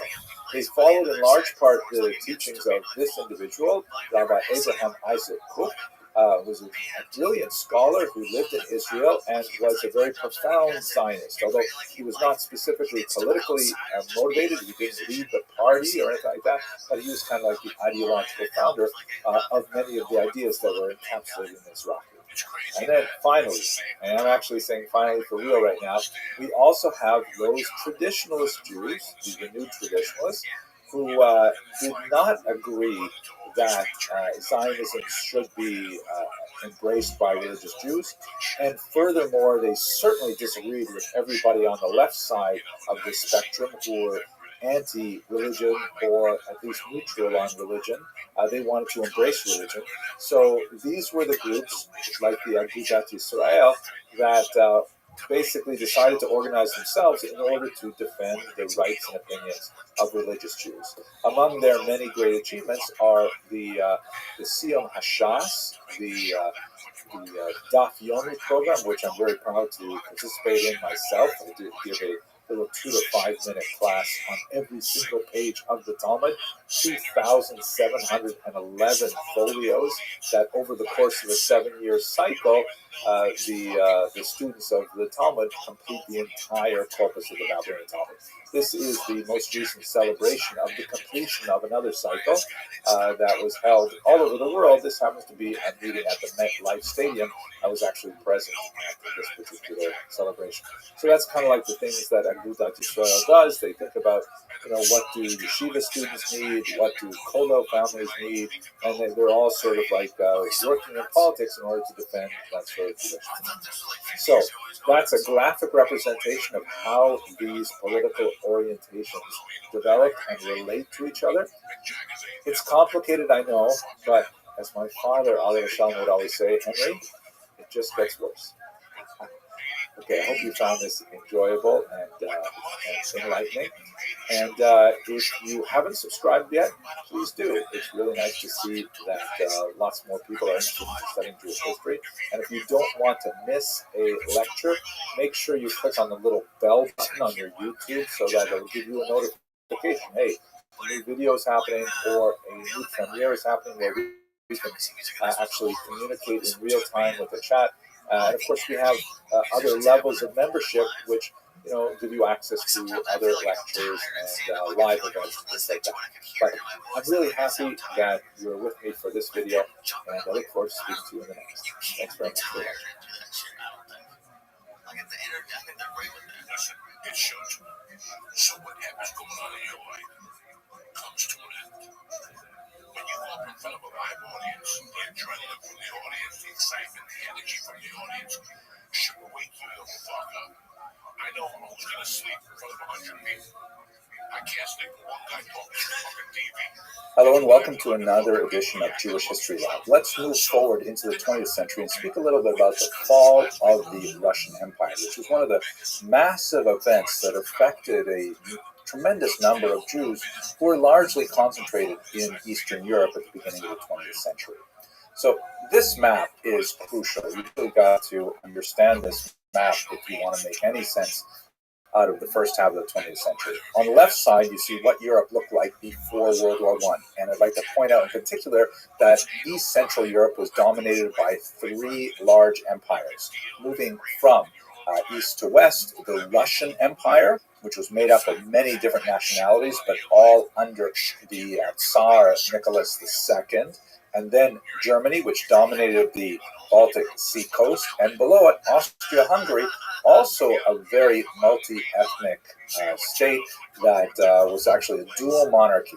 These 3 large empires dominated the region. But after World War I, there were a number of peace treaties that divided these 3 great empires up into much smaller countries and actually resulted in a tremendous amount of dissatisfaction, primarily located in those peoples who lived in these three regions, the titular nationalities, meaning the Germans in Germany, the Austrians and Hungarians in Austria, Hungary, and so on. There were a lot of winners, on the other hand, in the post-World War I treaties, and you can see they actually got their own countries. Like, for example, most significantly, Poland, which, of course, was a country prior to the late 18th century, but then it was cynically divided up by its three neighbors and disappeared from the map of Europe.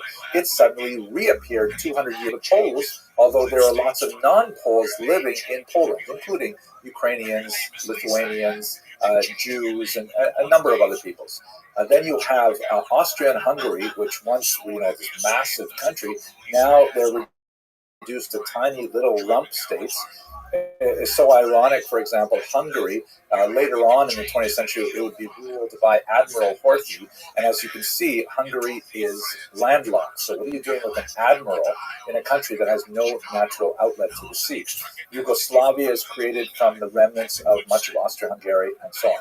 And significantly for Germany in particular, the new country of Czechoslovakia, now divided into the Czech lands and Slovakia, but back then one country, Hitler used to refer to it as a dagger pointed at the heart of Germany. So you have a lot of states who are very much into revising the peace treaties, meaning they want to go back and wipe out some of these gains of these new countries or reborn countries, and they want to regain some of the grandeur of old. The Russian Empire, of course, collapses, and we're going to spend most of our time today talking about that, but it's divided into several countries. There is Russia proper, which is basically pushed back significantly towards the east because of where the front lines of the German army were at the end of World War I. And west of those front lines, you have new countries created, Belarus, for example, and the Baltic states of Lithuania, Latvia, and Estonia. Ukraine is created within the Soviet Union, as we'll discuss in a second, but it's divided. There are Ukrainians who are on the Polish side of the post-World War I treaty, and there are Ukrainians who are on the Russian side of the post-World War I treaty, and they find themselves within a Soviet orbit. So there's a tremendous amount of dissatisfaction among the losers of World War I who are unhappy with these peace treaties, and they want to revise them. Let's focus a little bit more on Russia itself, however.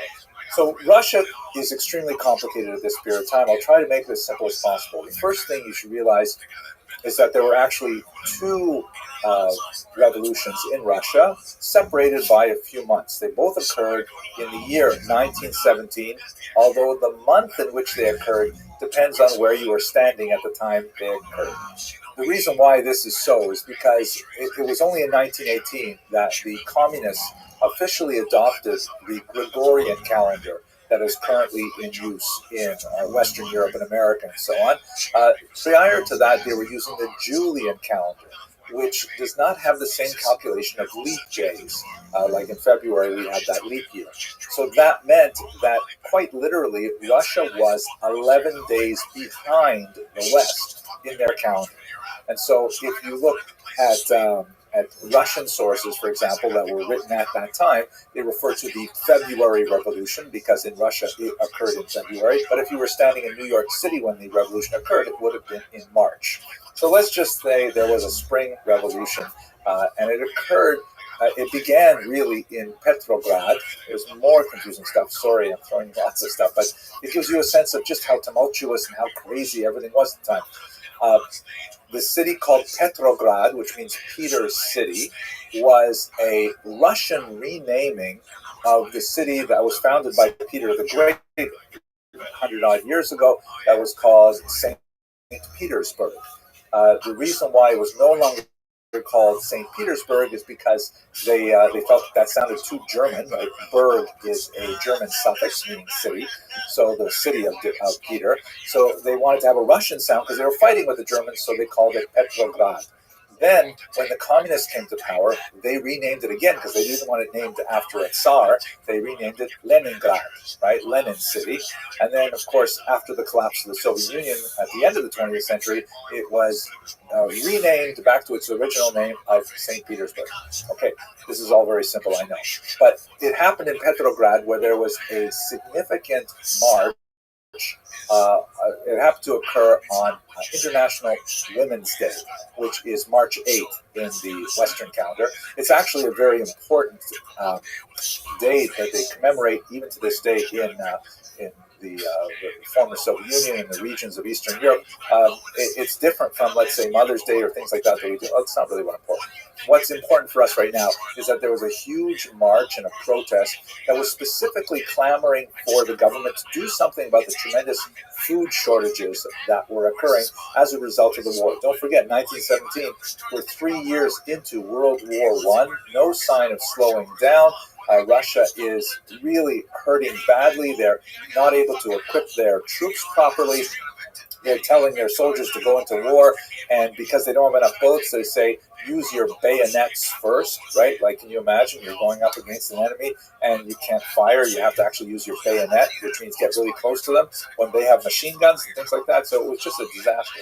So there's this protest in Petrograd, and according to some news accounts, a woman took a brick and threw it through a bakery window. Everyone rushed in to get the stolen bread, and this food riot sort of expanded and expanded. It took on more political overtones, and ultimately, within a very short period of time, the Tsar's palace was overrun. The Tsar and his family were arrested. They would be assassinated later, and the Romanov dynasty that had stood for hundreds of years fell in early 1917. What happens immediately after that is it doesn't become communist right away. The Russian Empire becomes a sort of provisional democracy, and it's run by this individual, Alexander Kerensky. They call themselves the provisional government, and the whole idea was that they wanted to establish a modern form of democracy, and they wanted to do it right. They wanted to have massive elections all over the Russian Empire, and they were going to elect a constituent assembly, and this constituent assembly would then, be able to create this democratic, federated Russian government. Kerensky was widely admired by the Jewish population because one of the very first acts in his role as the leader of this provisional government is he abolished the hated Pale of Settlement. Here you can see a map of the Pale of Settlement from the Encyclopedia Judaica. It was hated by Jews in the 20th century because it placed all kinds of anti-Semitic restrictions on Jewish activity, Jewish commercial activity, traveling, education, you name it. And Jews were clamoring to have equal rights, and they wanted to be able to free themselves from the Pale of Settlement if necessary. So Kerensky abolished this highly discriminatory restriction on residence.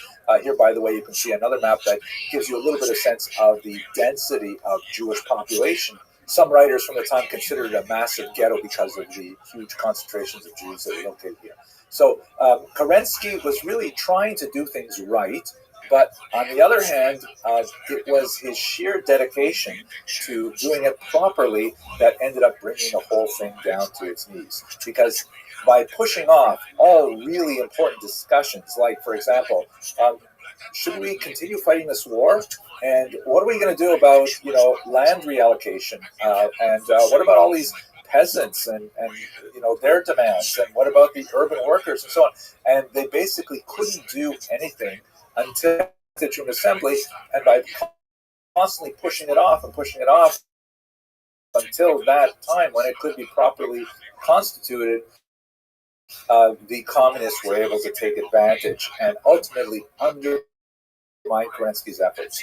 The genius behind all of it was Vladimir Ilyich and then shown here, who was really quite a destabilizing force in Russia during those months between the first revolution, communist revolution of October, November 1917.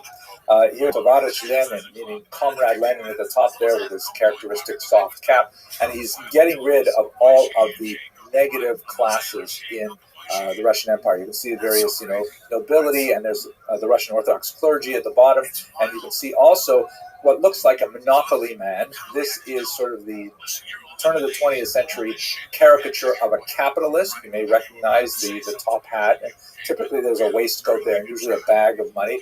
And quite often, not in this particular example, but quite often the capitalist is, not so thinly veiled disguised for a Jew. Usually it is a Jewish capitalist that's portrayed in these images.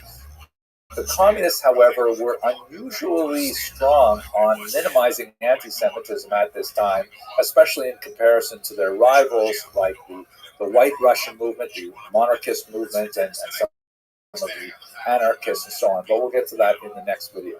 At any rate, over the course of a few months in 1917, Lenin was able to really mobilize a wide-ranging network of Soviets, which means basically councils, and these are like sort of local, groups of leaders who are motivated by socialist ideology who want to take over the means of production themselves. And you would have Soviets in factories, Soviets in municipalities, and so on.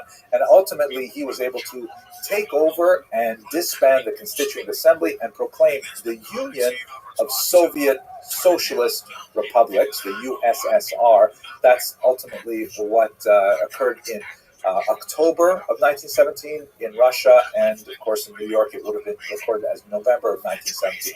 Now, just to give you a sense of the kind of tension, here's a piece of white Russian propaganda that gives you a sense of some of the opposition to this communist movement. The white Russians were those Russians who were very much against this new phenomenon. Sometimes they may have been less hostile to the provisional government, but they were definitely hostile to the Soviets. And some of them really wanted to bring back the monarchy. Others wanted perhaps a more gradual approach to a capitalist Russia. At any rate, this poster refers to the death of the International, which is essentially a gathering of socialist thinkers. And the idea was here that Lenin, who's shown here as some kind of weird Aztec priest dressed in red, and next to him with a bloody apron is Trotsky, who we discussed in previous classes, although not an observant Jew at all. But nevertheless, he was widely perceived for his Jewish identity. And they are about to slaughter the Russian monarchy there, representing Russia, on the altar of a statue of Karl Marx, with the word international referring to the Socialist International. And the idea is that they're going to sacrifice Russia to communist Tapas, whose reference here, Zinoviev, is shown with his hands outstretched, another Jewish figure, and so on. There's all of these people who are involved in this secret cabal. And there's this interesting figure here. If you look, I'll zoom in here so you can see him better. This is clearly a secularized Jew with the stereotypical ugly physiognomy that's often applied in these kinds of anti-Semitic pictures. But in case we missed it, he's also got paid. Communist Jews of that era had jettisoned his Jewish identity in order to absorb this new ideology. And he is holding onto a bag, which, as you can see, has the number 30 on it. Now, I'm not positive, but I think what this is referring to is the 30 pieces of gold that Judas accepted to betray Jesus. So there's kind of like an overlaying here of the betrayal theme that goes back to really, really old anti-Semitic tropes. Not exactly sure, but I think that's what that strange number 30 means. At any rate, in the fall of 1917, the Russian Empire, at least those regions that are dominated by the Russian cities like Moscow and Petrograd, become officially communist, and this will tip the entire region into a massive civil war. That's what we're going to talk about next. Thank you very much for watching. Right, but then, hey, people are gonna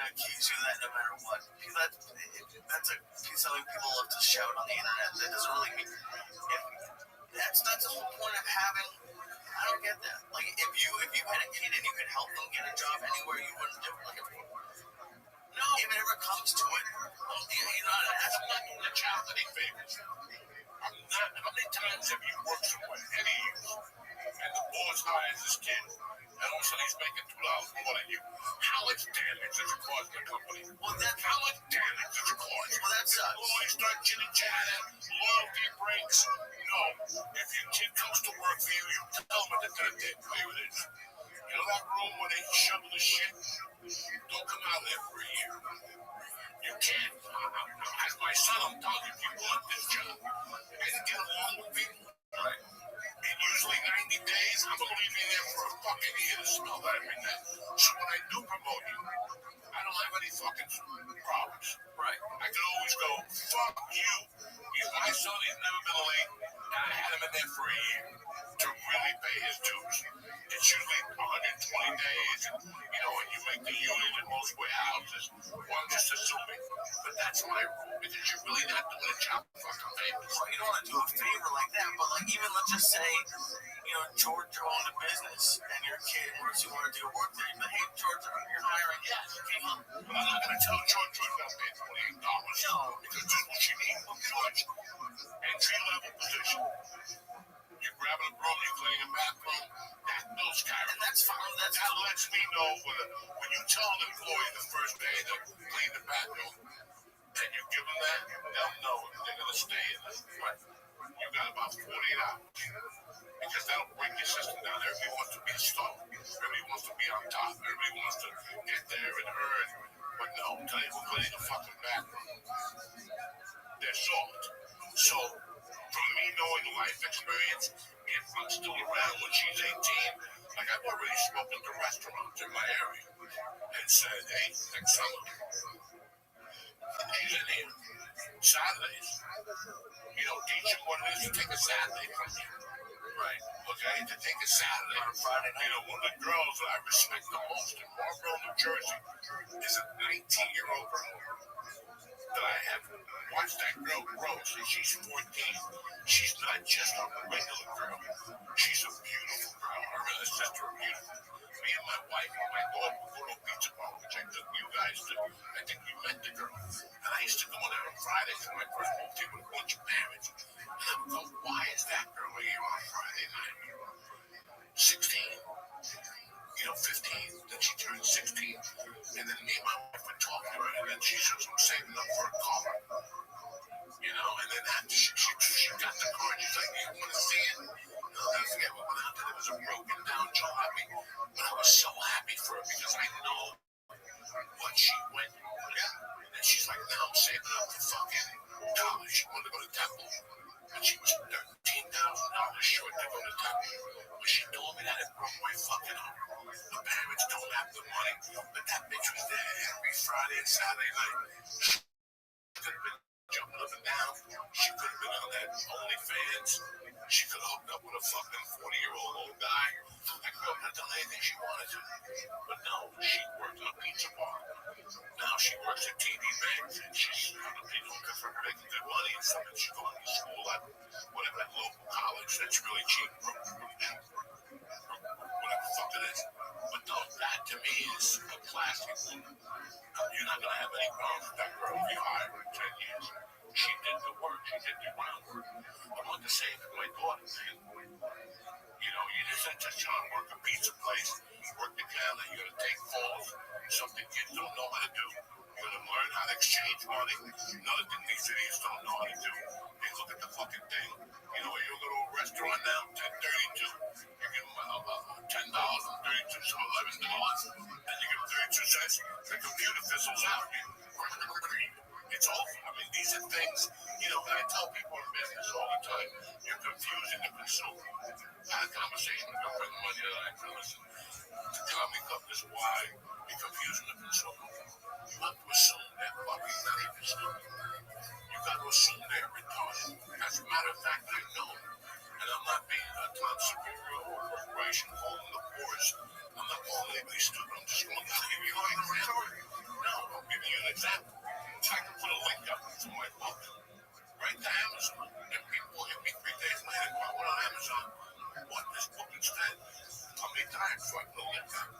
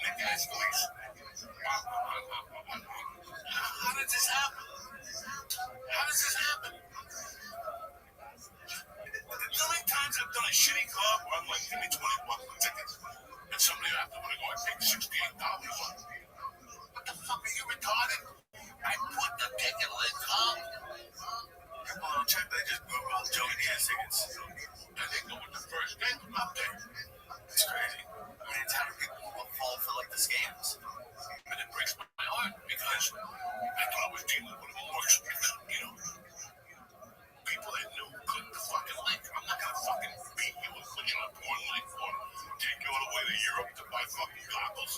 I'm not gonna do that to you. Just click the link. I see this on a daily fucking basis in life. You used to get so upset because people like message you right as you were leaving the city, like, when are you gonna come here? Yeah, when are you coming to Memphis? Well, I'll tell you what. Call my Twitter last week, and they'll all be calling them. Oh shit, you were just here. Yeah. Look how long I've been talking about Memphis barbecue, chicken cutlets, black people with veins in their eyes. I've been talking about Memphis for 3 fucking podcast episodes, and you're telling me now when am I going to Memphis? Well, then I figured out there's people that just do that to bunch of oh, really? Yeah, they just do that to bunch of balls. They see that you were just there. They're like, hey, buddy, you tell me you're here. Fuck your mother. I've been talking about it for 3 fucking weeks, motherfucker. That's so fun. Speaking of which, got fucking crazy shit this weekend. One of those days, the week when they had Saturday, they had a bunch of errands to run.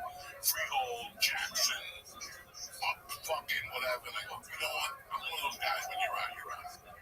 You know, when you have like a long list and you got ready to 5 one, I'll save the 2 of these for tomorrow. I go, fuck it. Let me just get this over. I got invited to a party. I go, let me buy fucking a cigar by myself. I don't know what I'm doing. I went to the cigar shop. I picked the one with the lightest cover on it, so right, it'll be right. And next to it, 2 doors down, there's like a gym in my neighborhood. I know this more because I usually feed the cats back there, but I haven't seen the cats. First time in 5 years, I haven't seen any of them. And I go back there and look, and I always feel guilty because there's no important sucky house back there. A lot of people don't know there's a sucky house back there. It's turned off, and it just is open. There's an ATM machine right there. You're kidding. There's a house with an ATM machine outside? Let me tell you something. I go to that CVS inside of the gym. You know, with the cats.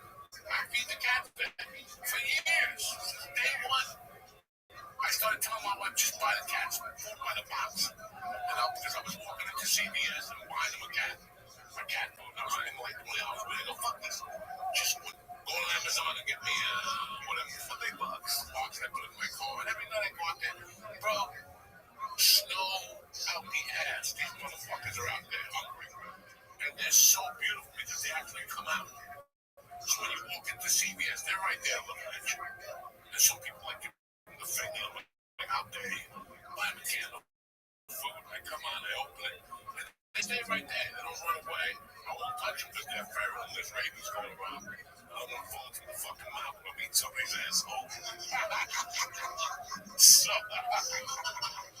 that how it gets activated? Why would you be a condom then? Because if the fucking cat scratches, you get rabies. Listen, I watched Jersey 12. Last week there was a skunk that bit some fucking dog and he got rabies. I know you've all seen it in Middletown. So Middletown is up and, that's not worrying about ice.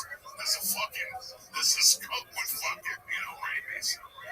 So, what we talking about? Who knows? The feral people. You feel like we're the cats on the sucky house. Like, I also go over there to get,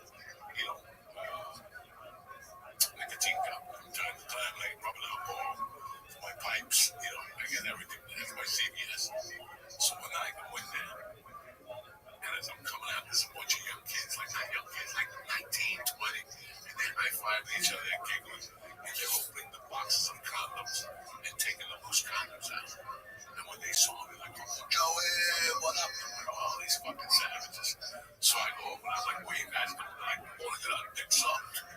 Right around the back of the building, there's a sucky house. Right there, see that? Right there in that corner, there's a sucky house in my hometown. There's going to be some people really upset that you're telling more people about the replay. I'm going to get 10% from those dirty hookers. I think they're going to get shut down. I've never been in there. I don't know who runs it. I don't know if it's Russians. I don't know who runs it. I don't know what they do. I don't even know how they get away with it. I've never actually met somebody who's been there, except for these kids that night that were saying, yeah, we go there on Friday nights, $300. They do everything but go. Have you ever seen them since? Those kids, yeah. Oh, no. Maybe they're missing. Maybe the skunk got them. So, it was like, there's a sucky house back then. And they're like, yeah, I think they double as in size, like, with no signs. So when I would go back there to feed the cat, I look back there and they're like,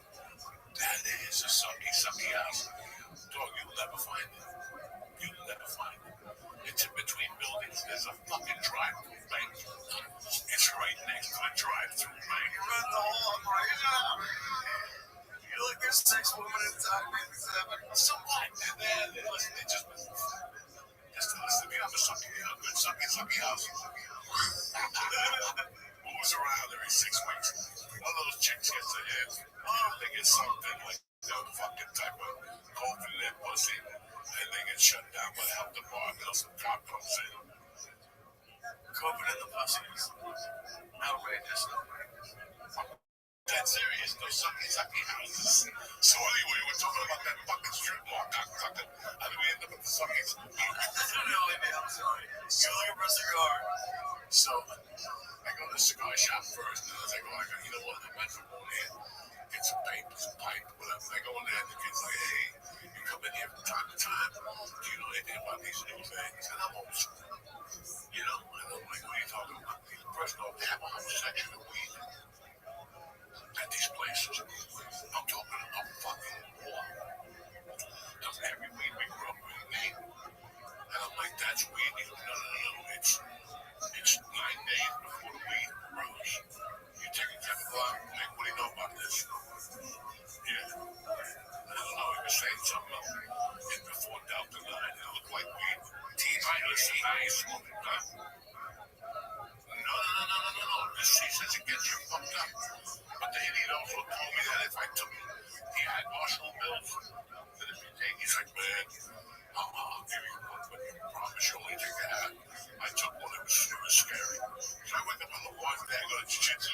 Like, let me see what these pills are all about. They gave me 2. Jesus, I ate like 3/4 of it. I fucking went, nothing happened. I went home, I ate the other quarter, nothing happened. Then he had one more, I popped the whole fucking thing. I didn't even eat 8 quarters. I was in bed at 10 o'clock last night. Didn't do a fucking thing. I didn't giggle, nothing. And he gave me a lollipop. He said, oh. But I said to him, I go, dog, I got 2 of those things in the car. I had 2 of those 500 milligram things, right? I go, let me give you one of these and see if you really. He's like, I'll take a handle of that.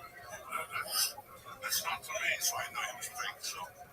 He wasn't fake, he just has a tolerance. What tolerance? He gave me fucking sucky. Everything he gave me was 0 and 3. And then when there's a weed store with next to the sucky house, if he was 0 for 3, everything was sucky. Oh my god. Everything sucked, okay? And I know better.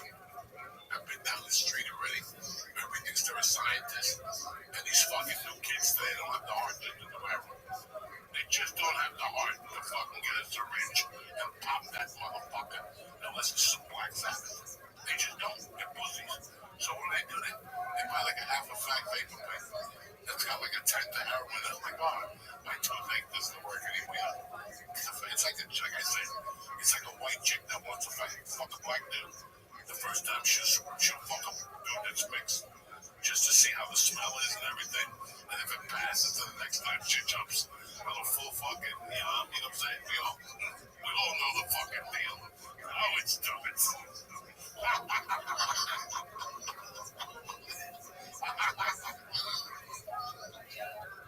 That's how it is. They always fuck like a mixed. Right? You ever see that? When chicks are confused, they'll fuck like a mixed Arab. Like, why he's half white, half ISIS. You know what I'm saying? Just. I like how you notice it. I notice all that shit. That's what I do. I got cop's eyes. I keep my eye on that shit. Well, are these like people you know, or just people you've seen you for like made up stories for their lives? I'm an observer. I'm a fucking observer. I sit, I make believe I'm doing something. I'm really listening to those 2 idiots in the corner. And what they're saying, about 8 minutes from stabbing them both in the fucking heart. They have no idea. They're just talking about something. They have no idea. I'm just giving them rope every minute. It takes 6 more inches. You gotta end up like that. Put the cloth on the Sopranos when he hung himself in the garage. I just wait for these fucking guys. I swear to God. I know you love people. Like, that's amazing that you're giving people rope and they don't even know they're like, nah, I give them all the rope. You take this rope, you're gonna hang yourself eventually. It might be today, it might be tomorrow. Well, I see it coming. Listen, let me tell you what happened Friday night. So Friday night, my wife and my daughter breaking up me about 4 o'clock. That they going to see someone play. Now I go with them as a family, but when they go, they give me wooden sheets. And you gotta eat like pies. I get the community center. not doing that. And then fucking kids. I don't want to go there. Then one kid recognizes me. It's like a stand-up. I would never go. I don't want to not support you. Right? But I don't want to go walk to the club with you. And then they're like, Joey's here. And then fucking late. Go to sleep late. Right? I already know that's why I don't go see any. I will never be on it if I'm not being behind with you to hide because it's your show. It's like my show. You follow me? So if I go to your show and let distract Joey's here, that's why I don't make a big deal of softball games. Not about me to softball. People love for me to get up and go, oh, $20 for the next hit. And act like Melon in a fucking back to school. You know what I'm saying? I don't want to do that. That's not who I am. I'm not going to go there with glasses. That's my daughter. That's what people expect you to act. So you don't act like that, and they don't know where the fuck to go. Right. What do you think people expect of you? Think about it. If you go to a game and say what you want and have a circle of people around you and be cute and whole court, who would want to do that? Except to miss their fucking kids and what their kids do. When you go to a thing in LA, where we came from, you think anybody goes to see their own kids do anything? They don't. And you're having a party on Saturday, I'll let you know Friday, because my mother-in-law's coming down. What they know is my wife spoke to George's wife, and she said that Joe Rogan might go to their barbecue on Saturday. So I'm not going to answer your barbecue because I know Joe Rogan and Trini Lopez and the writer from Empire, they're all going to be at his house. But Nick's having a barbecue. And the head of Fox is going to be at Nick's house. So I got to hold out to see who's got the best guest list. Would you like to live here? You ever go to anything in LA? No. Everything in LA is based around who's going to be in your party. So, if, God forbid, Nick's not going to bring a script. I accidentally haven't my script. It's in the car. Really? It's a Sunday. You have your script in the car. I'm here eating barbecue, looking at women's bikinis, and you want to talk to me about the script, but that's how people. That's how people. And the kids. Zero. The kids are a prop to get them in there. Just get them to school. I swear to my mother's grave. Those kids are a prop to get them into those meetings. Because all those kids have a nanny. That's the only way they'll fit into that circle. God forbid they don't have a nanny to tell their friends they have a nanny. That's the only way you'll accept me. Is if I have a nanny also so we can talk about the nannies. My nanny's from Bolivia, oh my God. My uncle sells me from no. But you know what I'm saying. Everything they do, there's people who have kids, and they're supposed to go where my daughter went to school, but they go to Carpenter down the road on the other side of Ventura Boulevard. Why? Because that's where all the writers and all their kids go to. Their Christmas party is at CBS Radford. Jeez. Okay. So anybody who wants to be cool and be in the crowd, they go to that school instead. When you want to be a normal parent, which ain't much, even in the school I took my daughter to, that's where you go. They have a lot of writers there too. And the girl from, what's the girl? Lisa Loeb, and the head writer from whatever. There's a lot of people's kids that went to that school. But not like Carpenter. Carpenter is the alligator, the hunter that died. People, that's where their kids go. And that's where you take your kid if you don't love them. Because that's where you take your kid if you don't love them. Like the kids are just using them, they're just a fucking problem. My kid's not a problem. And my girls' softball games are about her. They're never about me. If I could wear a beard in the disguise to those games, I would. I would, because they're not about me. And that's today I went to breakfast with my wife. This woman could have only been Russian. I got nothing against Russian. Look at the Russian people. She had a leopard suit on. From head to toe. The type that shouldn't have had a leopard suit on. She should have been more like a bear or a fucking gorilla. Right? She had feet uglier than mine with sandals on. Her hair had not been done. Her face was full of Botox. And she had those glasses on. And she didn't want to sit at the table. So she stood on the other side of the counter so everybody had to see her. Just randomly, and once they're talking, everybody just could see her so she could be seen.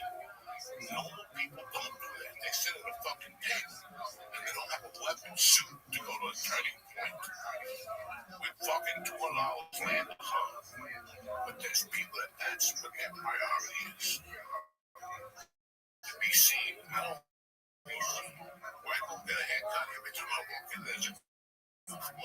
goes, "Hey, Joey." How they look at me?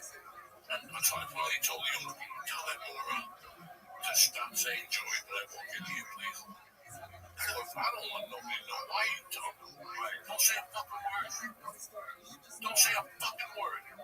Just look at me and nod. Is it has like I guess damage your life? Like do you feel like you can't go? Do you feel like you can't go places now? No, I go wherever the fuck I want.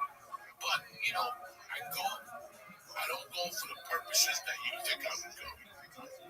Like, do you know what I mean? Like, I'm over all that shit. Like, I was over it when I lived in LA, so I'm over all this shit. The last thing I want to see are those people. Right? The last thing I want to see are those type of people.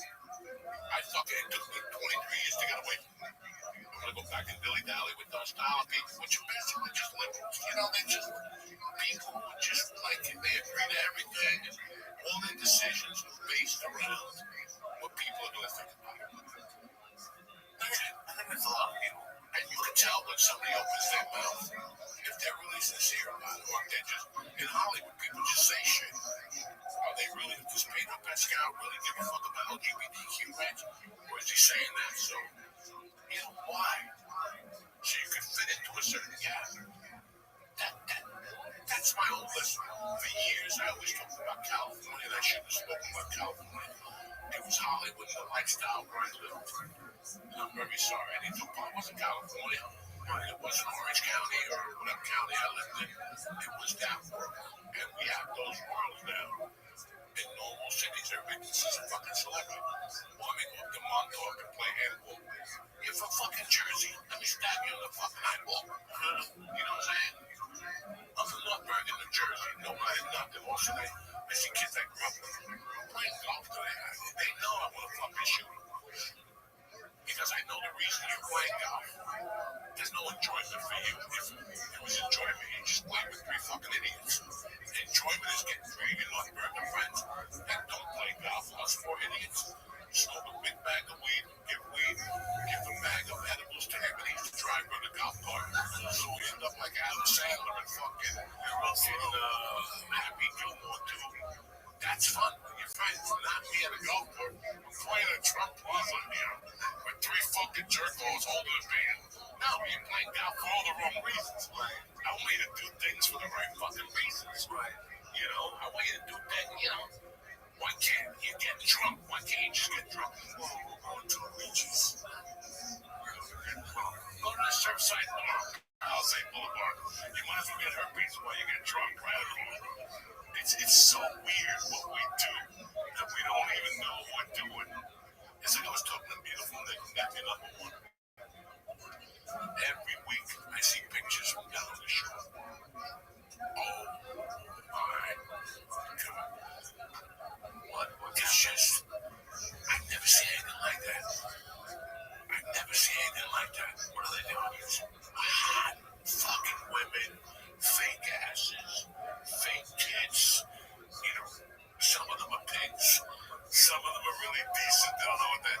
Some of them are just fucking pigs that get fucking dick every weekend. And by August 9th, their hole is just leaking. You can see in the pictures that it's like a fucking walrus. They're fucking.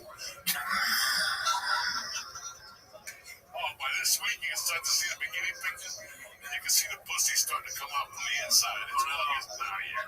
They've been getting dick. They got dick 3 different weekends from 3 different guys.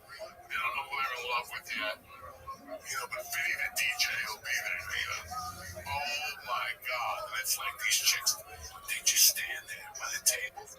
And then there's these guys with buckets, and they just stand there.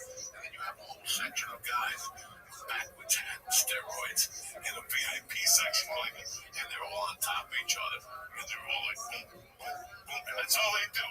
Nobody's fucking, nobody's sucking. Boom, boom, boom. Nobody's snorting coke, nobody's eating ecstasy.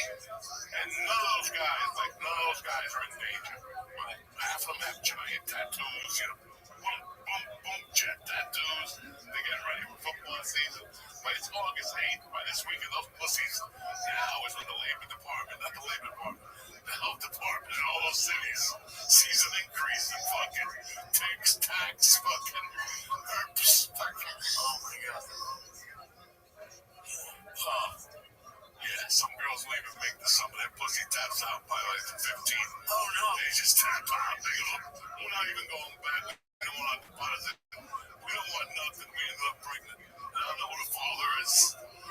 The kid came out with an Arab hat on and a fucking and an empanada. We don't know what happened. He could be Dominican. He could be Arab, but we could be both. It's a nightmare. What the show is, we went to this beach. We went to pictures where we rented a house. And all your friends were there. Then you invited a bunch of freaks. And people were fucking. The bedrooms were on fire, you know. Somebody's father was there. Have you seen my daughter? That's when you know you're at a good party. Well, the dads stay with a picture and shit of their daughter. She's been missing for 2 days. And you just saw her? And you just saw her? What's that? Like the girl he was looking for. What's that? Like, have you just seen her?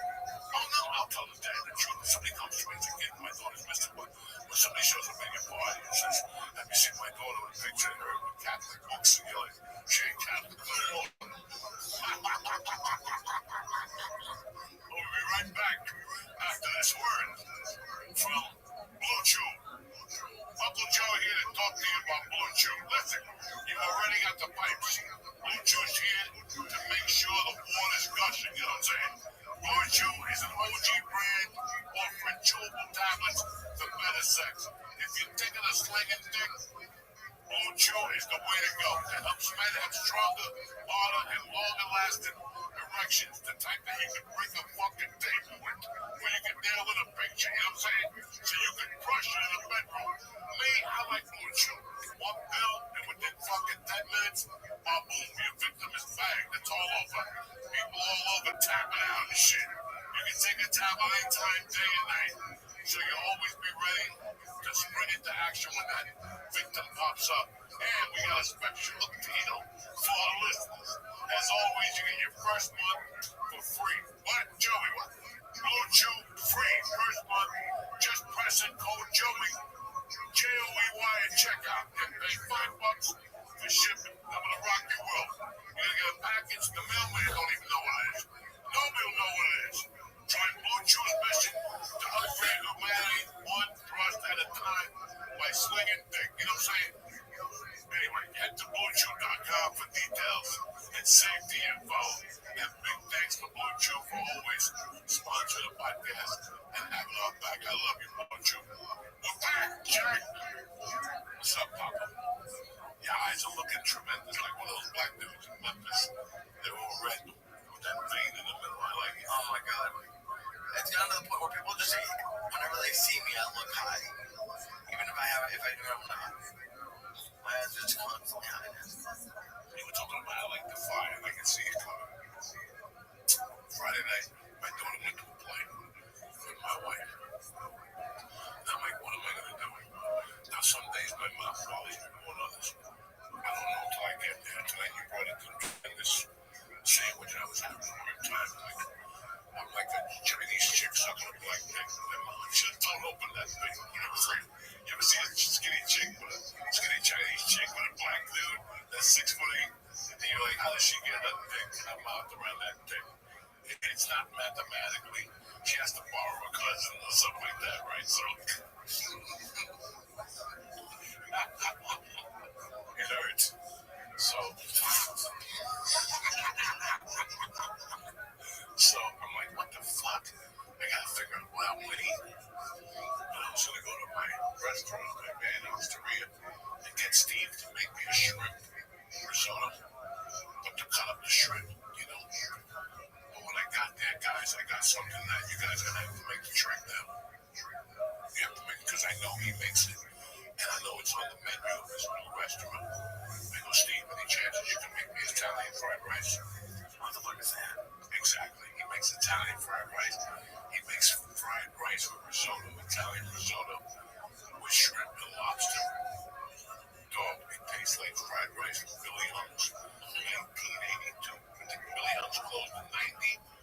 Maybe see when Billy Hunt's closed. It's like a porn star. Billy Hunt, New York City. See when it closed. This was all New York class, guys.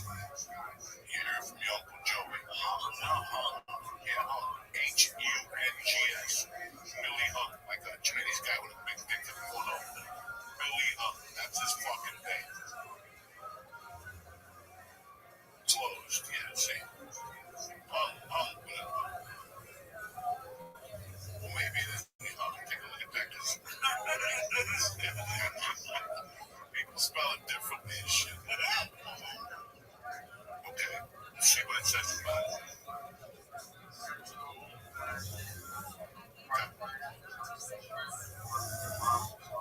Guys, you have no idea. And you know why? Well, I'll tell you another story. My father's pictures on the wall. My real father. Really? Yeah. Like they had like fucking people on the wall. And they had a picture of my father with a suit on, walking out of a hotel room with a hat on and shit. Circa 1955 or something. He had been going there since he was a kid. When he came from Cuba, so I always went there. In 1985, they had a $33 lobster egg roll. They built an egg roll. They got a lobster tail, cut the shell off, and they built an egg roll around the lobster tail. Nobody has ever heard of egg roll. Maybe $100. Yeah. Billy Hull. That's what gangsters like Sinatra, Joe Namath, all the Knicks. That was it. Like towards 85. They didn't even talk about Billy Hull because you couldn't get in there. You didn't even talk about Billy Hull because you couldn't get in there and play.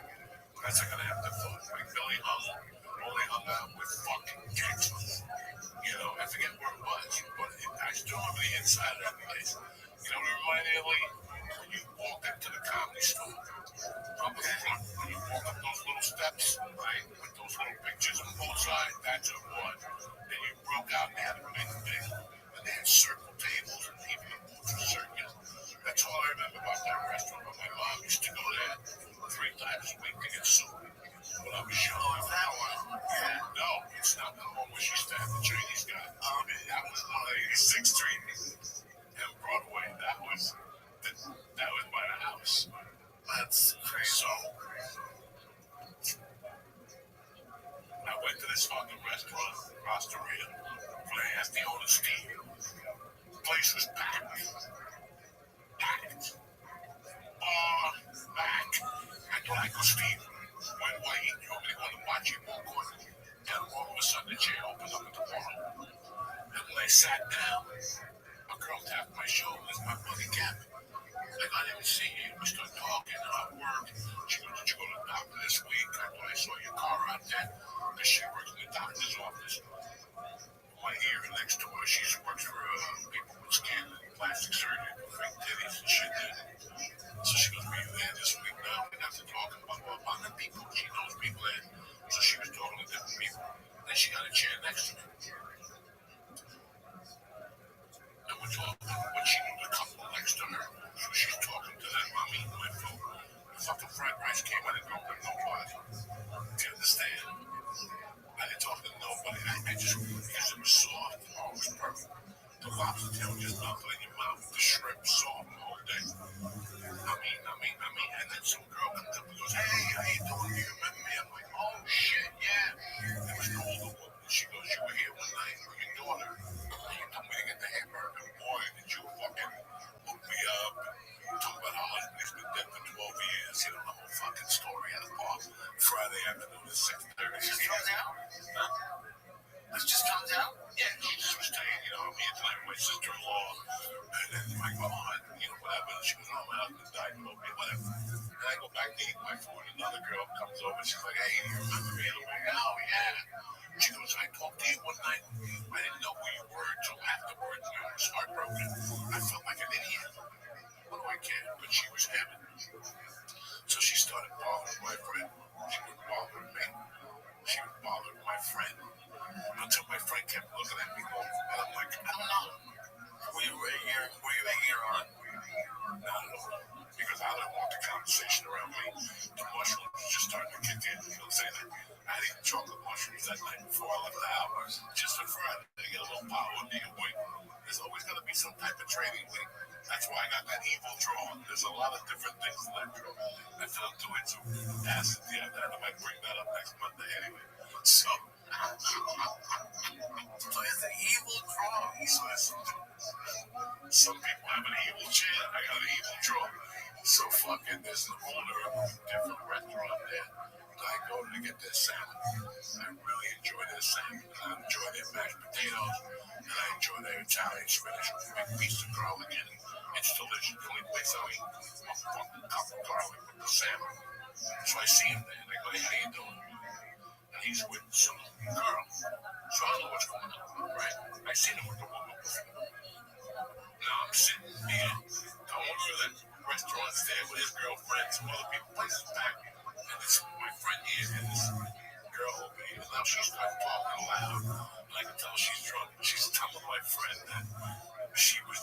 that portion. Now I ain't there no more. Because she became friendly with the staff, and one night she was leaving. She texted the owner to see if she could buy a bottle of wine to take back to her apartment. But the girlfriend saw the text and called her like a fucking animal. Don't text my husband or fiance. So she was pissed about that. I could feel it. I didn't egg her on. But she was getting hotter and hotter. He's looking at me like I said something bad, right? So I didn't say a word. So I'm sitting there, and then the guy was working on my back and getting it. And he comes in with his wife and I'm talking to them. And the chick is still going on with the other girl. And finally I look, and the other girl's taking a drink and going away. She's like, this is not good. But her and the blonde are giving each other dirty looks. So I gotta play the hand out because I'm a fucking animal, right? So I'm sitting there making believe I'm eating real slow. I mean, like George. I'm telling stories about the history of lobster, the whole fucking thing. I'm George all the time. His friend owned a lobster store and he made millions, but he sold it to the Indians. You know, George will tell you how that's how I act. I'm going to be George right now. And I tell myself a George story and I just sat there and took my time. And I took my time. And then she goes, let me get another Pinot Grigio. And I'm like, okay, this is going in the right direction, right? And dog, she must have downed it. Because I went to the bathroom, I came back, I heard her go, can I get another Pinot Grigio? Right, so now I sit, I'm letting my J 8 minutes, the bartender comes over, he's like, listen, you fucking, not to me.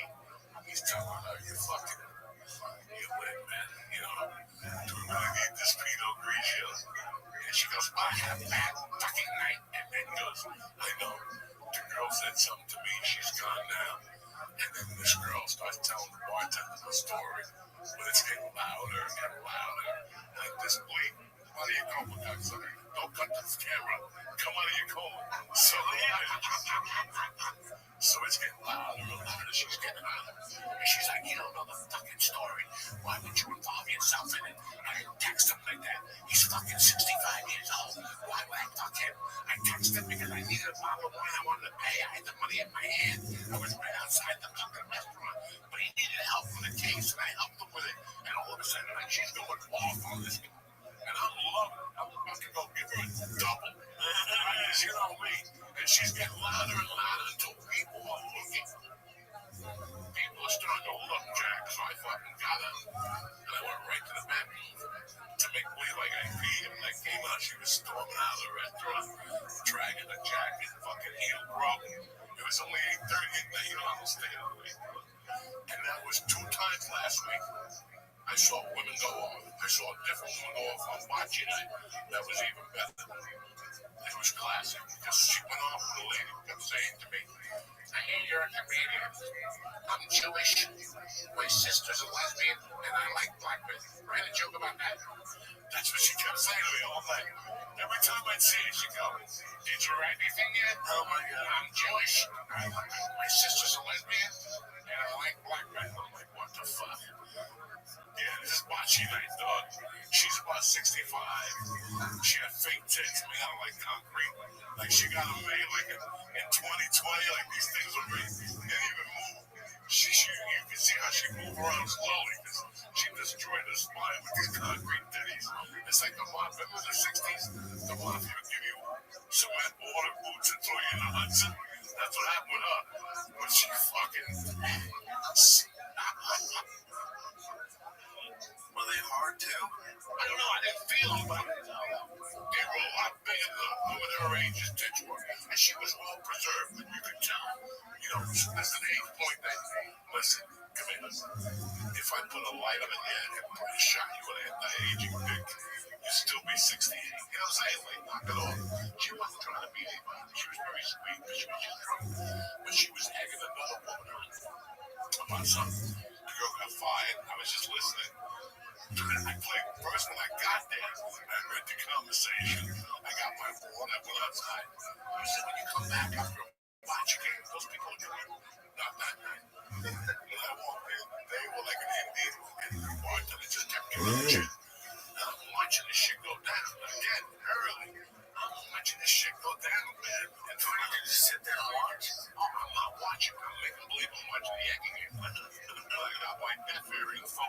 see it with everything I got. So if you fought on this side, I won't hear it. Because everything I got is focused on this see it. And I'm just like, if you come up to me and go, hey, what's the score? Huh? Get the fuck out of my face. I'm not even care about the Yankee game. Right? I can see a home run happen. And I wouldn't know because all my focus is in the super old man here. And I'm listening to what these 2 or 3 acts. It's like 4 of them. Telling the story, the woman, this. So finally, I go, you know what? They start getting louder and louder. And one of the women is pretty intelligent. She goes, ladies, let's take this outside. So guess what happened? I paid my tab. And all of a sudden, I have this sudden urge to smoke a joint, right?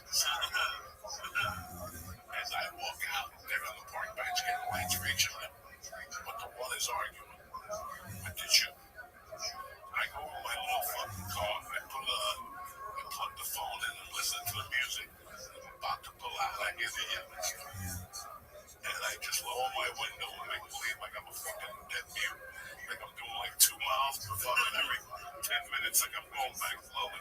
And they yelling at each other. The woman's fault, she got fired. Blah, blah, blah, blah, blah, blah. So the one girl goes, we have to end this. Let's go. And she pulls the 3 girls and leave the ugly Jew woman. The one who wanted me to tell her a joke about the lesbian about the black boy. Yeah, she's just sitting out there. At this point, she took her heels off. And she's out there smoking cigarette after cigarette.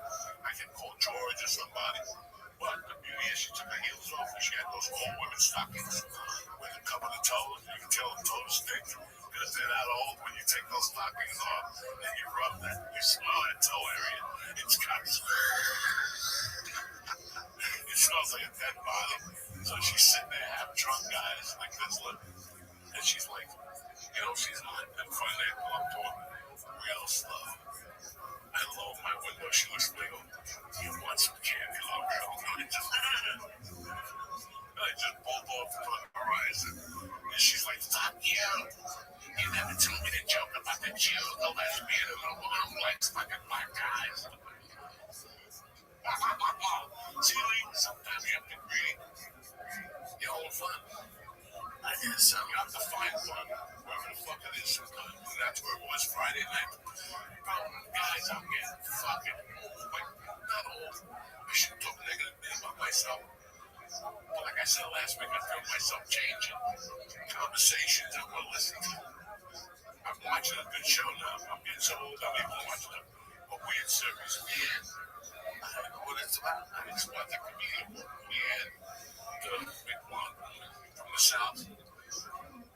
I have always thought she's Dean Smart. You say G. Leanne, that's your right hand. Leanne Morgan. It's a pretty cute show. Nice little cast. I'm up to like episode 6, maybe. What does it get? And bro, it's not Academy Award winner, but at least it's got me, you know, I'm watching something different for fucking. And you know what? She's an older comic. It's her show. It's her show. She's got a hell of a fucking tool, and I wish her nothing but the fucking best, man. I think she's a good looking woman. She's just older. But look what's happening in comedy. They're looking at older people. Excuse me, a little old. Not to get a TV show. But and it's Chuck Lorre. You know, that guy's been around for a long time, so I wish her nothing but the best. You know, she's a Judy Brown chick. So this is just to let you know. Judy Brown is one of the best managers in the fucking business. Got her as Sebastian. And this is how it works. It just takes time. And this is the payroll, you know. Do you like, how do you find out about these like shows by these comics? You do that a lot. Like, you seem to like support when a comic puts something out. I love when people say that they became a comedian, including myself, because, well, for me, it's more than anything else because I am a convicted felon. And I didn't think I could make it anywhere else. I never thought I'd see a TV show. I thought they always did background checks and shit. I guess not. You know, millions of dollars a year. And I don't even know who's on the set with me.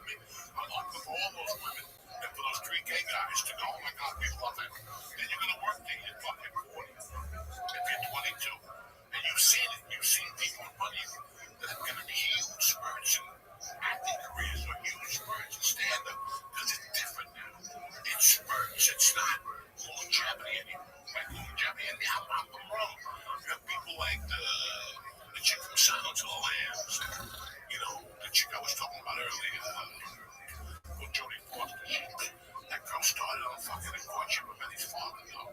I watched it as a kid. She was my fucking age, you know. They've been at it all their lives. Dakota Fanning. I just watched her with fucking Man on Fire. Oh my God, she was on the girl.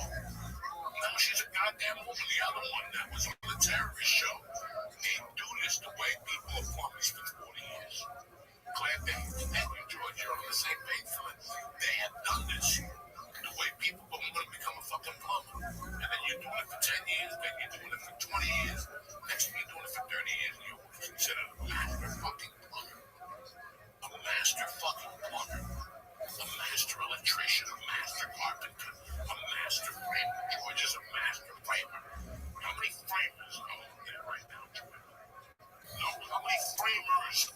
How many people grow up and go, what the hell would be a fucking framer? Zero. Zero. So I respect anybody who gets up one morning and goes, I'm not going to punch a clock. I'm going to borrow $500 from Uncle Joey. I'm going to borrow $500 from Uncle Nicky. I'm going to borrow $500 from fucking Lee. And I'm going to get a box and I'm going to sell hot dogs out of it.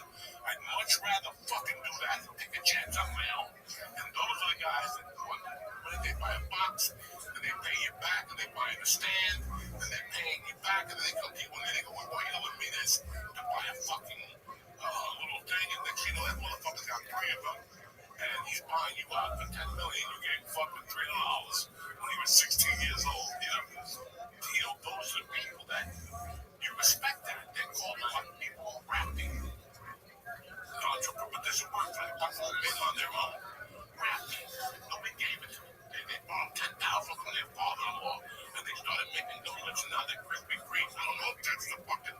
I don't know if that's the history, but that's how it starts. What we do is a fucking nightmare, Lee. What we do for a living, when you sign up to be an actor, a comic, a dancer, a stripper, a balloon, fucking anything, it's a life of fucking uncertainty that takes years off your life not knowing. There's many people that are talented but never said, you know what, I don't want to quit my day job because my girlfriend will be done. You're done. You're either all in or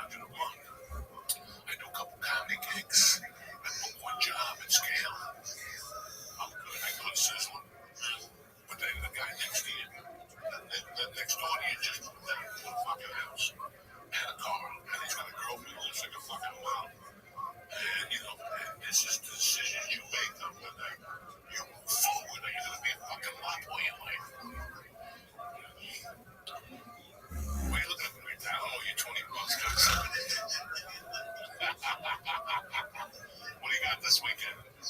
This weekend, it's a really fun show in Hoboken. It's the DB Barbershop. Yeah, DB Barbershop. What night is that? Saturday night, they have 2 shows. It's a really fun show that my buddy runs. Wednesday night, we're at the dojo. Wednesday night at the It's dojo. New Talent night, or whatever the fuck it is. I don't know, something. You gonna be New Talent? Yeah. New Talent. You should. I'm New Talent with an old twist jacket. So, like, you should write material for a different company. Or try a different style of material. You know. I'm home back. This is going to encourage him. With this gibberish talk, I should do it. Material. Maybe I'll get a guitar. Don't make all the gibberish talk when you feed me all these things. Let's go out there and talk. Talk what? What do you mean talk what? What are you talking? What's he saying, guys? I like that. Remember, you lost strikes today. That's it. You had like 3 years coming that low. No one called it out. Trying to fucking bring it back. We called him today. Catch it. Trying to buy time as usual. I need something to drink because he was going to cut the edible in half, put it in his pocket, and eat the other half. He don't think that I know. He doesn't know I'm Jewish. I already was watching. That's why I caught the hand. I know what talk he is. I caught the hand. He has that little Jew hoof. There was no one near my pocket. He doesn't know what he's talking These about. Jews will get like a piece of bread. There's video Put their hand on the Auschwitz windowsill with a little piece of bread in there all night for 3 days. That's the Auschwitz grip. He's got stuff in the grip and shit. Fucking cocksucker. You don't think I read that, man? In the grip. Huh? They got that thing. Remember G.I. Joe had a Kung Fu grip? Jews have that little Auschwitz grip. It ain't really closed, but it is. It's got like a diamond in there. The mother's ring or $5. Whatever the fuck you all.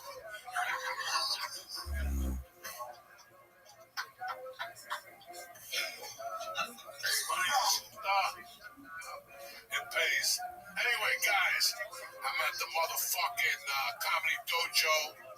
I think the 13th. It's a Thursday night. And then we're doing another Comedy Bucket Chaos on the 28th of August. And then you have to go on your own for Labor Day. Because I got nothing going on Labor Day. But then we turn up in Florida on the 6th of September at Fort Lauderdale at the motherfucking Hard Rock Cafe. We might just lose Lee down there that weekend. We just take them to that fucking take them to the ice island where they got the alligators around the island. And just drop them off with a helicopter in the middle of that. What's that? And we got Park Casino on the 23rd of August, but that's sold out. And I do not want you to pay over in prices. We'll be back there in November. We got other little gigs popping up. But yeah, that's it. Next Thursday night. Yeah, next Thursday, the 13th at the Dojo. And then I'm doing another couple shows on the 20th and the 22nd, leading up to the 23rd at the Parks Casino. And then we got motherfucking Fort Lauderdale. I'm excited for these shows. And after that, we'll let you know what's coming up in the winter time. That's it, and that's all. Anything you want to say, cocksucker? Yeah, next weekend I'm going to be in Oxford, Mississippi, and then in Memphis, Tennessee. Good luck. Good luck. Oxford and Memphis. He just told me about this bad news tonight. Poor little Jewish guy. They had to send the mafia down there looking for him, like they did in 51. Remember when they had to send the Gene Testa, whatever his name, Gene Scarpa, whatever.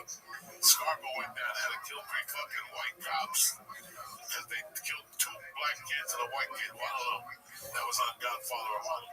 They changed the facts to, you know what I'm saying? So, who the fuck knows? Anyway, I love you guys. Have a great week. Thank you for having us in your prayers. We have you and ours. What fucking prayers? Stay black, cocksuckers. Uncle Joey loves you.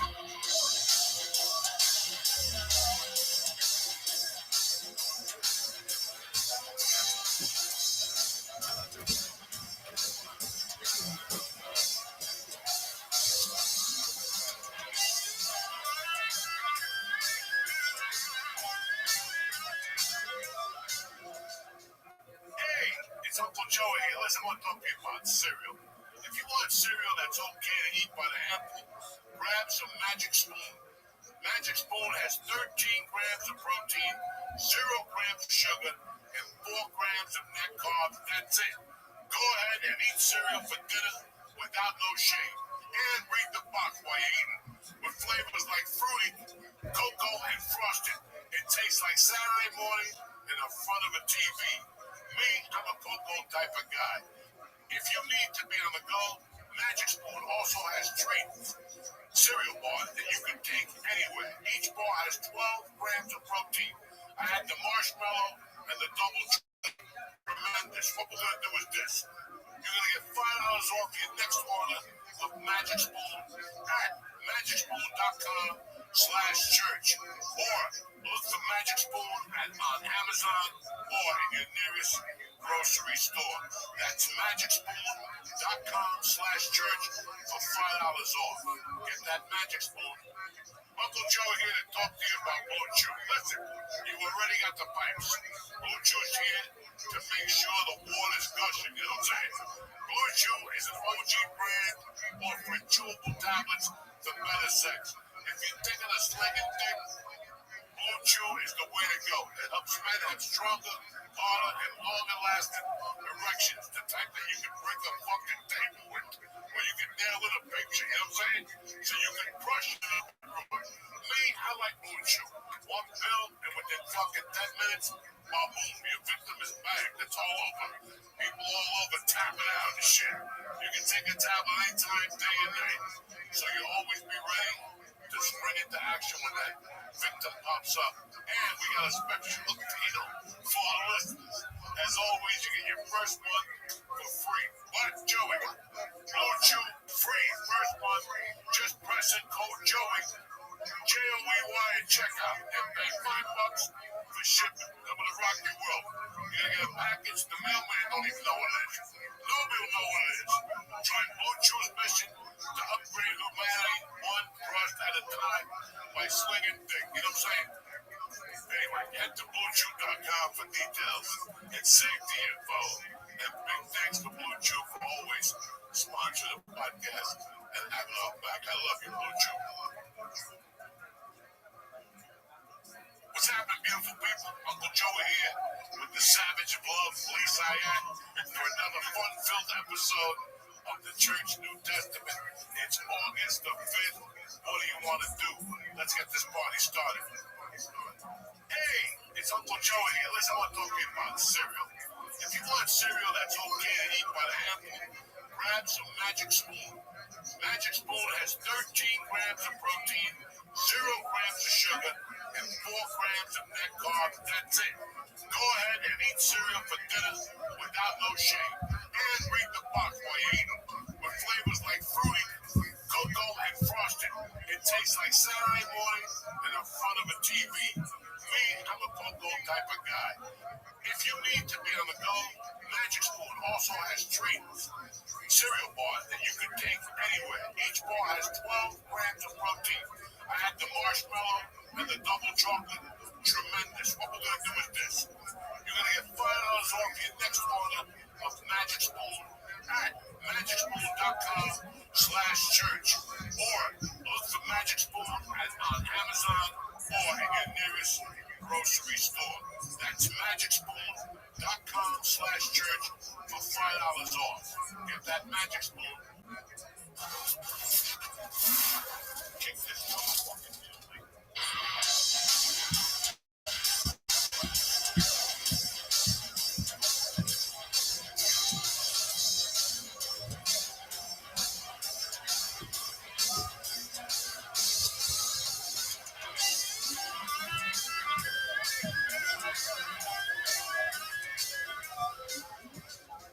We're back, you savages. It's a beautiful Tuesday morning. The fall is in the air. What's going on, little brother? I've been having a great week. We had a fun week last week.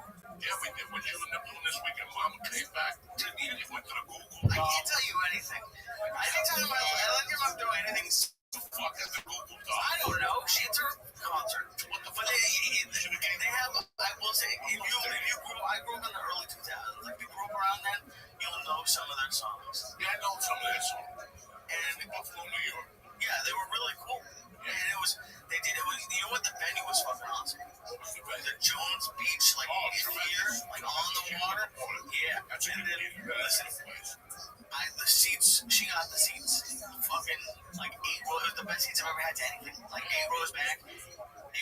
My biggest thing is that, like, a concert, I feel like I'm being, like, crowded. There were seats, and, like, it was, like, an older crowd. So, like, people sat for, like, the song, like, the new songs. And they just sat for the songs they didn't like. And it was... Did you all hands and hug each other like that back at the Coldplay concert? Not like that. Like that? Look at the band. If I could reach in, I want to show you the world. Yeah, no Aladdin song. No. All right, as long as But it was a good time. I'm happy you won. I'm very happy you won. It was cool. You know what was really cool was Dashboard Confessional Open, and I haven't been to many concerts, but I thought it was gonna be like a local band, like kind of like a comedy show, like a local band feature, and then the headliner, and they did a good job because like when we got there, they were playing to like a mostly empty place. By the end of their set, of course, like it gets to be really full. But like, I've never seen a band like warm the crowd up. Like even to like my job site, you guys said get crazy. Like he did stuff outside of just being like a musician. I've never seen that. Like warm it, and it helped. Like it got the crowd going right before the main guy. It's crazy that it's the same with comedy. Right. And now you understand your job a little better. Right. When you see a music act. Yeah. You know, and it's like you run into all these feature acts. They'll tell you, oh, you had no way to win. You didn't go for a good show. You went for your own personal shit. You know, and now you see what a team effort is. That's why I like bringing my own guys to work with me. Because, and I learned that from Rogan, because nobody's trying to hurt each other. We're all working in unison to make the show the best we can make it. Whether it's 8 openers or 2 openers. Both of those openers are going to be fucking good. And we're all in unison to make the show that much fucking better. I'm happy as I told you. A lot of comedy shit I've learned from watching musicians, aka singers. Singers, the music is funneled to the audience by that singer. And you don't even know what he's fucking doing. You don't know what he's doing till you leave there and go, fuck, Mick Jagger didn't stop dancing all night. Why this guy didn't stop jumping up and down all night. That energy feeds up the fucking audience. Nobody's better at it than Mick Jagger because Mick dances to the song.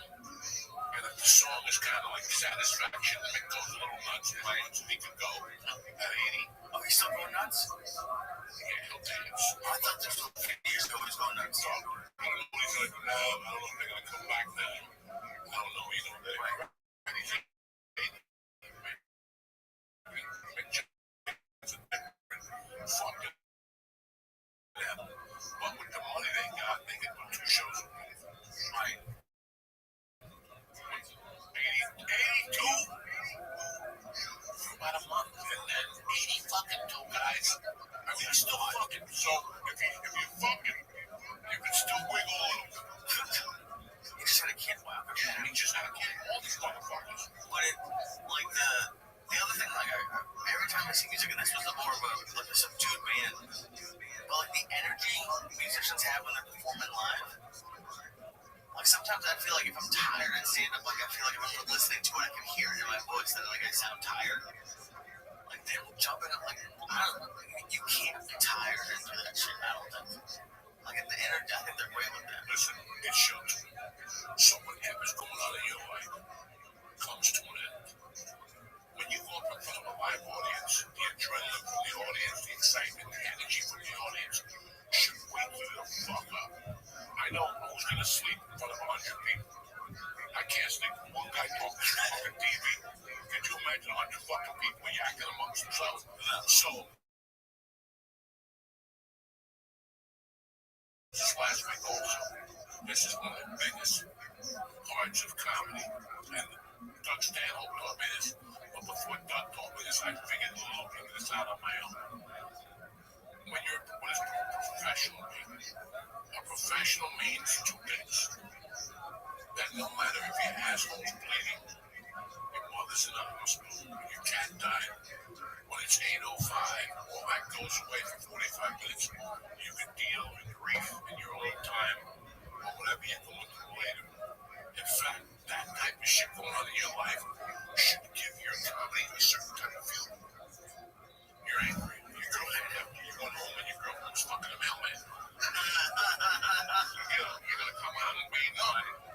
material's gonna come from a different fucking place. And that's where you got. Sometimes the material comes from happiness. Sometimes the material comes from anger.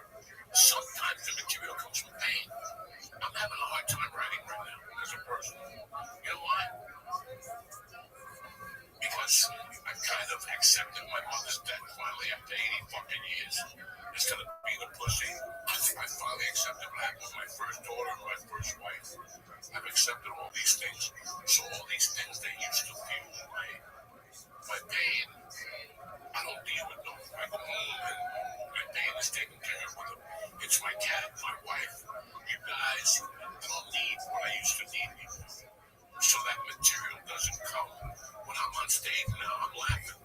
I gotta get high to go up there and I laugh and I giggle.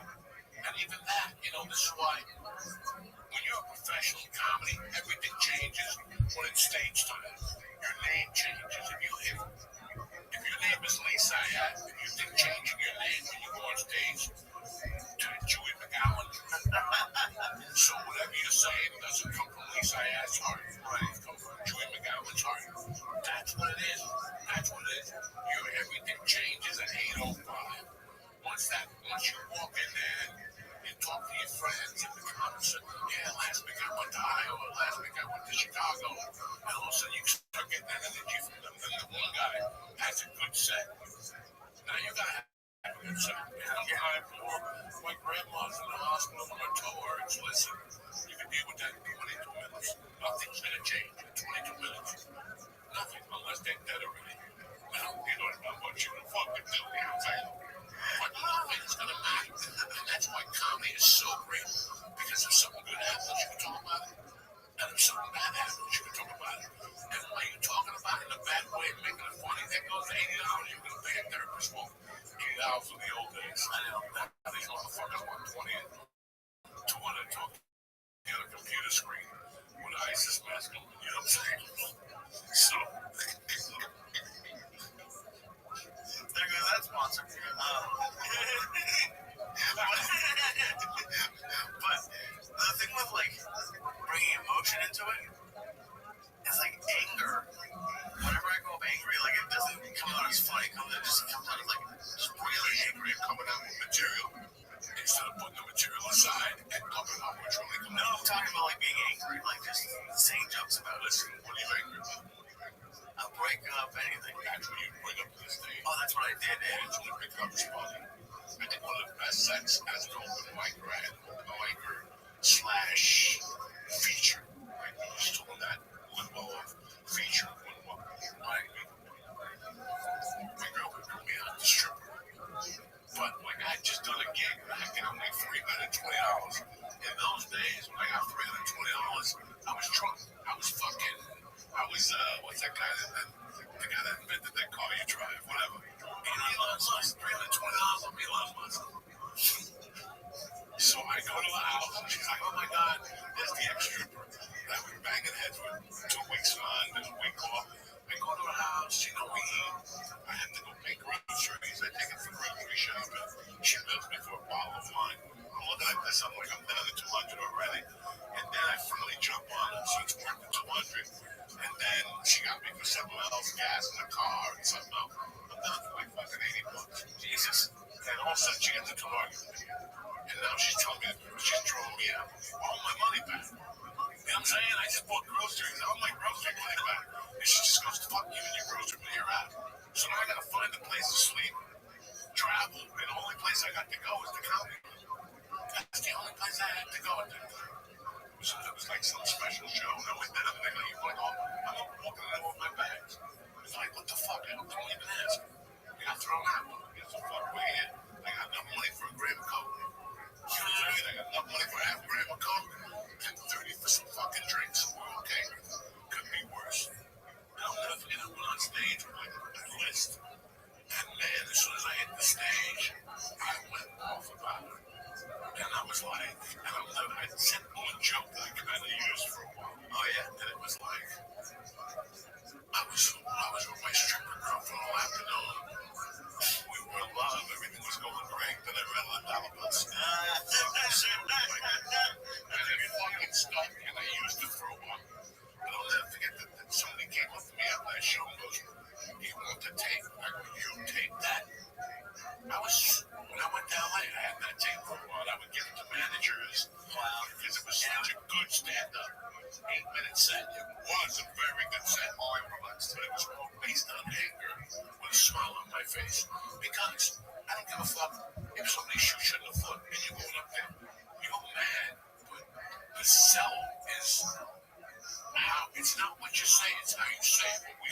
a lot.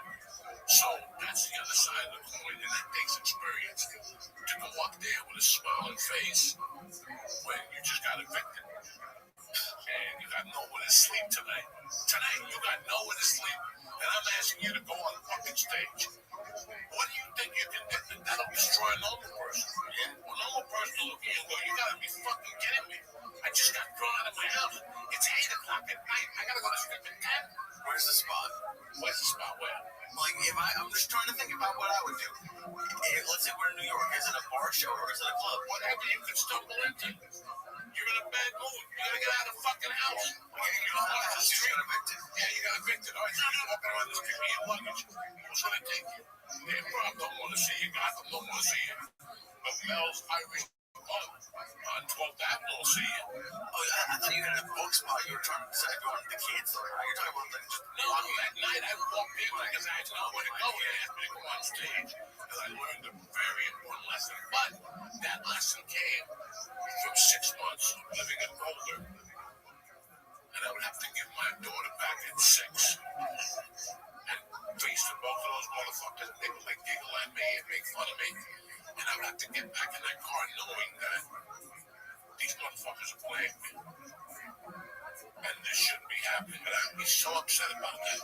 That I would start fucking crying my little white fucking Datsun. And I would open the ashtray. There was a joint there. And wherever as soon as the car rolled down, I would smoke that joint. I'd wipe my tears from my eyes and I'd take the hour drive to Denver. And 9 out of 10, there was no cash in my pocket. I was going to Denver to fucking eat because it was that Mexican joint. They gave you a free meal. Well, that was Steakhouse 52. They gave you a free meal on Wednesday nights. And so how many Wednesdays were you there? Every Wednesday. Yeah. And then Thursday night was Mexican night. El Torito? El Torito. Yeah.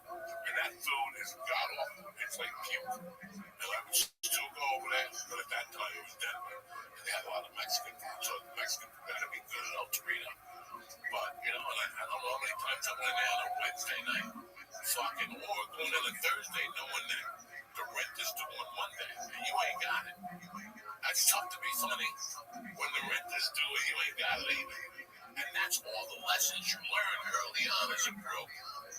Fucking common. When all of a sudden one day you get home, you live with 3 guys, you get home, and there's an eviction notice. Well, I've been giving Nick the rent since September. Well, guess what? Nick's got a coke habit. He hasn't paid the rent at all. That's comedy. That's stand-up, man. That's it. Nobody wants you. What are you going to do, stay with your girlfriend? She's one of some 8 girls herself. She's a fucking starving comic, too. So through all this pain and all this anguish and confusion, you gotta do stand-up. When I came here in 93 and lived with George, and we were both going through our thing, I didn't know what I was doing. And I couldn't handle the stand-up because of everything I was going through. The addiction, the struggling, the not enough money, the shit that was going on with my ex-wife. It was too much for me. And I went to Denver and I narrowed the drama down. And then I could do stand-up. But at that time in 93, that was too much for me. My addiction was uncontrollable. I knew I had to go to the city and also like bump into something. Where you headed? Into the city. Come on, I'll give you a ride. I'm headed to West Side to get some cocaine. Well, we gotta make a stop, right? Yeah. Well, guess what? You're just taking me to the devil's house. I'm not gonna make my comedy run. Or you're gonna give me the cocaine and I gotta put it in my upper pocket. Right? That's even worse than doing comedy with, and then you get there, your spot's at 11:30, it's 8:45. You got a gram of blow in your pocket. And I'm burning a hole in that motherfucker. Burning a hole in there.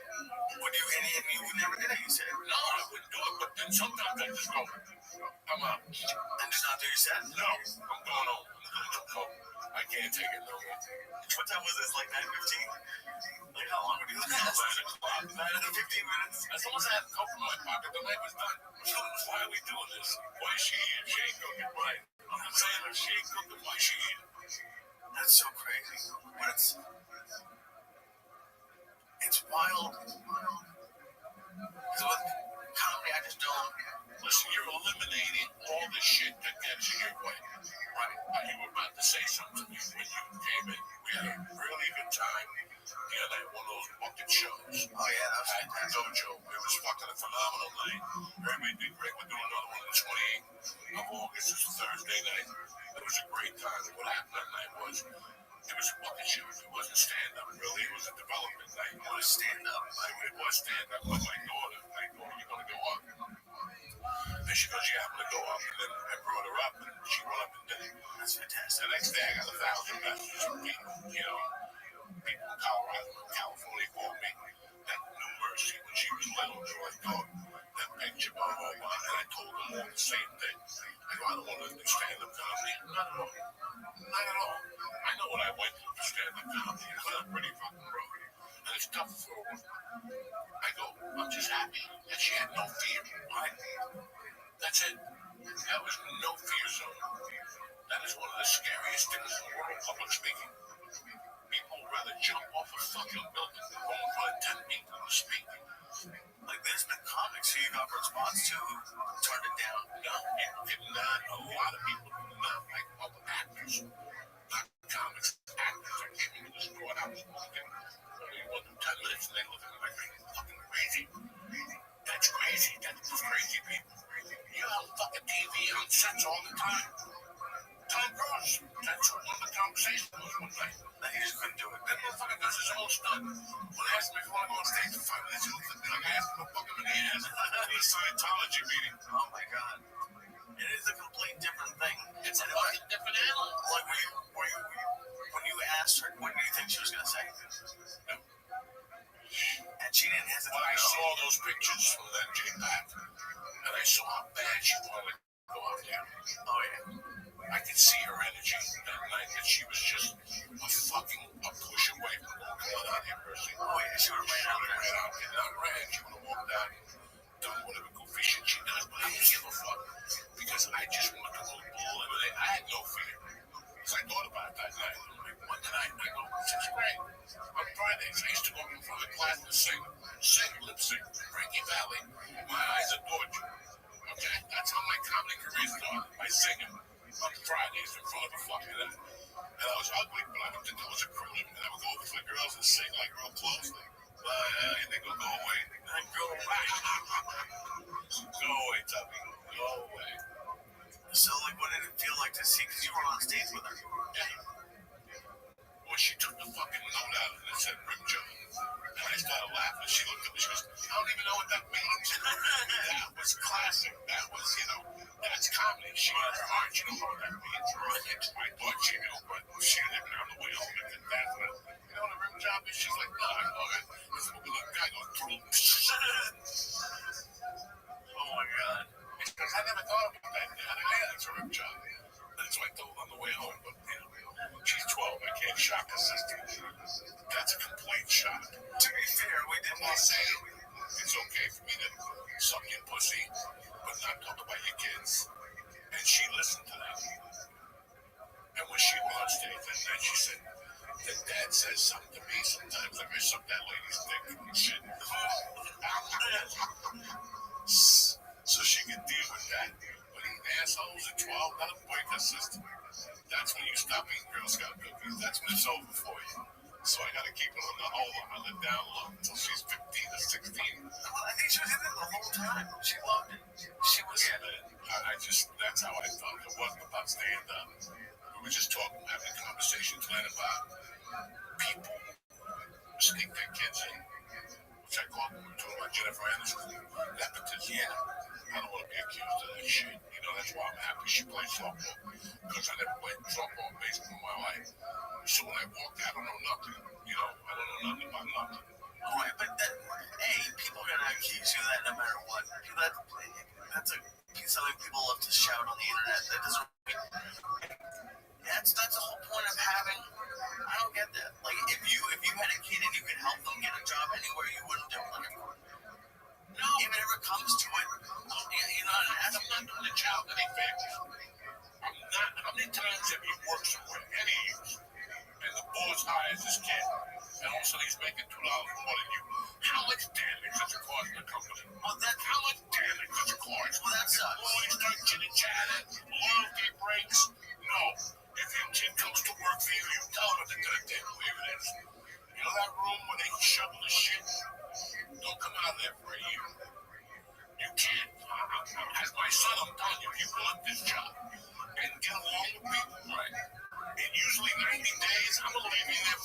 fucking year to smell everything. So when I do promote you, I don't have any fucking problems. Right. I can always go, fuck you.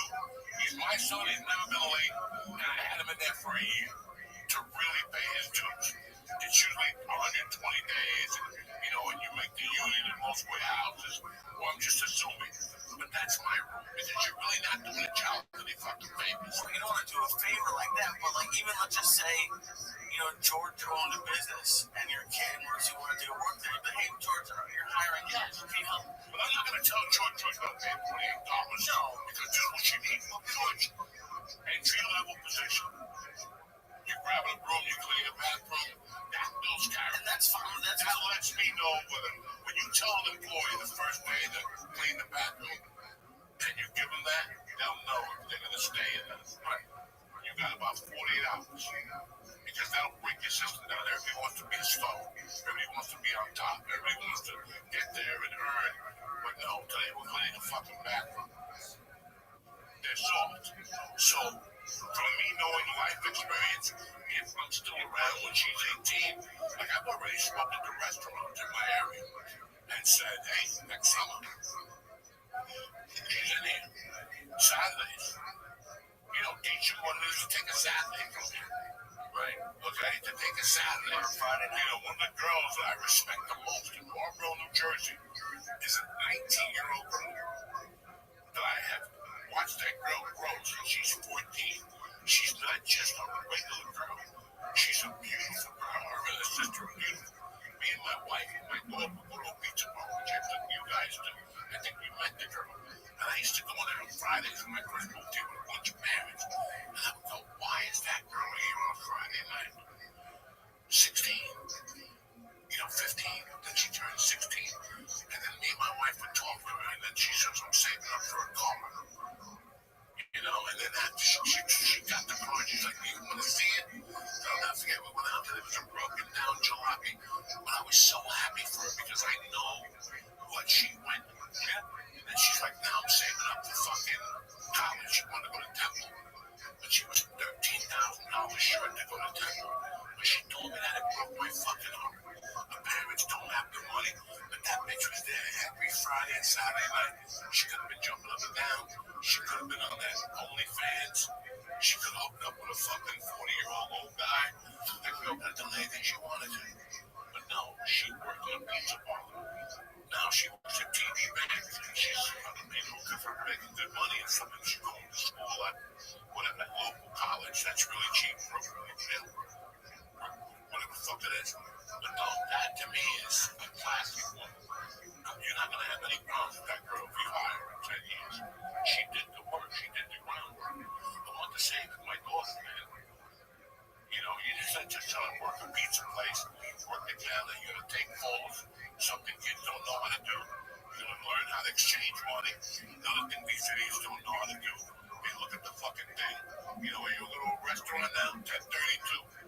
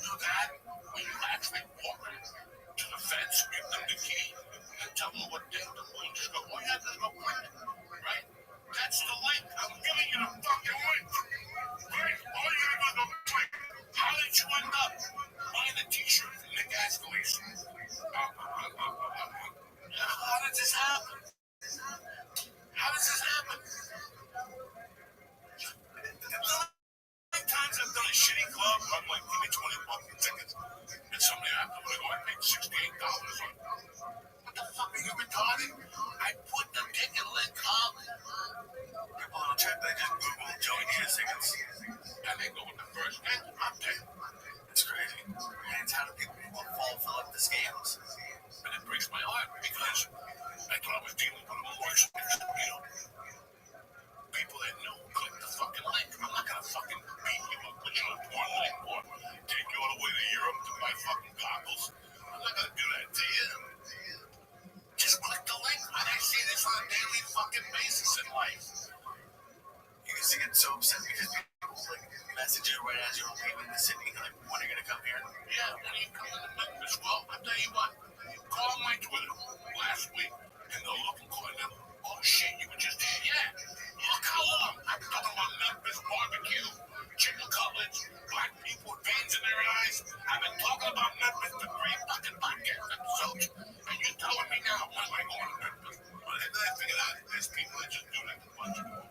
Oh, really? Yeah, they just do that to bunch of balls. They see that you were just there. They're like, hey, well, you tell me you were here. Fuck you, mother. I've been talking about it for 3 fucking weeks, motherfucker. That's so funny. Speaking of which, got fucking crazy shit this weekend. One of those days, one day on Saturday, they had a bunch of errands to run. Freehold, Jackson, up fucking whatever. And I go, you know what? I'm one of those guys when you're right, you're right. When you have like a long list and you already did 5 of them, I'll save the 2 of these for tomorrow. I go, fuck it. Let me just get this over. I got to buy it to a party. I go, let me buy fucking a cigar by myself. I don't know what I'm doing. When I went to the cigar shop, I picked the one with the lightest cover on it, so right, it'll be right. And next to it, 2 doors down, there's like that shop. They're my name. I know this small because I usually feed the cats back there. But I haven't seen the cats. The first time in 5 years, I haven't seen any of them. And I go back there and look, and I always feel guilty because there's no sucky house back there. A lot of people don't know there's a sucky house back there. The place is turned off, and it just says open. There's an ATM machine right there. You're kidding. There's a house with an ATM machine inside? Let me tell you something. I go to that CVS inside the museum. With the cats. I feed the cats there. For years, since day one, I started telling my wife, just buy the cats, food by the box. Because I was walking into CVS and buying them a cat food. And I was like, $20 go, fuck this. Just go to Amazon and get me whatever, for $8. Box. I put it in my car, and every night I go out there, bro, snow out the ass. These motherfuckers are out there hungry. And they're so beautiful because they actually come out. So when you walk into CVS, they're right there looking at you. And some people like give them the finger. I'm like, how dare you? Buy them a can of food. They come on, I open it. And they stay right there. They don't run away. I won't touch them because they're feral and there's rabies going around. I don't want to fall through the fucking mouth and eat somebody's asshole. So, is that how it gets activated? Why would you be feral with them? Because if the fucking cat scratches, you get rabies. Listen, I watched New Jersey 12. Last week there was a skunk that bit some fucking dog and he had rabies. I know you've all seen it in Middletown. So Middletown is up and, that's not worrying about ice. There's a skunk with fucking, rabies. So, what we talking about? Who knows? The feral cat. The cats are on the sucky house. I also go over there to get,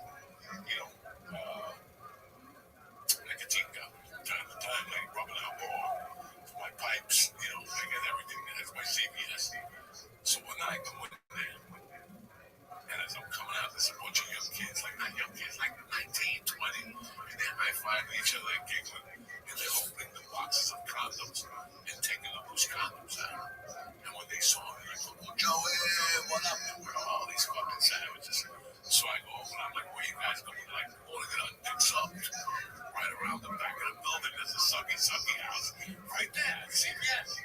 Right there in that corner, there's a sucky house in my hometown. There's going to be some people really upset that you're telling more people about their I'm going to get 10% for those dirty hookers. I've never been in there. I don't know who runs it. I don't know if it's Russians. I don't know who runs it. I don't know what they do. I don't even know how they get away with it. I've never actually met somebody who's been there Except for these kids that night that were saying, yeah, we go down Friday nights, $300. They do everything but go there. Have you ever seen them since? Those kids, yeah. Oh no, maybe they're missing. Maybe the skunk got it. So it was like, there's a sucky house back then. And they're like, yeah, I think they double as a size, like, but no signs. So when I would go back there to feed the cat, I go back there one day, I'm like, that is a sucky house. Dog, you'll never find it. You'll never find it. It's in between buildings. There's a fucking drive-through bank. It's right next to the drive-through bank. You run the whole operation. You're like, there's 6 women at a time, maybe 7. So what? And then, listen, they just move. Just listen, we have a good sucky house. Moves around every 6 weeks. One of those chicks gets a hit. They get something like a fucking type of COVID in their pussy. And they get shut down by health department. Some cop comes in. COVID in the pussy is outrageous. I'm dead serious. Those sucky houses. So anyway, we're talking about that fucking strip mall cocksucker. How do we end up with the suckies? I don't know idea. I'm sorry. You're looking for a cigar. So, I go to the cigar shop first, and I was like, oh, I got you know what? I'm not going in. Get some paper, some pipe. But I go in there, and the kid's like, hey, you come in here from time to time. Do you know anything about these new things? And I'm old school. You know, and I'm like, what are you talking about? First of all, they have a whole section of weed at these places. I'm talking about fucking all of every weed we grew up with, name. And I'm like, that's weed. No. It's 9 days before the weed grows. You take a chemical out, like, what do you know about this? Yeah. I don't know, he was saying something else. And before Delta 9, it looked like weed. Listen, I ain't smoking, man. No. She says it gets you fucked up. But the idiot also told me that if I took him, he had Marshall bills. He's like, man, I'll give you one, but you promise you only take a half. I took one, it was scary. So I wake up on the fourth day, I go to jiu-jitsu. I go, let me see what these bills are all about. They gave me 2 of them. Jesus, I ate like 3/4 of it. I fucking went, nothing happened. I went home, I ate the other quarter, nothing happened. Then I had one more, I popped the whole fucking thing. I didn't even eat quarters. I was in bed at 10 o'clock last night. Didn't do a fucking thing. I didn't giggle, nothing. And he gave me a lollipop. He said, oh. But I said to him, I go, dog, I got 2 of those things in the car.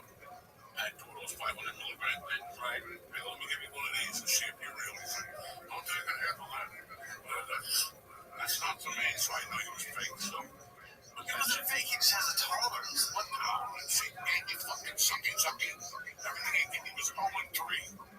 So I went to his weed store was next to the sucky house. Because he was 0-3, everything was sucky. Oh my god.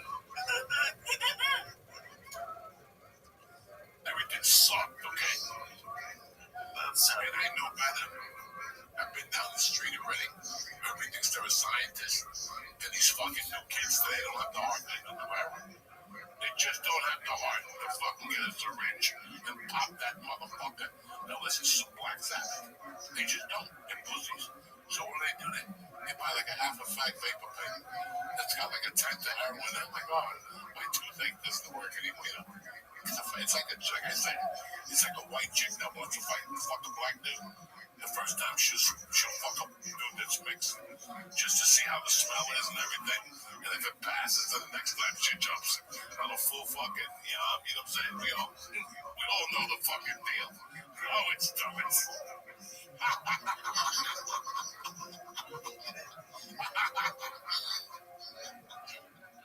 That's how it is. They always fuck like a mixed. Right? You ever see that? When chicks are confused, they'll fuck like a mixed Arab. Like why he's half white, half ISIS. You know what I'm saying? Just I like how you notice it. I notice all that shit. That's what I do. I got cop's eyes. I keep my eye on that shit. But are these like people you know or just people you've seen you've like made up stories for their lives? I'm an observer. I'm a fucking observer. I sit, I make believe I'm doing something. I'm really listening to those 2 idiots in the corner. And what they're just saying, about 8 minutes from stabbing them both in the fucking arm. They have no idea. They're just talking about something to come. I got no idea. I'm just giving them rope every minute. It takes 6 more inches. You end up like that Pontecorvo on The Sopranos when he hung himself in the garage. I just wait for these fucking guys. I swear to God. I know you love. I know you love people. Like, that's amazing that you're giving people rope and they don't even know they're like. Nah, I give them a rope. You take this rope. You're gonna hang yourself eventually. It might be today. It might be tomorrow. I see it coming. Listen, let me tell you what happened Friday night. So Friday night, my wife and my daughter breaking up me about 4 o'clock that they're going to see someone play. Now, I go with them as a family, but when they go home, they give you wooden sheets, and you got to eat like pies. I get the community center. I'm not doing that. And they're fucking kids. I want to go there, and the kid recognizes me. It's like a stand-up. I'm never going. I don't want to not support you, like, but I don't want to go walk to the club with you, and then they're like, Joey's here, and then fuck leave. Go see me. Right? I already know that's why I don't go see anybody. I will never be on here if I'm not going behind with you to hide, because it's your show. It's like my show. You follow me? So if I go to your show, I'm not distracted. Joey's here, eat my coffee. Listen to what these got to say. Same thing with kids, right? That's why I don't make a big deal of the softball games. Not about me at the softball. People love for me to get up and go, oh, $20 for the next hit. Ha ha ha ha. And act like Melon in a fucking and back to school. You know what I'm saying? I don't want to do that. That's not who I am. I'm not going to go there with glasses. That's my daughter. Ha ha ha ha. That's what people expect you to act. So you don't act like that, and they don't know where the fuck to go. Right. What do you think people expect of you? Think about it. If you could go to a game and say what you want and have a circle of people around you and be cute and home court, who would want to do that? Except to miss their fucking kids and what their kids doing. When you go to a thing in LA, where we came from, you think anybody goes to see their own kids do anything? They don't. And leave out the party on Saturday. How will you know Friday? Because my mother-in-law's coming down. What they know is my wife spoke to George's wife, and she said that Joe Rogan might go to their barbecue on Saturday. So I'm not going to answer your barbecue because I know Joe Rogan and Trini Lopez and the writer from Empire, they're all going to be at his house. But Nick's having a barbecue. And the head of Fox is going to be at Nick's house. So I got to hold out to see who's got the best guest list. Would you like to do the deal? You ever go to anything in LA? No. Everything in LA is based around who's going to be at your party. So, God forbid, Nick's not going to bring a script. I accidentally have my script. It's in the car. Really? It's a Sunday. You have your script in the car. I'm here eating barbecue, looking at women in bikinis, and you want to talk to me about a script, but that's how people. That's how people. And the kids. Zero. The kids are a prop to get them in there. Just see on the school. I swear to my mother's grave. Those kids are a prop to get them into those meetings. Because all those kids have a nanny.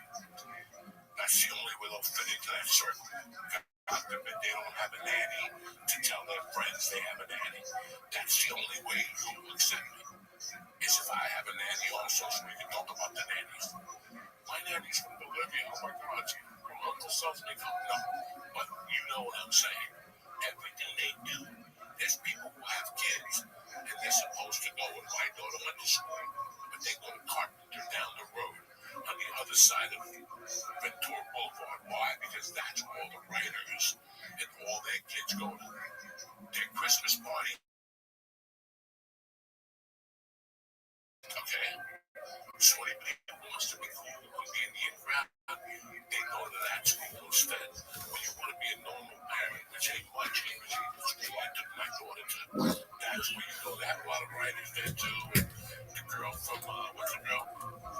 Lisa Loeb, and the head writer, or whatever. A lot of people's kids that went to that school, but not like Carpenter. Carpenter is the alligator hunter that died. People, that's where their kids go. And that's where you take your kid if you don't love him. Because that's where you take your kid if you don't love him. But the kids are just using them. They're just a fucking problem. My kid's not a problem. And my girls' softball games are about her. They're never about me. If I could wear a beard and a disguise for those games, I would. I would. not about me. And that's today I went to breakfast on my way. This woman could have only been Russian. I got another guess Russian woman, a Russian meat. She had a leopard suit on from head to toe. The type shouldn't have had a leopard suit on. It should have been more like a bear or a fucking gorilla. Right? She had feet uglier than mine with sandals on. Her hair had not been done. Her face was full of Botox. And she had those glasses on. And she didn't want to sit at this table. So she stood on the other side of the counter so everybody had to see her. Just randomly, and we won't start talking. Everybody just could see her so she could be seen. Normal people don't do that. They sit at a fucking table and they don't have a weapon suit to go to a turning point with fucking $2 slanders on. But there's people that's what their priority is. To be seen. I don't want to. Or I go get a haircut. Every time I walk in, there's a goofy motherfucker that goes, "Hey, Joey." I don't even pay attention. I don't even look at him. That's why I finally told the owner, tell that moron to stop saying Joey when I walk in the place. If I don't want nobody to know why you talk, right? Don't say a fucking word. Don't say a fucking word. Just look at me and nod. Is it has like I guess damage your life? Do you feel like you can't go? Do you feel like you can't go places now? No, I go wherever the fuck I want. But I don't go for the purposes that you think I would go. Like, do you know what I mean? Like, I'm over all that shit. Like, I was over it when I lived in LA, so I'm over all that shit. The last thing I want to see are those people. Right? The last thing I want to see are those type of people. It took me 23 years to get away from it. I'm going to go back and dilly-dally with those dollar people, which are basically just liberals. You know, they're just people who are just like, they agree to everything, and all their decisions are based around what people are going to think about them. That's it. I think that's a lot of people. And you can tell when somebody opens their mouth if they're really sincere about it, or if they're just, in Hollywood, people just say shit. Are they really, does Pedro Pascal really give a fuck about LGBTQ rights? Or is he saying that so, why? So you could fit into a certain gap. That's my whole lesson. For years, I always talked about California, and I should have spoken about California. It was Hollywood and the lifestyle where I lived. And I'm very sorry, I didn't talk about California. It wasn't Orange County or whatever county I lived in. It was that world. And we have those worlds now. In normal cities, everybody thinks a fucking celebrity. Let me go up to Montauk and play handball. You're from fucking Jersey. Let me stab you in the fucking eyeball. You know what I'm saying? I'm from North Bergen, New Jersey. Nobody's nothing. Also, I see kids I grew up with playing golf today. They know I want to fucking shoot. Because I know the reason you're playing golf. There's no enjoyment for you. If it was enjoyment, you just play with three fucking idiots. Enjoyment is getting three of your non-Bergen friends that don't play golf. Us four idiots. Smoke a big bag of weed, give a bag of edibles to him, and he used to drive on the golf cart. So we end up like Adam Sandler and fucking Happy Gilmore too. That's fun with your friends, not me at a golf course. I'm playing at Trump Plaza here with three fucking jerk-offs holding a band. No, you're playing golf for all the wrong reasons. I want you to do things for the right fucking reasons. I want you to do things, Why can't you get drunk? Why can't you just get drunk? We're going to the beaches. Get drunk. Go to the Surfside Bar, Palisade Boulevard. You might as well get herpes while you get drunk, right? It's so weird what we do that we don't even know what we're doing. It's like I was talking to beautiful nephew number one. Every week I see pictures from down the shore. Oh my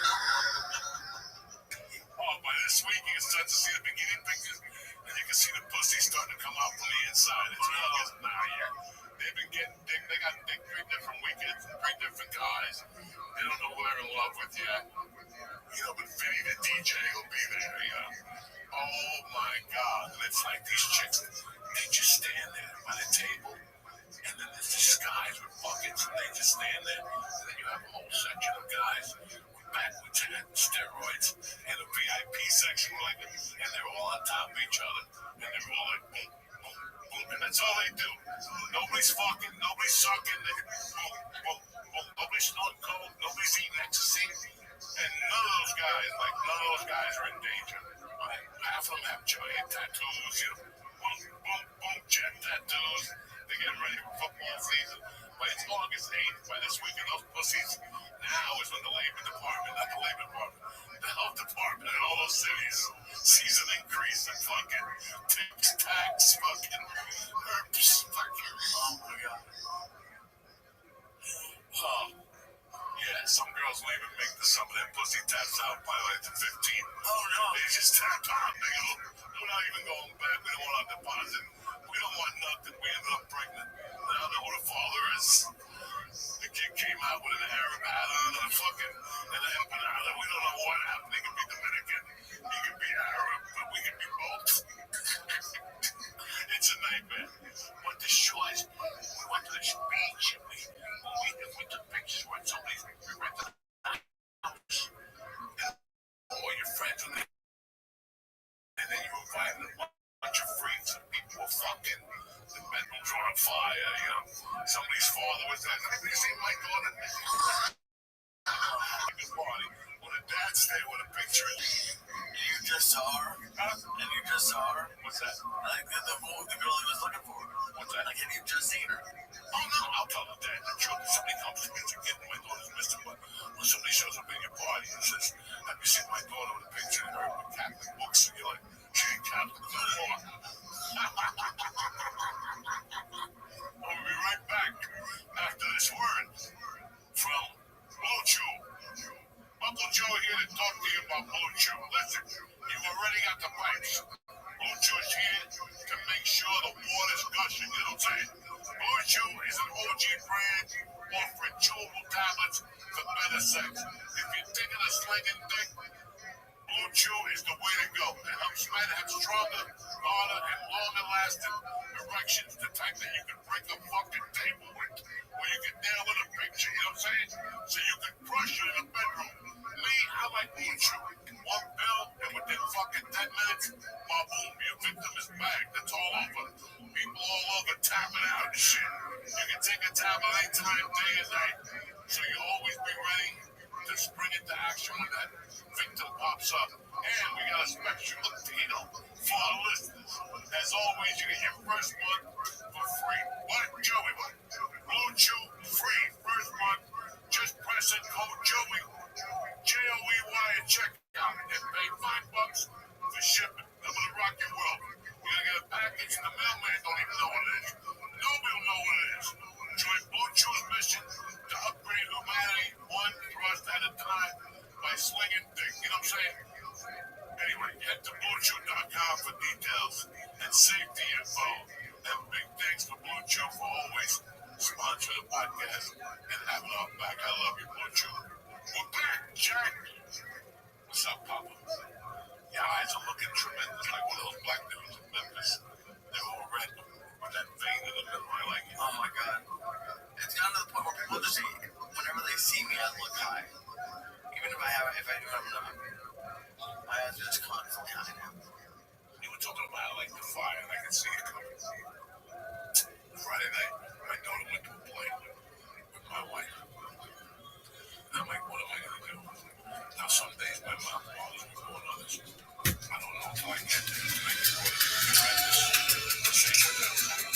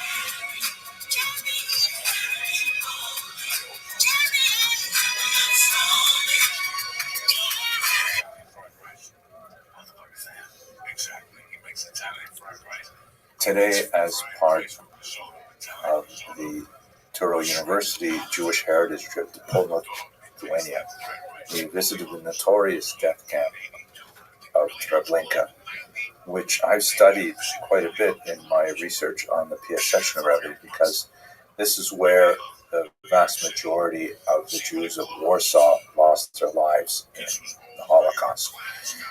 They were deported here beginning in the late summer of 1942. Weather very much like the day that we visited this camp. And it's an incredible moving experience, because the camp was completely plowed under after the war, as if in an attempt to completely erase any trace of its existence here. And it's really quite far away. It's about an hour and a half north of Warsaw, and it's in a deeply wooded area. And as we walked through, I could not shake the feeling that it was so much like when I was a kid, going to summer camp with the sound of the bird song and the smell of the pine trees. You got a dress, and this was the ultimately 10 years. So with the permission of Dr. Lyman, I'm just going to say a few words, and then with the hope that he will add to them at some point, and I'll just give you an expectation of our experience here. So this was a death camp. Beautiful place. You know, as Dr. Abramson said, this is like coming to summer camp. I'm thinking in a few hours, my wife, who runs a camp for special needs children, the buses are going to be arriving. The kids are going to be coming off of the bus, and they're going to be met with hugs and kisses and warmth, and an incredible summer ahead of them. When our brothers and sisters were brought in, as Dr. Lyman said, when they got off at the platform, there was a train station motif here. There were a ticket stand, and there was benches and so on. But what they also were greeted with were SS guards and Sonderkommando with attack dogs. And the prisoners literally had to run for their lives. Run for their lives and run towards their death. Dr. Lyman said it took minutes for this process to unfold. Prisoners that were in a stupor because they were on a train with no air, no water, no comfort, were roused from their slumber as the train doors opened up, and they were screamed at, they were beaten, dogs were sent to attack them, and they headed in this direction, and there was only one purpose: you're running to your death. Very, very few were pulled out to serve in the Sonderkommando, and they eventually were also sent to their death. When you walk up to this monument, you're going to see a lot of tombstones, memorial stones, representing, and on the stones are written different towns, settlers, countries of the victims that were sent here. Different signs say 800,000, 900,000. The numbers are astronomical. They lose their meaning because we throw them around like, statistics. These were our grandparents, our uncles, our aunts, our great-grandparents. The memorial consists of a large open area of jagged stones of various sizes just scattered about. Some of them, seemingly at random, have names of places, and on some rare occasions even people, like the stone commemorating the heroic Janusz Korczak, also known by his birth name Hendrik Goldschmidt, and the children, because he famously went to Treblinka with the orphans under his care. And the whole field is dominated by this massive structure in the middle that has this big crack right through its center that looks from not too far away like it's an escape route, it's a path out. But when you get up close to it, you see that it's just as sealed off as everything else. And the experience of walking through this field of jagged stones just amplifies the sense of the tremendous loss, the incredible demographic impact of the Nazi Holocaust on Jewish people. The Holocaust is kind of an overwhelming experience. The field of stones is transected at strange angles by these lines that run throughout it, and they don't seem to have any direct purpose or direction other than the fact that they seem to know where they're going, as if there's an inalterable force that is organizing all of this random destruction represented by the upright obelisks. And it's a very unsettling feeling to step through all of this, especially when you hear in the background just the sounds of nature and on a beautiful day. It's so jarring in its contrast. It comes to my mind when I go to Auschwitz or Canary or any one of these camps. You came in, you're going to leave. You're going to be alone. All those who came here will never leave. I was talking about boys and girls, fathers and mothers. It's absolutely anybody, it's a Sharon base. We're Ashkenazim here.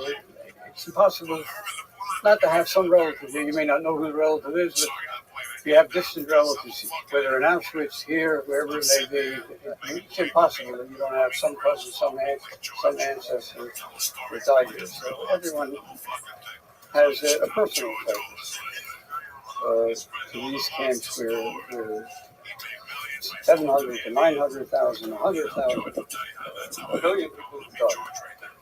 So I guess the thought is that we're going to leave. It's open. What is first will be alive. How many parents died and his descendants? The end of the line. So if we're survivors, there must be some reason that we're here and we're able to do things that they couldn't do, they wish to do, but would never be able to do. So we have to learn a little bit. We have to do some mitzvahs. We have to do chasadim, maybe a little more than we would do if it was just for ourselves. But we have to make up in some sense. The loss was impossible. So that's the thought. Every one of us should not just walk here and walk out, but walk out and be a better Jew when you walk out. I'm saying you can find out can't say Ashtina. The Malas Kidoshim with the Harim Kizor with Yamasinim. Es Nishmas Hakidoshim Vatahorim. Shehom so Vishanego Vishanishkato. Vishanishrafu Vishanifu Vishanechniku. Al Kibush Hashem. Al Yidei Atzem Germani Ve'Ozreihem Yimach Shemam V'Zichram Bavo Shebli Neder. Yo, what's going on, girl? Alright,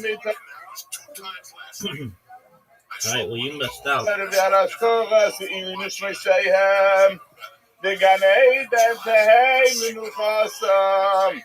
L'chein v'alarachamim yasirein b'seisik nofav l'yohilamim v'yitzar v'yitzar ha'chayim es nishmeisehem Adonai hu nachal osom yinuhu v'shalom v'shveisehem v'neimar Amen. She's about 65. She had fake tits made out like concrete. Here I am in Simnas. This is my ancestral homeland in Lithuania, in the Alytus district. This is the first time any member of our family has been back here in 100 years since my grandmother left. And I'm very much looking forward to seeing the streets where she grew up and where all of my family is from in Lithuania. I'm at the top of the town square right now. And I'm going to do a 360 so you can get a sense of where the shul is located in terms of the town. You can see the cobblestone area behind me is the old medieval town square. This town is over 500 years old, and Jews were here at least 400 of those years. So this is the grand expanse of downtown. You can see right to the very end of it, and just flipping around behind me, that's the other end of it, and it stops there. And there's this big, rather new municipal building. Looks like it was built in the 1990s or 2000s, perhaps, after they joined the EU. And then right there is the old synagogue. And you can see how prominent it would be in the overall geography of this little shtetl, that just right off the main square, at the other end of the street from the church, very typical to have church on one end of town, and if you find a church, you just go to the other end of town, you find the synagogue. That's where the synagogue is located, very prominent, closely related to the actual town market, and closely related to the Jewish stores in the neighborhood. So one of the things that my grandmother always used to talk about was how when she was a little girl, the peasants would come into Simnas from their villages, and they would come to my great-grandfather's house, and they would change their clothes there. They would take off their traveling clothes and their heavy, muddy boots. She specifically remembered muddy boots, and they would leave them in her house when they went to this church back here. So if we think about that, it's hard to tell, but perhaps my grandmother lived somewhere along this street, or maybe down further behind me. But we have no idea which house it would have been, or even if the house is existing. So this is the end of the street is basically where the large building is, correct? Yes. And the other end of the street is basically just past the church a little bit. Yeah. So the main street is probably about 3 kilometers long at the most. So it's this one big street and a few smaller streets coming off like this. This is from Alytus direction we came. Yeah, this is a very grand building. Another day, 1902. Yeah. Like synagogue style. Yeah. This is the shul that my family would have davened in. My grandmother left in 1930, and this synagogue was built in 1905. So it certainly would be their synagogue.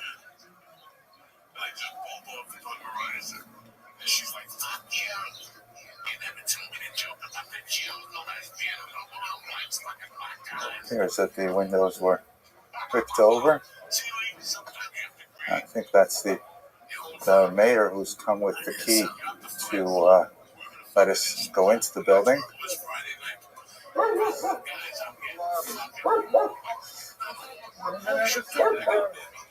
Hello. Henry. Приємно вас пізнати. По-русски, по-українському легкий ще мені. Я Владис, окей, приємно. Сыны у нас этого города. Ну, еще эти поселки. Yeah. Це дуже цікаво, дуже прекрасно. Ну, приятно слышать. Я тоже по-русски. So. Žinokit, dėl finansavimo, tai čia reikėtų savivaldybei. Jo, tokie geriausiai atsakytumėme rasti galima Kempauskį.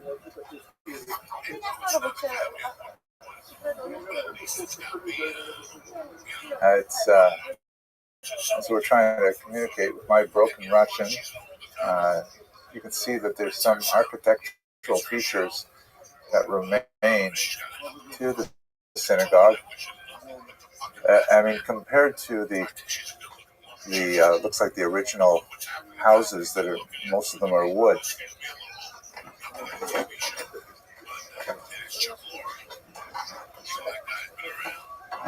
Wow. Go inside the shul that my family davened in. Let's just see one second. Let's see if there's any mezuzah marking. Oh, Maybe. no, this is like can give a new entrance. Yeah. I'm not sure that's.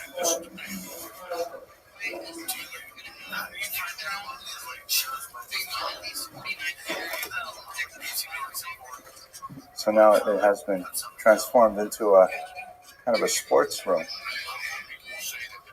because these spaces were still, valuable to the Soviets, that they could use one another.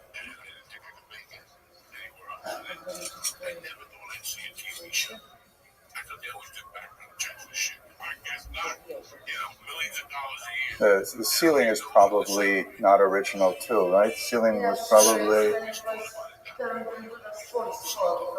yeah.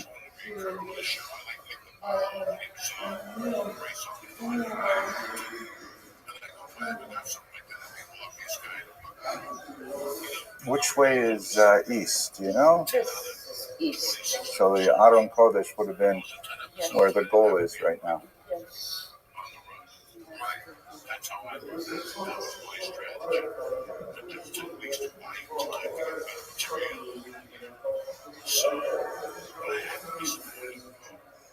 So this is, behind me would have been Mizrach, where right now is, where there would have been an Aron Kodesh, and now of course there's a kind of a basketball back and like an indoor soccer ball. Gives me a certain amount of agmas nefesh to be in here and imagine what this meant to my family when it was intact and functioning. It gives us some sense of the depth of the loss over the last century. Okay.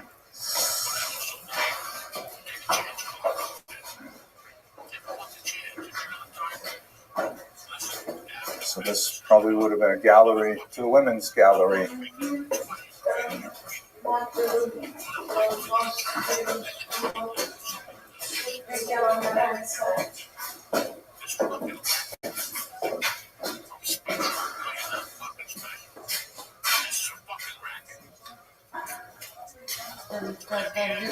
This is a sauna, right? For heat? Or it's just the smell of the wood? Yeah. Yeah. But what would they do? What was done here? Что то є? In here too? Oh, for exercise. Okay.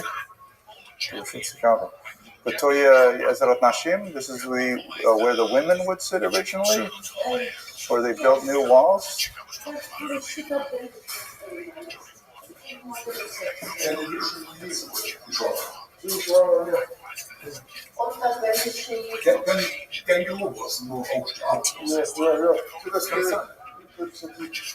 And there was like a balcony here where these windows here.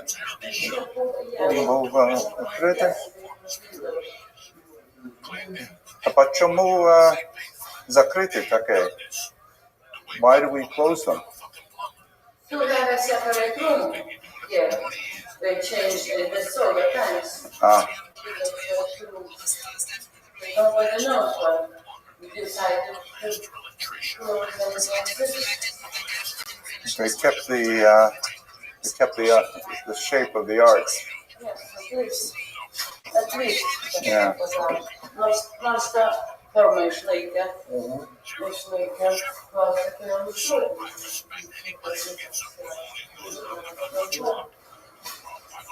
Okay. Maybe someone will renovate this sometime. You know, bring it back, restore. Yes, Yeah. it will be in future. Next time you will come, it will be. Is this with the original ceiling up there?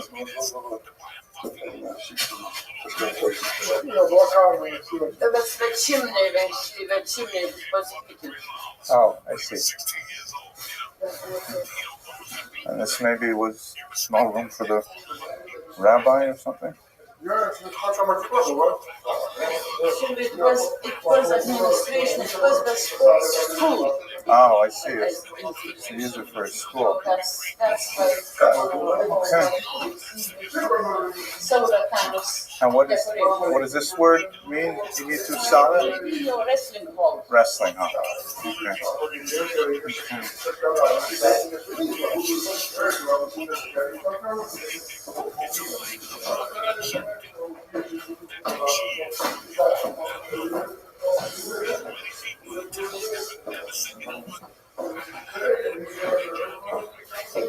Okay. I would like to say a small prayer in here, if I may. Just in here. Yeah. Okay, so just 1 minute. Okay. 1 minute. Thank you. Adonai Shema v'koli tiyana z'nafar kashevos l'chol ta'minai. Ima avonos tishmoria Adonai miyanu ki imcha haslicha v'man tivare. Ki v'isi Adonai kitsa nafshi v'hi baro hochalti. Nafshi l'Adonai mishomim l'boker. Shomim l'boker. Yachel Yisrael el Adonai. Ki im Adonai chesed v'harbe imo kidus. V'hu yivtei Yisrael mikol ha'masad.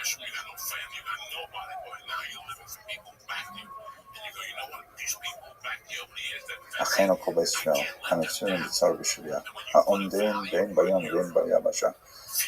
המקום ירחם עליהם, יוצאים מצער לברכה, ומייחל לאורה, ומשיבו לגאולה. השקה והגרה, בזמן קריב, ונאמר אמן.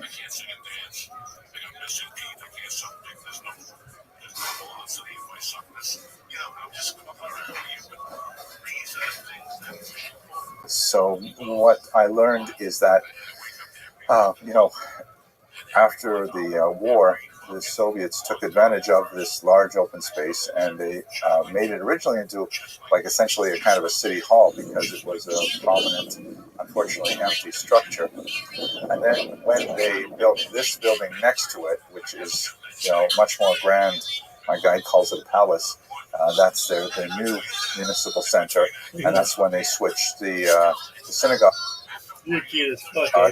into the sports hall. And we should bear in mind that, although it certainly is distressing to see a synagogue turned into a sports hall, in some ways this actually preserved the structure, because if it was completely abandoned, and people would be coming in here and kids would be messing around with it and building bonfires inside and things like that. At least in use as a sports hall, it meant that the roof was maintained and the outer shell was maintained, and then now it is ready for someone to finance for renovation, so that it can be preserved as part of the cultural heritage. So it appears that this open field behind me, which is really just a 3-minute walk from the center of town, is the area of the Jewish cemetery. As you can see, there's no more matzevos, no more gravestones. They have all been taken away and repurposed by the locals for various building foundations, things like that. But this was the cemetery that would have been used for several centuries. Until this point, I had seen everything that I had expected to see, that conformed to my research in advance of what was available in the town. But the last part of the trip was going out to the killing site, where the auxiliary Lithuanians, together with some members of the Einsatzgruppen, murdered my family. And what I did not expect was the sudden realization that I was actually traveling along the same route that they must have walked from town. It's about 6 kilometers, so somewhere in the neighborhood of a 45-minute walk. And I turned on my camera to record it and what it must have been like. Now, we were traveling in an air-conditioned Volvo to get there, so it would have been a very different experience, obviously, for them. And I tried to meditate on what it must have been like for them to take these last steps with dread and fear of what would be at the other end of the destination. At several points, technology seemed to be warning us against what we were doing. We came up to a very, very narrow sort of tunnel under looks like a railway or something that I think was more appropriate for a horse and cart, and it wasn't clear if the Volvo would make it through. And then it was sending off all kinds of warning sounds. And then when we got to a certain point, going from a paved road to the dirt road to a couple of ruts in the road till finally, the GPS just stopped. The last road was called an unnamed road. But we could see on the GPS that the site was some distance off, but there was no way to get there. Obviously, we could get there only on foot, as if the GPS was saying to us, you have to leave everything behind in order to experience what you're about to experience. Треба ходити.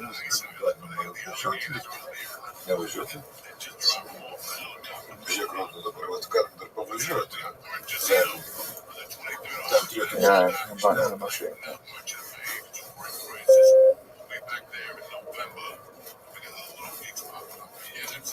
Niedaleko.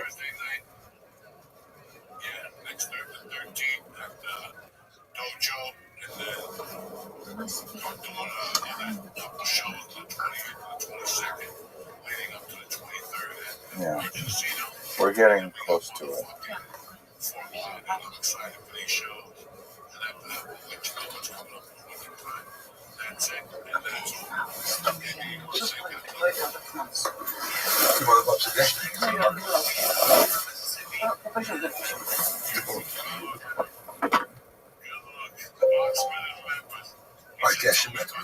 Yeah. Okay, дякую.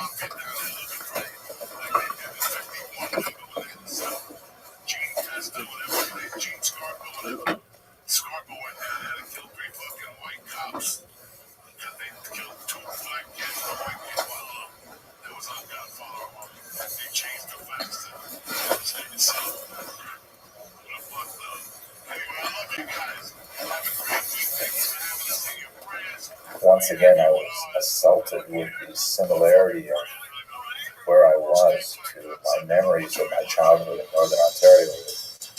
The pine trees and the smell of the needles and the sap. And there was a huge number of black flies that were huge. They were the size of, small cats. And they were buzzing around my head like the Luftwaffe as I made my way through the copse into that clearing ahead.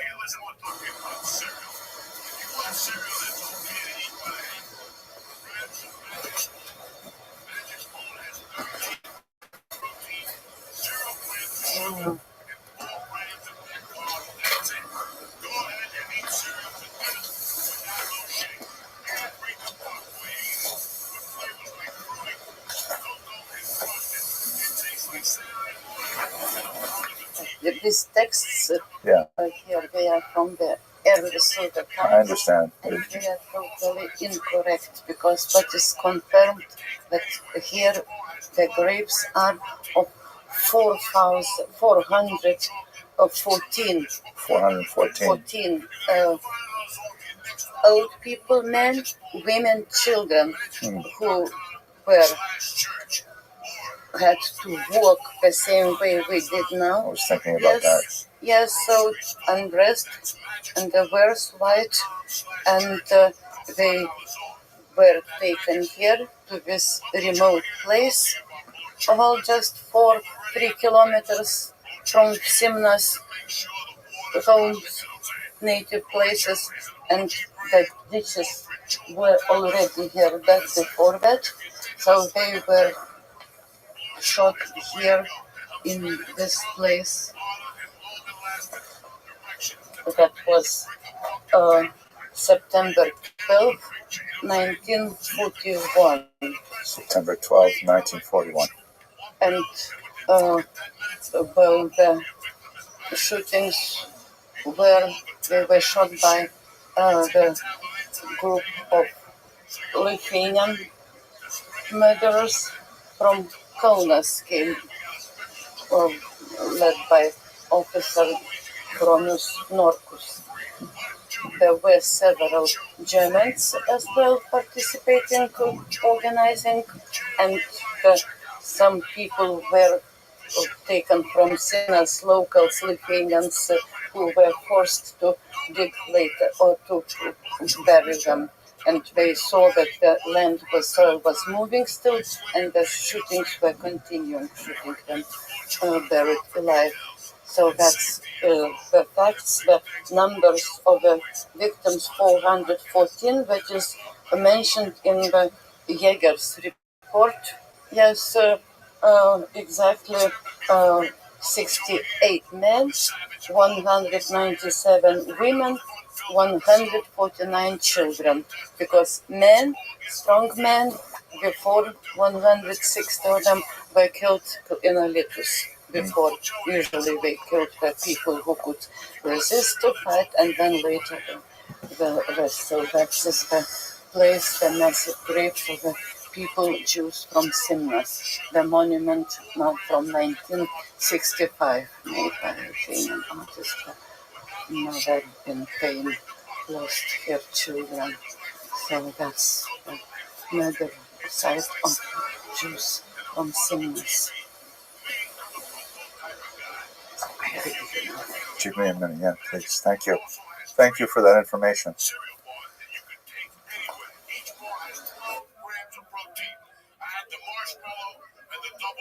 Hello, fellow students of Jewish history. I am so delighted to be speaking today with my colleague, Dr. Schneur Lyman, who is one of the great names, the visionaries. He doesn't like when I talk about him like this, but one of the great names in the history of the Jews of Eastern Europe, in particular, rabbinic history. He knows so much about the yeshivas and about the Hasidic dynasties, and it's just going to be such a fantastic experience to visit Poland and Lithuania with Dr. Lyman and hear so much of his wisdom about this remarkable civilization that existed for 1,000 years in Eastern Europe. So I just want to have a brief conversation with Dr. Lyman. Can you tell us what's on your mind about this trip? What are you thinking about?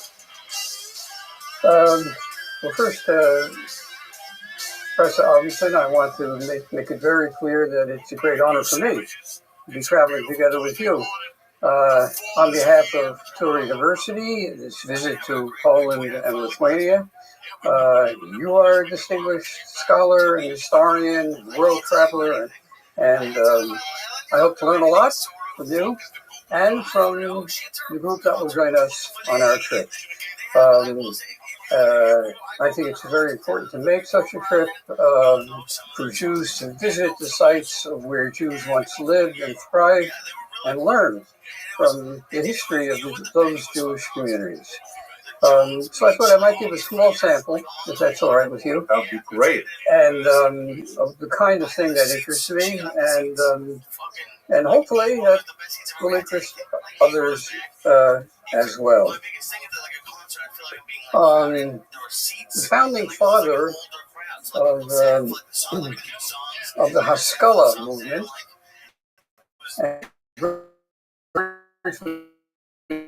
by Haskalah movement, I'm referring to a group that arose in the beginning of the 19th century, lived throughout the 19th century in particular, in Eastern Europe. I'm concerned with Haskalah in Lithuania, and specifically in Vilna. So that began to thrive early in the 19th century, and the founding father of that movement who I'm going to talk about. His name was Mordechai Aaron Ginsburg. Mordechai Aaron Ginsburg, the founding maskil, the father of all the other maskilim, and he died in Vilna in November of 1846. Can I interrupt you for a quick question? Sure. Like if I hear the phrase founding father of the Haskalah, I would immediately say Moses Mendelssohn. Right. So I'm referring to the founding father of the Haskalah in Eastern Europe. Moses Mendelssohn should certainly be considered as the founding father of Haskalah in general, but that was in Germany. Okay, very good. France, but it didn't make its way to Eastern Europe, and certainly not to Vilna until the beginning of the 19th century. Okay, fascinating. And Mendelssohn, of course, died, I think, in 1786. So Yes. it took a few decades before it made its impact. That's right. There are people who are called in Hebrew Mivasrei Haskalah, Maskilim before Haskalah started. There were such people in the 18th century in Vilna, very few. They were all medical doctors, actually, but none of them were really Maskilim. So the Haskalah movement that I'm referring to in Eastern Europe begins at the beginning of the 19th century. That's very good. Let me just ask you one more question, and this is really for the benefit of my viewing audience. Could you just define Haskalah in a thumbnail definition? Yeah, that's very difficult to do, but I'll give it a try. The Maskilim in general, whether it was Germany, France, or Eastern Europe,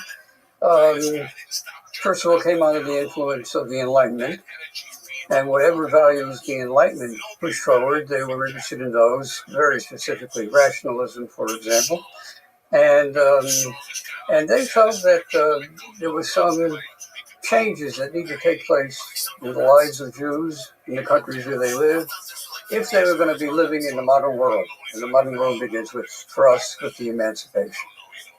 That's in a nutshell. Okay, so what kind of changes? I'll let you go. I'll let you go. I'll get to that shortly. Okay, all right. So Mordechai Aaron Ginsburg dies, and the Maskilim, his followers, and by the way, we're talking about a very small group of people when we talk about the Haskalah in Vilna at the beginning of the 19th century. In 1850 or so, in the entire Pale of Settlement, there were 2,300,000 Jews and not more than 150 Maskilim. So we're talking about a large minority. In any event, as Jews did in Vilna at the time, they turned to the Maggid of Vilna and asked him to speak at funeral. And very briefly, before you ask me another question about it, the rabbis in Vilna, after the end of the 18th century, when no chief rabbi was again ever elected in Vilna, for a variety of reasons, the decision was made that they would appoint rabbis, but rabbis would never have the title of Betin, which is what we would ordinarily translate as chief rabbi. Instead, every rabbi appointed in Vilna received the title Moreh Tzedek. Moreh Tzedek. And which translates as righteous teacher. Righteous judge. The point was, they're not of Betin, they're not the chief rabbi. It's a smaller title, and many rabbis who share that title. Vilna was a huge city with a huge Jewish population, and at times there would be as many as 50 Moreh Tzedeks in Vilna. And each Moreh Tzedek would have a specific job, or whatever it was. One was an expert in Gittin, in divorce documents. Another took care of the mikvah, made sure that everything in the mikvah was kosher, and still another, and many others were in charge of kashrus, and so on.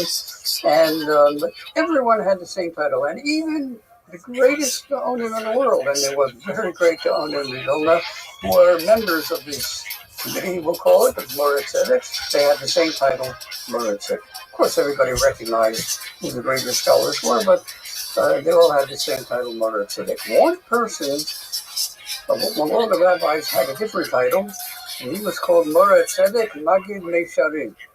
He was the preacher of Vilna, the Maggid of Vilna. And the Maggid of Vilna, unlike all the other Moreh Tzedeks, would be the main speaker in the main synagogue, the grand synagogue of Vilna, the Knesset HaGadol. And he certainly would speak on all those occasions when any rabbi speaks, Shabbos Shuvah, Shabbos Hagadol, and so on, and on many other occasions too. He actually spoke fairly regularly. And he would be a very special kind of person, trained to speak publicly. He would entertain, he would large crowds would come to hear the Maggid. There were many famous such Maggidim. One of them, Rabbi Jacob Joseph, became chief rabbi of New York in a much later career.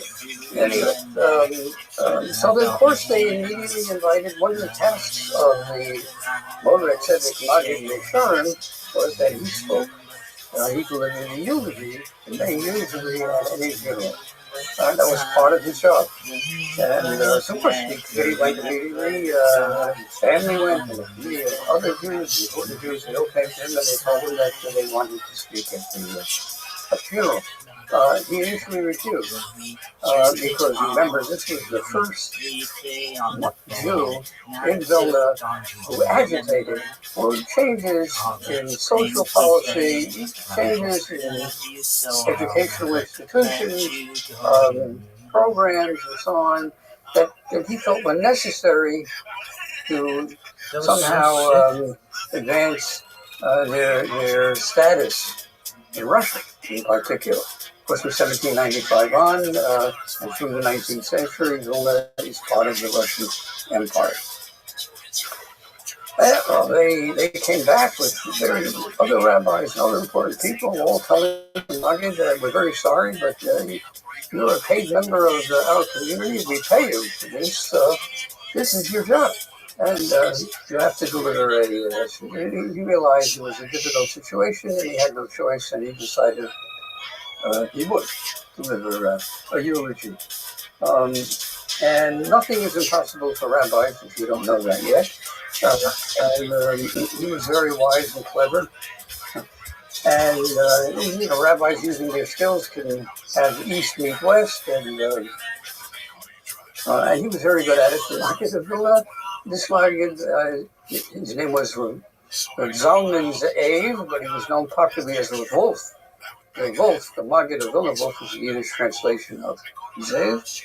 And he got up to speak. And his opening line was a verse from Yeshayahu, from the book of Isaiah. HaTzadik avad ve'ein ish sam alev. The Tzaddik has died, and no one takes to heart.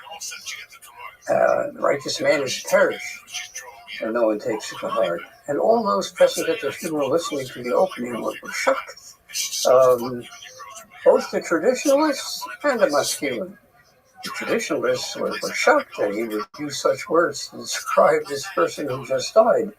And the Maskilim were pleasantly surprised that he had cited this verse. In any event, the Maggid then continued and he said, but this has been a rough year for us in Lithuania. 7 great Jews died this year, 7 great tzaddikim, gaonim, and he listed each one, and this one was from Eshishak, and one was from Kovna, and one was from Shavli, all famous rabbis who had died in the previous 12 months. And after he listed the 7 rabbis, then he began one by one delivering eulogies for each of these 7 rabbis. I would say 10, 15-minute eulogies for every one of the 7 rabbis. I think I see where this is going, but I can't wait. And then, when he got to the end, he said, and now, Mordechai Aaron Ginsburg as well. And he closed with closing another famous verse, as many do to this day, and many who do eulogies. Bila, Loves, Lenetzach, Mocha Hashem, Elokim Dimon, Me'el Kopanim, may death be removed from us entirely, forever, and so on and so forth. And he sat down. That was the eulogy that he delivered. This is incredible. Now, by the way, how do I know? How can I tell you this story? Because all those who were present would never forget this occasion, as you will hear. And we have 4 or 5 different accounts. I have to tell you beforehand that the accounts have slight differences. I'm not going to spend any time on the differences. I'm just going to give you a general summary of what happened.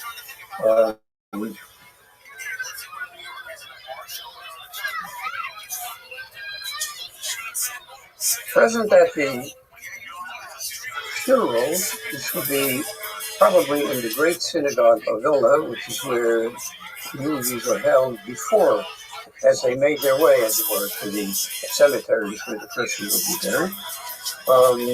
Adam McCoy Levinson, one of the greatest of all the Maskilim of all time, a great Hebraist and someone who moved beyond Mordechai Aaron Ginsburg and became the leader of the Maskilim, especially in Vilna. So his name was a Cohen, Adam McCoy Levinson. So this could not have been in front of the beer. It had to be in the main synagogue, and the beer would be outside the synagogue. And he got up immediately and he said he'd like to thank the Maggid of Vilna for his wonderful eulogy that he delivered, because for the first time, in the light of this delivery, the first time in his life, he understands a series of verses in Scripture that he never understood before. And he began discussing 2 Samuel chapter 1.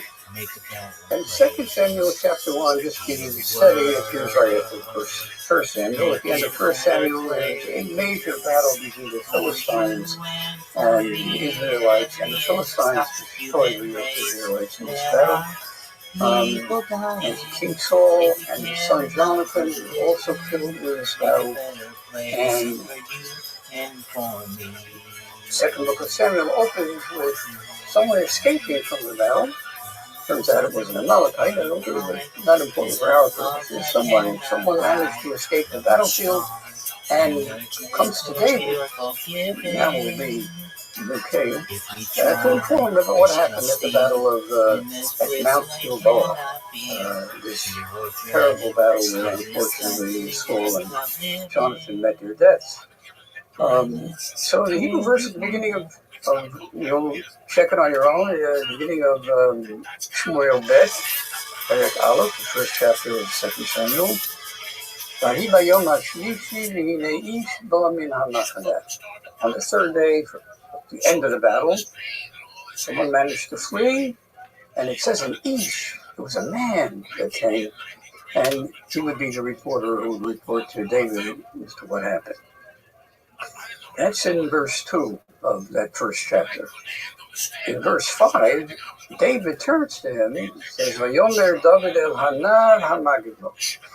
David turns to him and he says to the one who, after he gave his report, David turns to him, and now it says he turns not to an Ish, he turns to a Nar, a fool, or really a young man, who reported the report. Patach Ish, this is what Adam McCoy Levinson said, Patach Ish, V'siyeh B'nar. When he first came, he was an Ish. All of it, Ish means a gever, a manly person. And all of a sudden the verse says, he was a Nar. And he said, the solution to that problem I first understood today, because if you look at the report that this reporter gave, what happens is David asks him, tell me what happened at the battle. And his words are, Jews, Israelites were fleeing in all directions. Many Jews died. Many Israelites died in this battle. And by the way, he said, Begam, Shaul, V'Yonatan, B'no Nathan. And by the way, Saul and Jonathan died. I never understood. How could a man say this? How could anyone say such a thing? We just lost our entire leadership. And somehow that was, of course, that's why after David hears the report, David says, this is no Ish, this is a Nar HaMagidlo. Anyone who makes what's primary and secondary And what's secondary, primary, is not age. He's a Nar HaMagid. I thank the Maggid of Vilna for clarifying for me these verses of Scripture. And then he went on, of course, to give that is Makoy Levinson a beautiful eulogy for Mordecai Aaron Ginsberg. And he sat down. People were very upset with what was going on here, and a Jew got up, not just any Jew, his name was Rabbi Danzig, you know who he was, the son of the famous Rabbi Abraham Danzig, the author of the who was himself a member of the Moreh Sedet, as it were, in Vilna. But the son was a businessman, a wealthy businessman, and very wise man too. As you will hear, he got up and he said, "I have to get up and speak. I can't let this end with these two presentations." He said, "Let me tell you a parable. But we just witnessed what we just seen. What happened here?" He said in Warsaw there was a Jew who did business in furs. He imported furs from Russia and the East and sold them in the West. And this Jew in Warsaw, we will be visiting Warsaw, this Jew in Warsaw, his best customer was another Jew in the same business in Berlin.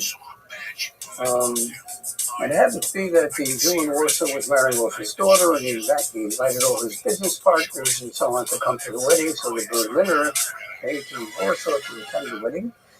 In Berlin, they dressed differently than the Jews in Warsaw at this time. As you know, in Berlin, they wore like we do, and more or less. Most men wore a two-piece suit. In Poland and in Russia, all Jews, all men wore slacks. But above the slacks, not a jacket, but what we would call a kafata, a coat, down almost to their ankles. It's quite a difference. Anyway, the Berlin Jew came to Warsaw. He attends the wedding. It's the first time he ever attended a Jewish wedding in Warsaw. And as was the practice in Warsaw, you would have a bachman. It would be a Jew who would entertain at the wedding. You could call it entertaining, because, but it wasn't just entertaining. You had people laughing and crying at the same time. He would speak about the ancestors of the bride and the ancestors of the groom, and how sorry we are they're not here, and they couldn't be here, and so on. Who died this year, and so on and so forth. Everybody would be crying. Then he would begin with all kinds of gematrias and all kinds of entertainment, and you have the people rolling on the floor about how it turns out that the bride and the groom really are equals, because if you just figure out the gematria words that go with their names, it all works out perfectly. They were made to each other. This is made in heaven. Anyway, the Berlin Jew saw this. He was amazed. He had never seen such a wedding. Everyone having such a good time. He went over to the bachman and he asked the bachman, "What do you charge for such a performance?" He told him whatever it was, 25 rubles. So the Berliner said, "I happen to be marrying off a daughter in a few months. Here's the date. I will pay your round trip fare. I will triple your salary. I want you to perform it at this wedding in Berlin." Sure enough, he came on that day to Berlin, and the time came for the bachman to get up before the bride and groom and entertain, and he did what he always does. He did exactly what he did in Warsaw. He did it in Berlin, only no one understood a word of what he said, because ordinarily a bachman speaks in Yiddish, and they had to fog his what he was doing. Not only did he not entertain, he basically ruined the wedding. Then everybody's eating at the Suda, and the bachman comes over to the father of the bride, and he said, "I'd like to get paid. I'm going to get back to Warsaw." And he looks at me and says, "You think you're going to get paid? You ruined my wedding. I will pay you nothing." And so there were rabbis still at the wedding in Berlin. So they found 3 rabbis. They sat down, and the rabbis agreed.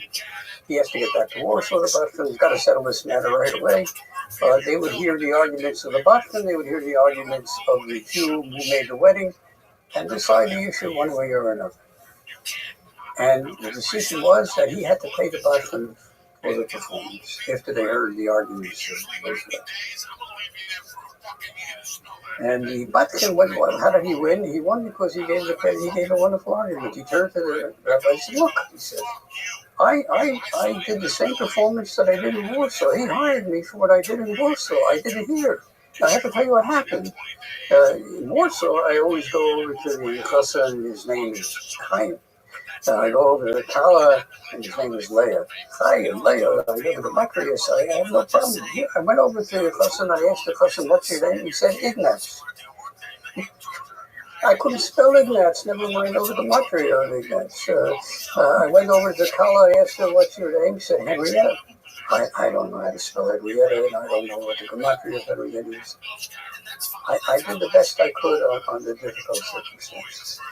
And the Bachman said, however, he said, I spent a little more time in Berlin. I'll go to a few more weddings. I'll be just as good a Bachman here as I was here. And that's what the rabbis agreed, and they sent him on. And Achia Danzi then said, the rabbi, the Vilna Shtut Magid did not cover himself with glory. What happened today at the funeral? There's no question about it. But you have to understand something. He's used to saying eulogies over great rabbis, over great Gaonim. This is the first time he ever had to say a eulogy over a maskil. He didn't know how to do it.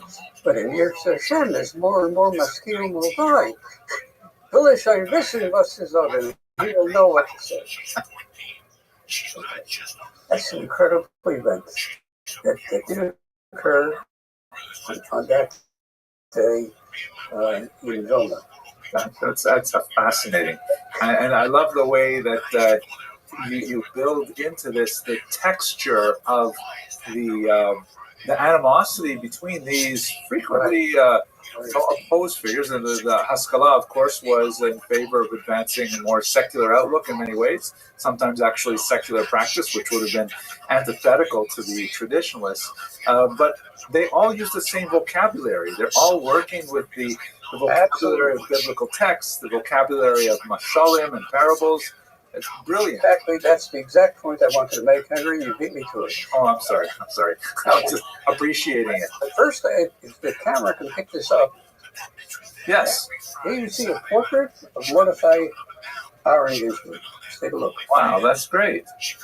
Wait, Mordechai Ginsburg. So this is the maskil. The first maskil who died. He doesn't look so masculine.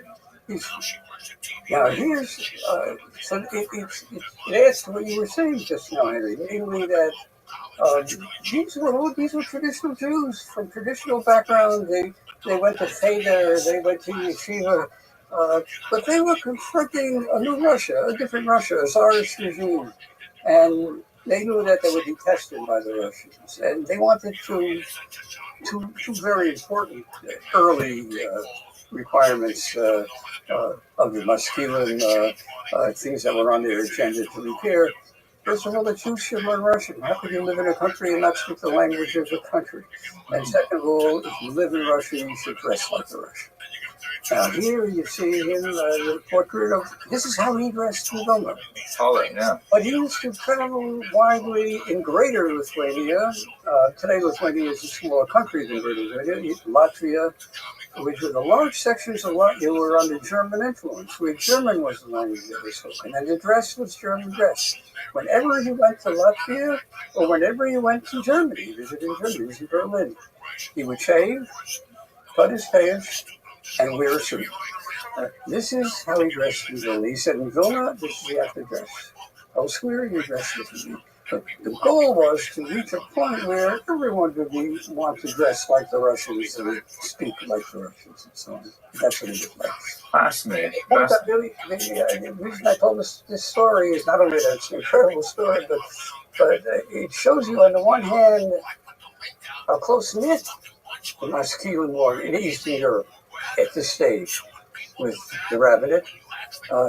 They had no problem writing the Morik Tzedek Maggid Mesharim. They thought it was wonderful. He was going to speak at the Mariah. At the time, they were starting a new agenda, which would develop, and ultimately would be radical masculine. That's a lesson for another time. That was just so fascinating. Thank you. That was really, really quite interesting.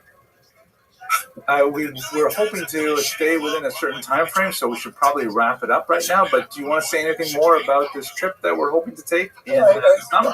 It's a wonderful occasion for anyone who can make it. We'll be delighted to join with you, visit these sites, and you will hear insights from Henry, from Professor Robertson. I will try to provide some color commentary wherever I can. I think it's going to be the opposite. I think you're going to be giving the main need of it. I'll give the general picture, maybe. But let me assure you, it's eye-opening. You won't be the third person you were before you came on the trip, and the person that you're going to be after you come on this trip. So I wish well. That's amazing. One last question. How many times have you toured this region? Probably more in Poland than in Lithuania, but I would say, just to give you a very short question, I visited many countries when it was still on the communist rule. So it goes back to the 50s and the 60s as a teenager. Because I knew as a teenager, I'm not going to harm. I felt very comfortable.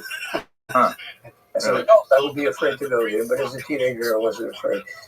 So I visited them first, I would say, 2 or 3 times during the communist period, but after 1991, in the case of Vilna in particular, Lithuania, I first came to Vilna in 1996, so I made many trips to Poland, maybe 30 over my lifetime. Wow. I would say maybe 20 over my lifetime in Lithuania.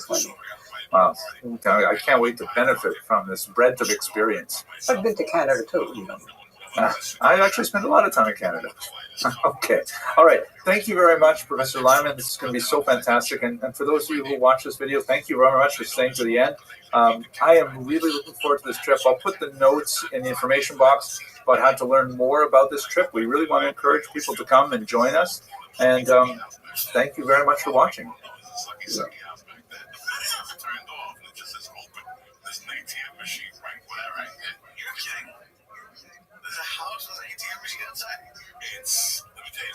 Hello, fellow students of Jewish history.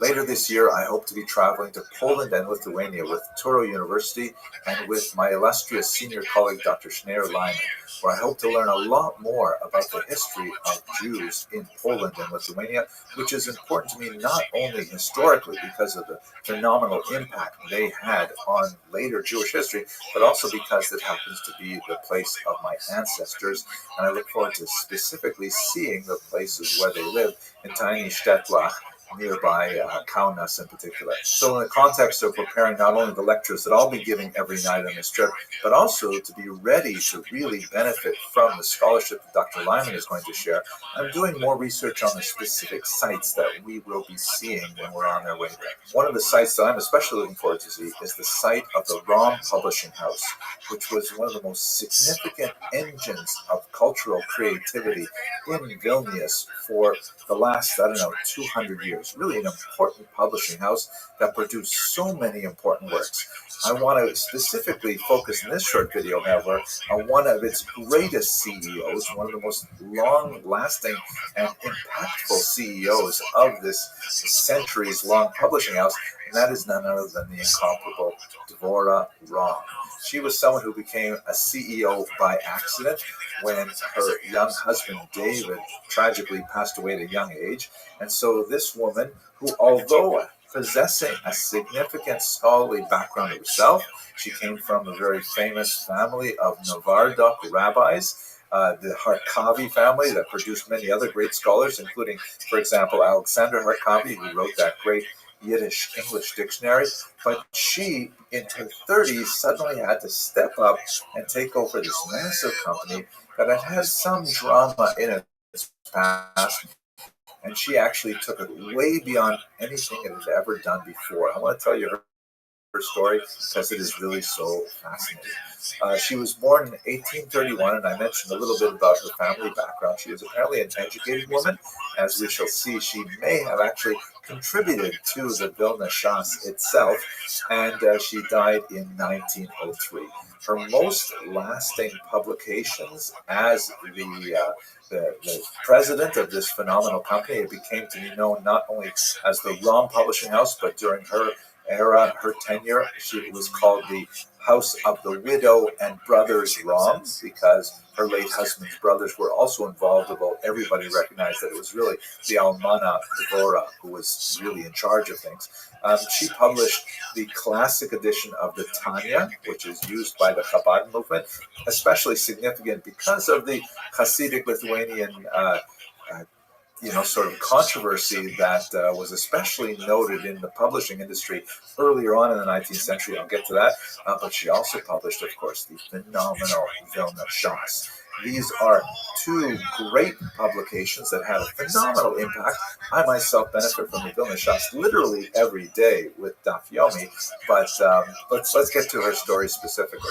So, what were the 5 main things that she accomplished in her lifetime that were related specifically to publishing? First of all, and by the way, I rely on some really fascinating research from Razi Chechik, who has written some great things and especially given some phenomenal lectures on this topic. First of all, she was a very savvy CEO. Nothing got past her. She reorganized the company, which had had its financial struggles, along very modern lines for the 1860s, setting it up in a legal situation not unlike limited liability corporations of today, LLCs of today. So she, as it were, protected her own income and whatever fortune she was able to amass, which of course faced some hard times later on in her life as well, from the business itself, which was insulated by this novel legal mechanism that she used, one of the first of its time in Russia. Secondly, and perhaps more to the point that we can appreciate it, she had a phenomenal design sense. She shepherded new fonts into existence, new graphic elements were introduced, and perhaps the most memorable of her graphic contributions was that she orchestrated the creation of the famous Sharblatt, or frontispiece of the Vilna Shas. Let's have a very quick look at what that means. Here is an example of the Sharblatt of a competing Talmud, the Talmud produced by the Hasidic Shapira brothers, with whom the Rom family had had significant business conflict. And as you can see, it's actually, the interior of this Shas is very beautiful and very well produced, but the Sharblatt is like boring. It's got this kind of, like geometric form and things like that, and it does not have, a tremendous amount of character. By contrast, have a look at the Sharblatt of the Vilna Shas, produced just a couple decades later. This is actually from my printing from the 1990s, and you can see it's the same version that was used in the original Vilna Shas, because it is really so beautiful, borrowing from these kind of neoclassical elements of pillars and things like that, which are typically used actually in synagogue architecture quite a bit, borrowing from a Greco-Roman kind of model with the pillars and the entranceway into the Aron Kodesh or into some unknown future. You can see it has the top, the lions, which the one on the left is frowning, the one on the right is smiling, kind of mysterious. I really wonder why that is. It is also interesting to note that in modern Shastas, like for example the Oz V'Hadar version, which is kind of like the critical standard today, they kept the Sharblatt because it is so gorgeous and so inviting. You just want to walk behind and see what's through this entranceway. They've removed the lions, perhaps because the faces are too human. I don't know. That's kind of an interesting thing. But anyway, she shepherded this new design into the modern Shas, and of course had a tremendous impact on everyone who learns Talmud today. Now, third, really interesting, she was a technological maven. She really understood how to use most modern technology of the era. And she shifted from the essentially 15th century invention of type, where each page had to have tiny little letters placed into a big box and contained, and then you'd have to print the pictures off it. And that meant that, you have this big, heavy box of type, of lead type. What do you do with Well, at a certain point where you anticipate you're not going to publish this book anymore, you take it all apart and you reuse it, rather than storing, and then having to purchase new type for every book you publish. That's just way too expensive. A new type of printing called stereotype printing, which involved the use of plates, where the big sheet of metal was then impressed with the letters, and those plates could be more conveniently stored and preserved and printed again and again and again. She shifted to that particular form of printing early on, made a huge difference in the cost, a big upfront cost and investment, but then afterwards, reprinting the Talmud became much cheaper. Now, the fourth item I think is especially fascinating because shifting from the old type method to the stereotype method meant that she could technically drop the price of her proposed Talmud dramatically. But she said, no, let's keep the price high, and instead we'll use that money to invest in the Talmudic page himself. And they went, at her direction, an incredible amount of scholarship was produced, with people going to the Vatican, going to the Oxford libraries, copying out medieval manuscripts, comparing the versions from various different cities throughout Italy in particular and the rest of Europe. New commentaries were added, and also medieval commentaries were evaluated and made into critical editions and then placed inside the Shas. And it made her Shas really expensive to produce, but then it became in itself a status symbol.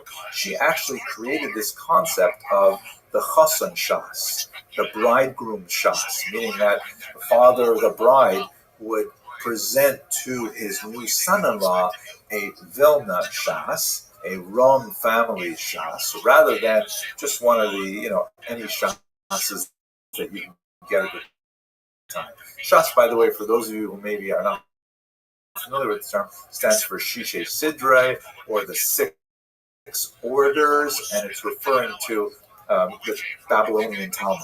That's kind of like a little bit of slang, because it could also refer to the Jerusalem Talmud or to the Mishnah even, but we call it Shas for short. At any rate, it was Devorah Ram who really created the idea of the Chosan Shas, and that's why the Vilna Shas just completely wanted a Vilna Shas. And we get a sense of the tremendous amount of effort she placed in producing this amazing edition of the Talmud in an essay that occurs at the very, very end, volume 20 of her Shas. Here's my own copy of it, which actually my father-in-law didn't buy it for me, but my wife did buy it for me. This is Tractate Nida, the very last section of the Talmud. And if you go to the very end, you'll see there's this letter here, the last few pages, called Achari Davar, which Ms. Chachik and several other scholars believe may actually have been authored by Devorah Ram herself. We know that she had scholarly correspondence with many other important figures, and this letter, which goes on for a few pages, is signed by the widow and brothers Ram, but most likely it was the widow Ram herself who was the principal author. It's a very beautiful, flowing letter that says all kinds of things about how, when we started this project, we didn't even know how it was going to be, so we didn't even write any kind of words of introduction, and now we're making up for it at the very end to write about our experiences. And she goes on to describe the tremendous, challenges they faced, political challenges with the pogroms that erupted in the 1880s, and a fire, and challenges getting into the Vatican, and all kinds of amazing things they went to produce this document. It's actually really worthwhile reading. I encourage everyone who studies the Talmud to spend a little time looking at this letter, which may have been authored by Devorah Ram herself. But one last detail about her activity. I mentioned a couple of times now that she published the classic edition of the Ram Tanya. You can see here it is. And many Hasidim, when they're going through Chitas, right, which is Chumash, Tehillim, and Tanya, they will read this particular edition, which has a particular layout of words that has become kind of like a classic edition for many. But even in the daily editions of Chitas, they often omit this little letter, which occurs right at the beginning. You have to get a scholarly edition of the Chitas to really see it, or a scholarly edition of the Tanya to really see it.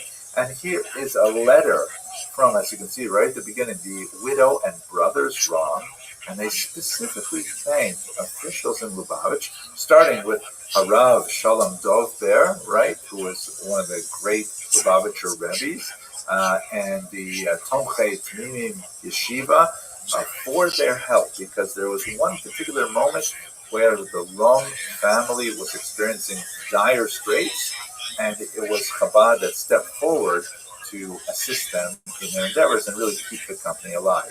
And this is especially ironic because before Devorah ever took the helm of the Rom Publishing House, there was a really major dispute between the Shapira family, whose Shas I showed you a little bit earlier, and the Rom Publishing House. It was a major copyright dispute that involved some really nasty elements. I'm not going to go into details here, but it involved the police and involved the exile of the Shapira family and shutting down of their company for some years until finally they were able to come back. But they could never regain, even though they had tremendous dedication to their activity, that so much so that according to legend, I don't know, I have never been able to see if it's really true, but according to legend, the Shapira family would immerse all of the blocks of type in the mikveh before they began to publish any works. It was an amazing kind of concept. Ultimately, one of the wrong predecessors before Devorah had pushed them out of business. But when it came to preserving the Rom Publishing House, the Rebbe Shalom Dovber said, you know what, we better preserve them, and he supported them, and they allowed them to survive. And this is a note in the Tanya specifically thanking Chabad for helping this endeavor. It's a fascinating story. So much more to say. I would love for you to join me on this amazing trip to Poland and Lithuania. Once again, we're going to be hearing from the incredible Dr. Schneur Lyman, one of the most senior and influential scholars of the Jews of Poland and Lithuania. I'm looking forward to speaking, and I'm looking forward especially to walking the streets of these cities and learning more about how the Jews of that region actually live. Please check the information box for information on this trip. Thank you very much for watching.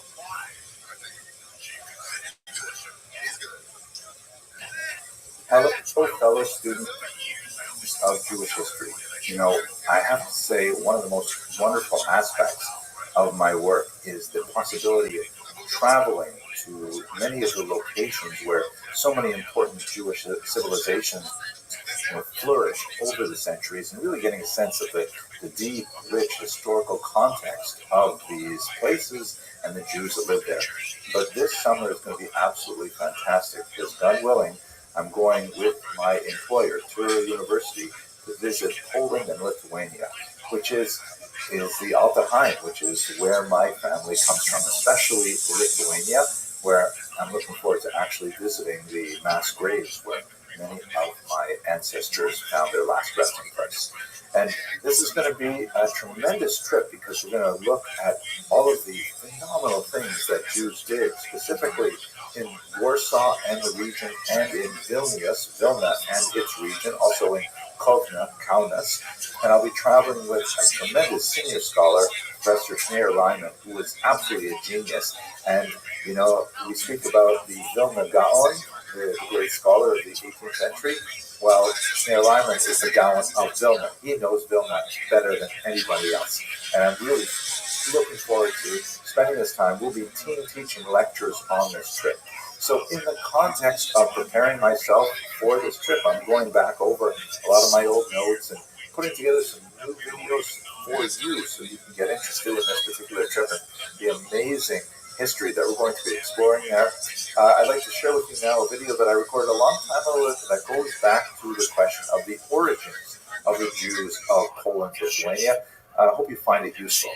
Hello and welcome to Jewish History Lab. Today we're going to look at the origins of Polish Jewry, really the origins of the entire Eastern European Jewish population, but Poland is one of the most central and memorable of the countries that we'll be looking at.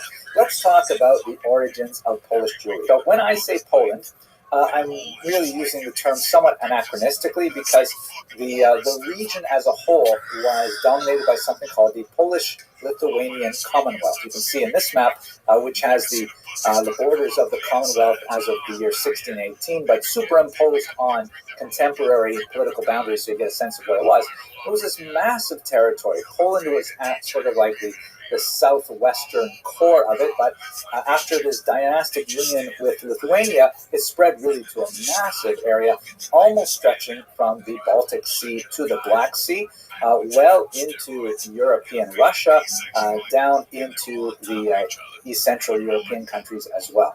And so the material that I'm discussing today does not really apply, strictly speaking, to Poland as we understand it by 21st century boundaries, but to this larger entity, which includes, of course, Ukraine and Belarus and Lithuania, where there are very, very large numbers of Jews residing. The southern part of Latvia is also very important because it was part of the Russian Pale of Settlement, which we'll get to in a few lectures from now. But at any rate, where did the Jews come from in this region, which became the dominant center of the world Jewish population in the early modern period? So there is a small migration that extends back really to the first centuries of the Common Era, perhaps even a little bit before the Common Era. And these are Jews that come from Byzantine lands and make their way through the Khazarian Empire as well. The extent of Khazarian influence is very, very difficult to quantify. It appears to have been minuscule. There are occasional references to Khazarian Jews, for example, in one of the early Russian chronicles, the Povest Ramenya Kvet, which not strictly speaking Russian, but refers to Kiev and Rus, the region as it was known at that time. And there's references to Jews from Khazaria being involved in Kiev in particular. And they left behind, as we discussed in previous lectures about Khazaria, they left behind very, very little trace of their presence, either in cultural aspects, literary aspects, and so on. We don't really know a lot about how extensive this penetration was and how much it affected the later dominant Polish Jewish population. The really big migrations into Poland come in the 12th and especially up into the 16th century, and they're coming from the western part of Europe. They're coming primarily from Germany and France, making their way sometimes through Austria, Hungary, places like that. But that's really where you have the dominant Polish population of Jews. There you see lots of traces of European evidence, lots of very significant connections between cultures that started, for example, in the Rhineland and then made their way to the east. Yiddish, of course, is the overwhelming lingua franca of the Jews, and that is basically a medieval German dialect with Hebrew letters.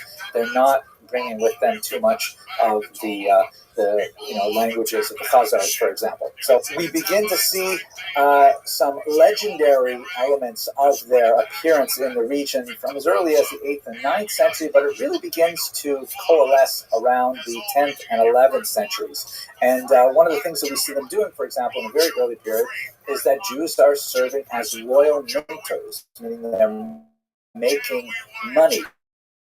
Here, have a look at these coins. I mean, literally making money, like producing money, things to be used as money, not necessarily making money for themselves, which I'm sure goes hand in hand with it. But some of the earliest coins in the Polish-Lithuanian Commonwealth are actually written with Hebrew characters. Here you see a few kind of stencils of several of them, and here's a better view of one that has the term Moshka Karol, or Mashka Karol, which is clearly the Hebrew phrase for King Mieszko, a 12th century Polish ruler. Here, of course, this is highlighted in red to make it a little bit easier to read. Now, it's fascinating.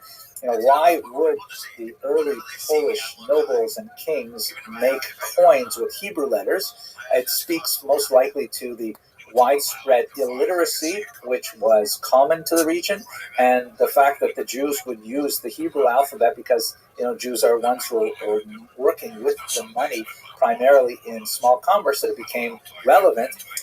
We'll have a lot more to say about this in a future lecture when we talk a little bit about the economic basis of Polish Jewry, but for the time being, this is just some of the archaeological evidence of their early settlement from about the 10th century onward. Now, when we look at why Jews migrated to Poland, in the Polish-Lithuanian Commonwealth more properly, there are both push and pull factors, meaning there were factors which drove Jews out of Western Europe, and there are factors which drew Jews into Eastern Europe. Eastern Europe was definitely a place of refuge for Jews. You can see here a beautiful representation by a man named Gerson, representing King Casimir, who is accepting the Jews and giving them protection and refuge. So much so that you see some of the great scholars like Rabbi Moshe Isserles from Galicia, who referred to Poland with kind of like a fanciful etymology from Hebrew, Polin, meaning here, Polin, we will rest, or here we will find refuge. So in terms of the push factors, what was driving Jews out of Western Europe?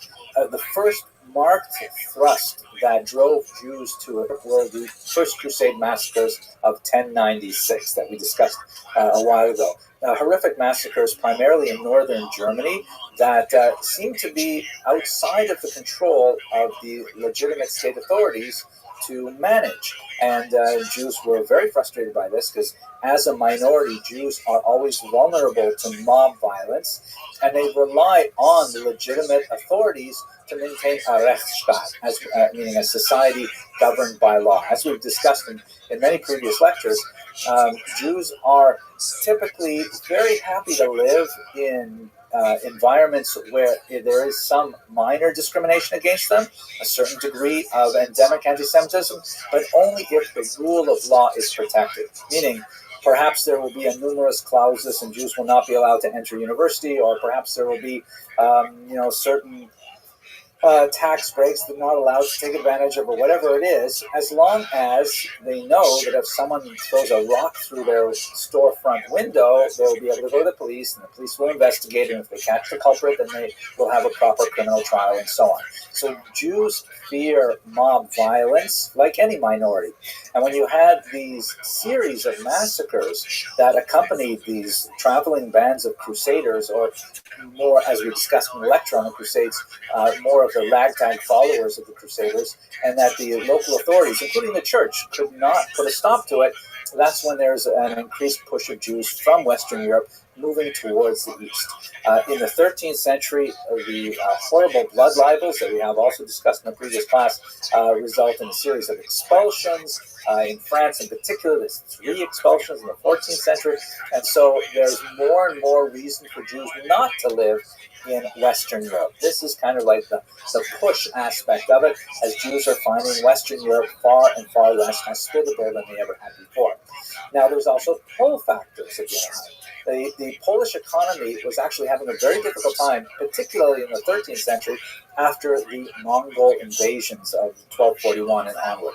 The demography had dropped. There was a very, very weak economy. As we saw earlier, the Jews are the people actually making the money, physically making the money, because they don't have a really well-functioning economy compared to Western Europe, and the Jews have the know-how and the understanding of how to produce coins like this. And so the local Polish leaders were actually inviting Jews and saying, please come to our area. You are literate, you are numerate, you will live in concentrated areas, and we can take advantage of your skills in Poland. They also, to make this attractive to Jewish migrants, they created something called, or they adopted something used in the West called Magdeburg Recht. Magdeburg is the name of the city, and Recht means law. And this is basically like a medieval charter that lists the specific privileges that a community may enjoy. And although some of these charters were actually written much later and designed to look like they were written earlier, they nevertheless did reflect long-standing agreements as to what were the privileges and sometimes the disabilities of the Jews in particular regions. Right of settlement, for example, the right to control their own guilds, the right to indicate when foreign Jews could move in and set up competing businesses, and what monopolies Jews would have. We'll again speak more about this when we get to the economics of Eastern Europe, but Jews were often granted specific monopolies. For example, propinatia, the distillation and distribution of alcohol. That's why, in so many Jewish folk tales and Ukrainian folk tales and so on, you have the Jewish krechma, the Jewish inn, because that was actually a monopoly that was frequently given to Jewish communities. Bear in mind also that we're speaking about a corporate environment where it's not like individuals simply say, you know what, I think I'd like to go live in Krakow, and then they go move to Krakow and they find, how to fit themselves into the secular environment there. People lived within communities. You were part of a Jewish community. You weren't like an individual who chose to affiliate. You were legally bound to that community. You were, culpable along with the community for communal taxes and communal punishments, sometimes things like that. So there were the Polish leaders were very enthusiastic about bringing Jews into the region, and so extended to them a series of rights that guaranteed, above all, safety. Rights to live in concentrated areas and things like that, and also economic privileges that allow them to ply various trades. There's going to be a lot more to say about this, and of course it will break down very significantly with the Khmelnytsky rebellion in the 17th century, but for the time being, between the First Crusade and the Khmelnytsky rebellion of 1648, this was a pretty stable kind of environment. In some cases, like in the Statute of Kalish, which comes from 1264, these things are actually set down in writing and are promulgated and really attracted a lot of Jews. You're welcome. So there's a very significant What up, hello there, movement of 999? Jews over these centuries to Poland, making it ultimately the largest single concentration of Jews in What's the good, son? period. And just to give you a sense of what that looks like, Everything's good.